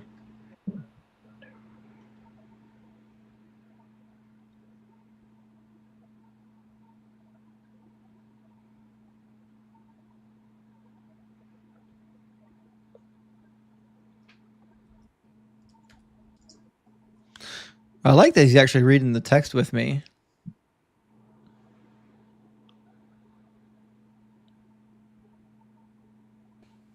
Yeah, I'm surprised you're not putting it up on, the big screen. Yeah, you know what? What's he reading right now? He's reading Luke? Yeah, I mean, I honestly, I would argue that Jesus did fulfill these things. Maybe, I'm pretty sure that there's more than one example where a prophecy in the Bible is fulfilled in more than one way. So I'd say that he did heal the brokenhearted by giving forgiveness and giving repentance. He did preach to captives, and he did heal the blind, so he recovered their sight. Right, but this isn't about that. This is not about the Messiah. Well, yeah, but I mean... So you're saying now there's a secondary interpretation. Well, I mean, hold on. Let me just get an example, because I'm pretty sure. I'm not 100% sure.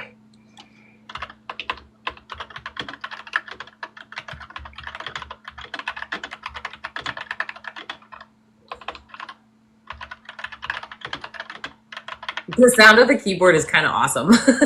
Thank you. It's a nice keyboard. It reminds me of a scene in 30 Rock, not 30 Rock, Parks and Rec, where Ron Swanson has his typewriter. I'm going to type every word I know. It's great. That's such a good show.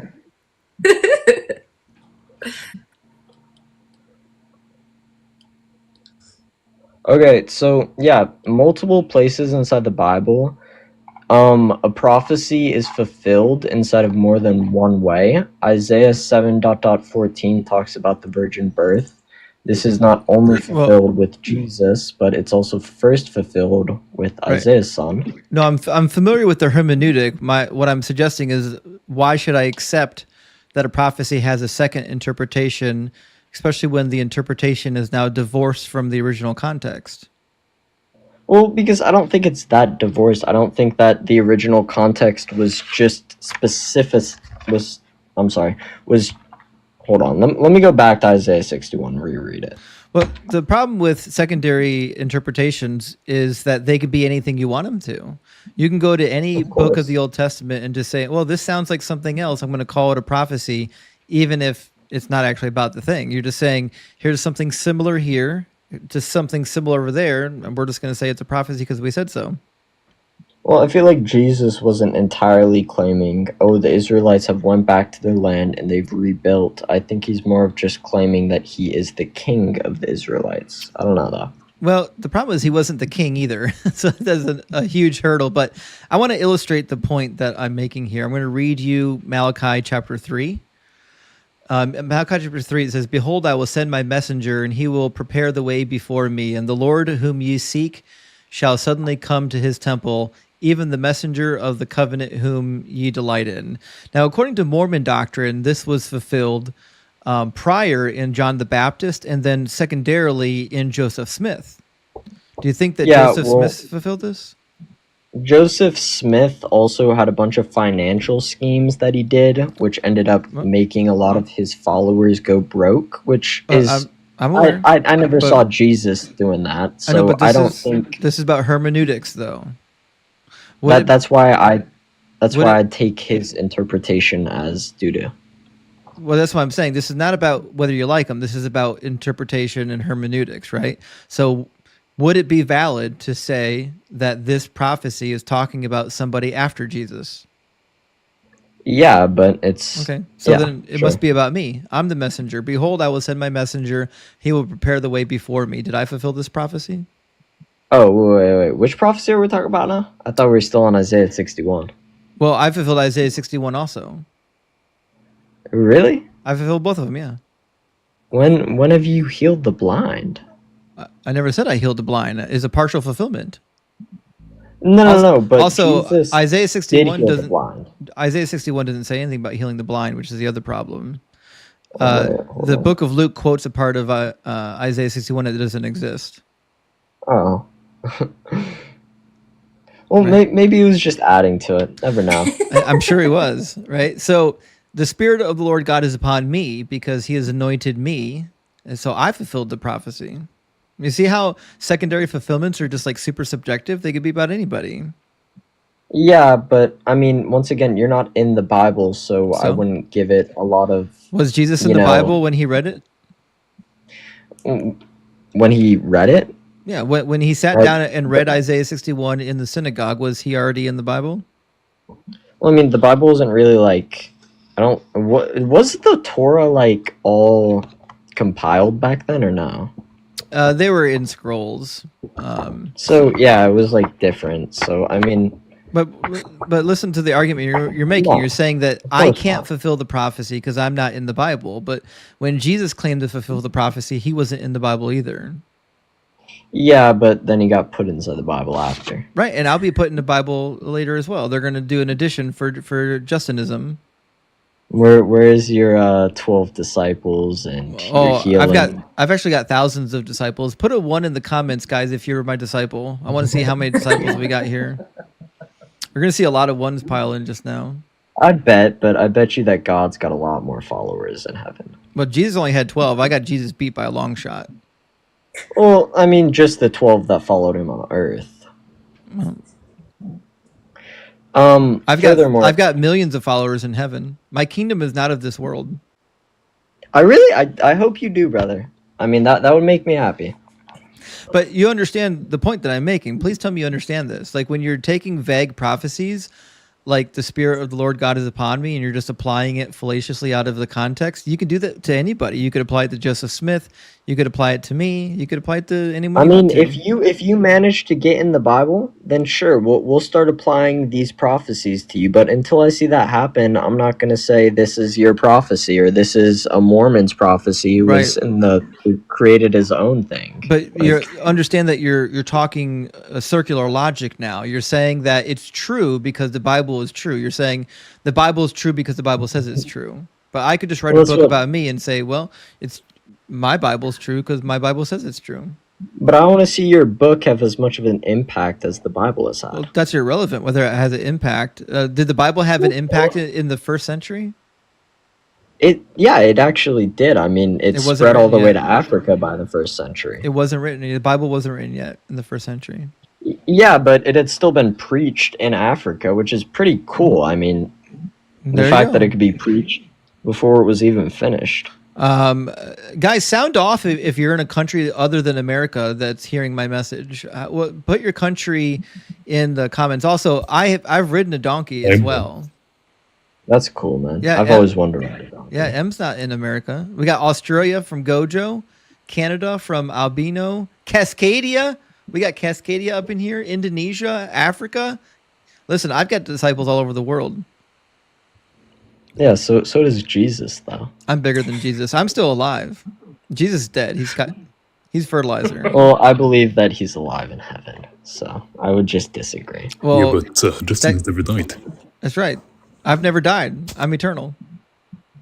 I mean, I bet you that if someone were to drop a atom bomb on your city, I don't think that you'd still be standing. But don't put the Lord to the test. Yeah, that's just what you think. It's not true.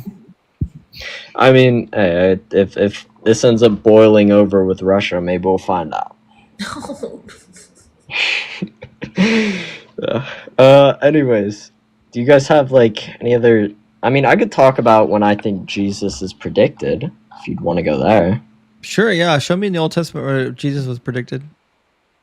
I would say Isaiah 9.6. All right. Why do you think this is about Jesus first? Because the titles in it are. Well, where'd he go? Oh no, we lost him. Don't. Oh, he'll come back. It's got to be an accident. His phone probably died or something. We'll give him a second to come back. Cool. He was so nice. He was very nice. Very nice. He's back. He's back. Meatball, we thought you rolled away on us. Yeah. A moderator kicked me. I don't know what's up with that. No, a moderator kicked you out? Yeah, it might have just been a mistake. Oh, maybe it could be. Come on, it wasn't me, I promise. I do have to say, I'm currently my phone doesn't really work with a charger outlet like a normal one. I have to use a wireless charger, and my phone is getting low. Whenever I put the wireless charger on, my phone you can't hear anything going in or out. So I'm gonna have to end up dropping off here in 5 or 10 minutes. But we could continue with this. Sure. I'll start by asking two easy questions. The first question is, why wasn't this quoted in the New Testament? What do you mean? Why wasn't it quoted by any of the disciples and Jesus? Isaiah 9:6 doesn't actually get quoted in the New Testament. Why do you think that is? I don't know. I mean, I've never thought about that. Well, the reason is because they don't actually know how to read Hebrew. They're constantly reading from the Greek Septuagint. And if you read it in the Greek Septuagint, it turns out that it's drastically different than in the Hebrew text. But we're gonna read both of them. I think you should clarify who they is in what you just said. Oh, yeah. Well, I mean, so the New Testament authors, in this particular case, the anonymous authors of Matthew, Mark, Luke, and John. If they had known, whoever wrote those Gospels, that this was that this was a prophecy about Jesus, I think they would have liked to pick up on it. Certainly, this would have been helpful to their case, but they didn't. And Well, I mean, most of the prophecies that they are like honing in on are mentioned. I just don't think this one exactly is one of the prophecies that any of the authors focus on. Like Micah 5.2 is focused on. right. Well, let's read this one first, because this one's really interesting in both the Greek and the Hebrew. So the English translation from the Septuagint, this is going to be the Breton Septuagint, says, for a child, or because a child was born to us, a son also given to us, whose sovereignty was upon his shoulder, and he is named messenger of great counsel, for I will bring peace upon the rulers and peace and health to him. It's a pretty big departure. This is what we call an enthronement song. So like when a new king was coming of age, was getting close to their enthronement, they would write these enthronement songs. We see them quite a bit in the ancient Near East, and there's like these really grandiose predictions about how great the king is going to be, and that seems to be what's actually happened here. But what's interesting is it doesn't work out in Greek or in Hebrew, because it says a child has been born for us. It's already in the past tense. This is not a prediction for a child coming in the future. It's a child that's already been born. I get that, but inside of Christian theology, we believe that Christ was alive even before he was physical. We think that he was alive, but was he even born? At the beginning? Because Jesus in was a sense, eternal. Born. I don't think born is the beginning of creation. Right. But it's saying a child has been born. Right? Yeah. And this was written before Jesus, so it couldn't have been Jesus. Well, I mean, he was already born in heaven. He was already created in heaven. He was already alive, but he had not become a child yet. Right. Hold on. In fact, the word here in Hebrew for bearing a child is a form of yulad, which literally means to bring forth a child. Yulad. Hold on. Justin, did you say this isn't in the New Testament? Yeah. Isaiah 9 gets quoted at the beginning of it. So when you go to the beginning, it says, people who walked in darkness have seen a great light. Those live in the land of deep darkness. A light has, that gets quoted in the Gospels. Well, I mean, it's a prophecy, so it's supposed to be predicting the future, and so it's in the future tense. Except for the part about the person being born, because the person being born has already been born. And it talks about what's going to happen later once he takes the throne. Right? It says, a child has been born for us, a son has been given to us, and authority rests upon his shoulders. He is named Wonderful Counselor, Mighty God, Everlasting Father, Prince of Peace. And then we get future tense language. Great will be his authority, and there shall be endless peace for the throne of David and his kingdom. He will establish and uphold it, which is a second problem. Namely, that Jesus was never on the the kingly throne.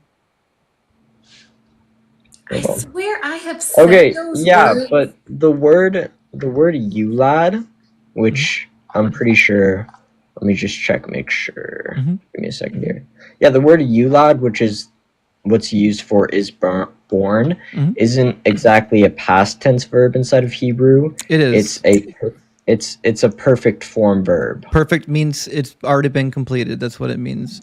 It means that it's in the perfect tense. It's a perfect passive, which means it's happening to the child and it's already occurred. It's completed. Hold on. So I know you're probably Googling how Hebrew grammar works, but I'll cut to the chase. I already know Hebrew. I'm just looking what perfect tense means. I'm not that on grammar. I'm gonna be honest. I don't even know what like a noun is. Right. Oh. I'm just kidding. I swear I've said that as the narrator in a nativity play when I was a kid. It's in there, yes. Like every nativity play includes this passage, Yeah. but it's not I quoted in the New have Testament. what? I could be wrong. Maybe it's quoted outside of the Gospels, but it's not in the Gospels. Somebody fact check me. Maybe I'm wrong. I have like songs in my head now that I sang as like an 8-year-old. But they even the Charlie Brown's Christmas cartoon includes it. Oh yeah, Linus says it. Mm-hmm. Yep. I said it, and the government will be on his shoulders. For So, I mean, yeah, I get where you're coming from 100%, but I mean, the Bible is written weirdly. I mean, this isn't the only time that we see where grammar doesn't matter. This isn't the only time where we see like phenomenons like this. Like what? Later, where a future tense or a past tense verb is used for something that hasn't happened yet. I actually disagree. I know that people say that, but I can't think of a single instance in the Old Testament where it talks about future events using past tense verbs unless it tells you that it's specifically going to do that. So, for example, when you go to Isaiah 14, it's using past tense verbs to describe something in the future. But if you read the context, it tells you that that's what's happening. It says, in the future, when the king of Babylon falls, take up this taunt against the king of Babylon. Because at the time he's going to say the words, it would be in the past tense. But at the time the words were given, it was before the events happened. So there are cases where that happens. Wait. Hold on. I'm thinking now. Give me a second. I think that was too much. Oh, okay. I just had like a brain fart. So, I'm pretty sure I got to go look into it a little bit more. But we believe also that the Israelites and some of the prophets like Abraham weren't saved exactly because they did righteous deeds, but because of Jesus, even though Jesus hadn't come yet. So I think that even though his sacrifice hadn't happened, God still knew it was going to happen, and it still had been in effect. Could God have forgiven people without killing Jesus? Yeah, but I don't think it wouldn't have. I think that if God did do that and we just completely got rid of the whole Jesus story, I don't think the Abrahamic religion would nearly be at the state where it is today. And that would also get rid of Islam. That's a different conversation altogether. I just ask, is God capable of forgiving us without killing anyone? Yeah. Okay. So why add the unnecessary hurdle to kill his son and then require that you believe in this nonsense before you can be forgiven? And also, Islam is equally big and they do not have that story. Bro, I love you. M, are you from like Russia? I am not. Dude, I love your voice. But his location is not allowed to be revealed. I'm sorry. He sounds like a Russian interrogator. Like a badass, I know. Yeah, exactly. Anyways, so I mean Genesis 2.2 doesn't that also use a perfect tense verb when it talks about finished? Genesis 2:2, let me see. It says on the sixth day God finished the work that he had done. Yeah, that's a past tense verb. A perfect tense in the Hebrew. So yeah, that's completed. Yeah, but I mean, hold on. Actually, I guess that just give me a second. My bad. Mm-hmm.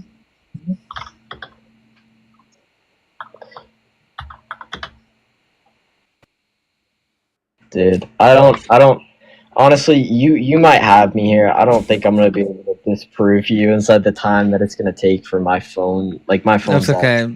I've been at this a little bit longer than you. Don't worry. I've heard the arguments already. But listen, there was a time I was a young apologist on the internet doing what you're doing. So just keep at it, keep studying, and one day you'll be a great atheist. I'll welcome you with open arms. Thank you, brother. Thank you for having me up. It was a pleasure. All right, have a good one. Thanks for being polite. What a nice guy. Isn't it crazy that we got these young people in here that are like 19 years old and they're that kind and polite. Then you get grown ass adults up in here acting like absolute buffoons. And people are like, young people aren't the same anymore. They're so disrespectful. Like, have you seen grown ass adults? It's crazy. Oh, yeah, he was very kind. He was very kind. All right, let me grab a couple super chats, guys. It says Jay Corling. Thank you for the super chat, by the way. He says, if wit was shit, your last caller would be constipated. Oh yeah, I see what you're saying. If wit was shit, your last caller would be constipated. That's good. Listen, that's some good play on words you got going on. I really appreciate that. Terrence, thank you for the hat. I appreciate the hat too. And Jim Nasty, thank you so much for the $4.99 super chat. Says TikTok Courtney is spiraling and has revisionist history memory from her failed debate last year. Her eyes have gotten more Carrie-like. Yeah, she's spiraling out of control. Actually, I was just talking to Rabbi Tovia about her because she's so vitriolic. Like her behavior is so like venomous. And like apparently like she stalks him. And I knew that she stalked him because like all of her videos on her YouTube channel are about him. But like apparently she stalks him in person, like shows up to his events and like all kind of, yeah, she's out of her mind. She ain't right. She got problems. Oh no. Some people need medicated. Eric, thank you so much for the super chat. It says bed bugs are a great counter argument against intelligent design by a loving God. Hint, it involves the phrase traumatic insemination. Oh my gosh, I forgot about bed bug insemination. And ducks. Have you ever seen ducks the way that they're like? I've read about it. I have not seen it. I have only read about it. Yeah. Yeah, definitely, guys, look up traumatic insemination. It happens in a number of different species, and it's wild. Andy, thank you so much for the $5 super thank you. I really appreciate that. But you know what? It's perfectly expected in atheism because the world we live in is a product of chaos. We would expect there to be some forms of life that have violent insemination practices. Taryn, thank you for the $5 Aussie chat. He says, in Australia, we had an unmarried female atheist prime minister. Let me read that again. An unmarried female atheist. Oh, hell yeah. W Australia. And Terrence, thank you for the glasses. I think if I remember correctly too, Australia is only like they're like damn near 50% like non-believers, aren't they? Like it's not a super religious country. I didn't know that. Like they've got a contingency of Christians and also Muslims, but most people aren't really affiliated. But yeah, big W there.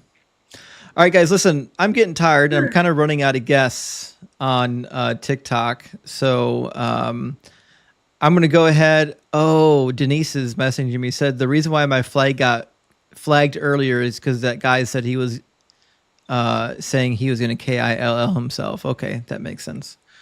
Yeah, I was wondering why my live got flagged earlier, but we made it through. But guys, thanks so much for being here. If you're not following Sarah or M, please do. And Sarah's also on the YouTubes. You can find her at Leaving Faith on YouTube. Oh, and we have a new episode. That's right. We just dropped a new episode of the Evangelical Bible Study. We're still in Genesis. Genesis it's a slog. It takes a while to get through it. But we'd love to hear your comments. I have a question, please. Mm-hmm. Yeah. The first one is for you, Justin. Do you have a schedule tomorrow? Like unapologetic and later in the day? So let me double check the Discord real quick to see if there was a time. But I think we're going to be going live tomorrow on Unapologetic on the YouTube channel, probably either 9 or 10 in the morning. Let me double check. I wouldn't have a time yet, but I suspect we're still going to be going in the morning. I'll I guess I can make an announcement if we don't in the Discord. And the second is for Sarah, please. Yeah, I wanted to know what your thesis was on for your PhD. Oh, I'll be slightly general, just not to make myself too searchable, but I looked at the role of inflammation in cancer-related fatigue and how particular flavonoids could reduce that chemotherapy and cancer-related fatigue. Oh, thank you. You're welcome. So for the big brain people in the audience, that's what Sarah did her PhD dissertation on. And Em, you're in the medical field too, right? I just finished medical school. Yes. Big W. So you understood some of that. Certainly.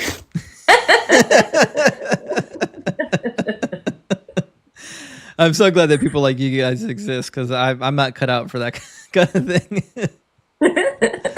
All right, guys, thank you so much for being here. Em, thanks for joining me. Sarah, thanks for joining me. And we'll Thanks be for having streaming me. anytime. You guys are always welcome up here. And to the mods, if you like see Sarah or Em or Ian or Deconstruction or Blitz or Joel or Mezzo, if you see them in my guest box and I don't notice them because I'm busy arguing with Joe Bob, you're always welcome to bring my friends up. But guys, thank you so much for being here. I really appreciate all the kindness and the support and the chats and the super chats and the gifts. Is somebody live right now that we can go raid? Let me check. Yeah. Let's see who's live. We got to raid somebody. Somebody's got to be live. It's Saturday night. Have faith in it. Now, faith. Now, watch. I love watching live debates. Every time I hear someone say, "Now watch this," I know something ridiculous is about to come. It's never good.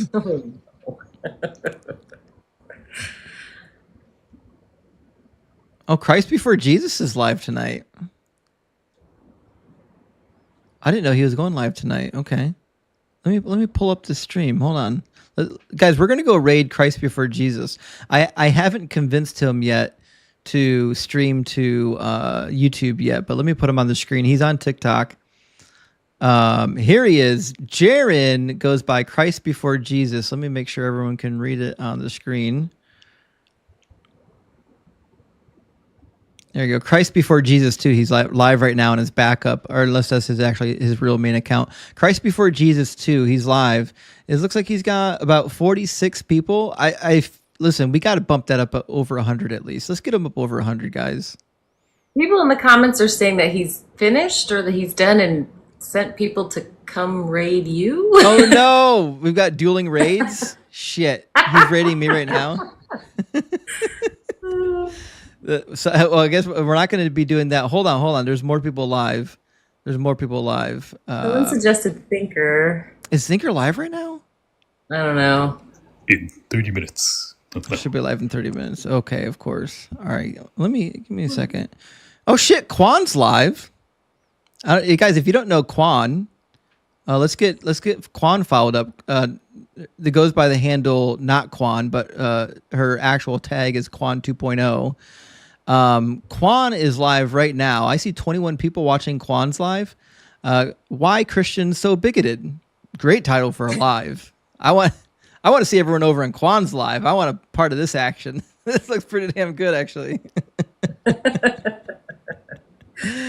All right, Quan. I see 23 people in the room. I don't know why it's not at 50 yet. Let's bump this thing up. I'll see you over there in Quan's room actually in just a second. As soon as I end my stream, and we can go, harass people in the comment section and shout at them like we're at a ball game and like we're shouting at the umpires. Be a good time.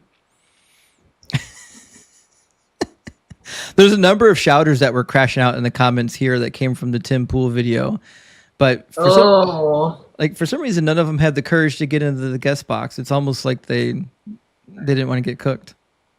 I muted somebody. There was one person who kept shouting the same thing over again. Well, I muted him. That'll get you. All right, guys, go tell Quan that Justin, Sarah, and Em are giving him a raid. I'll meet you over there in just a second. Thank you so much for spending your night with me.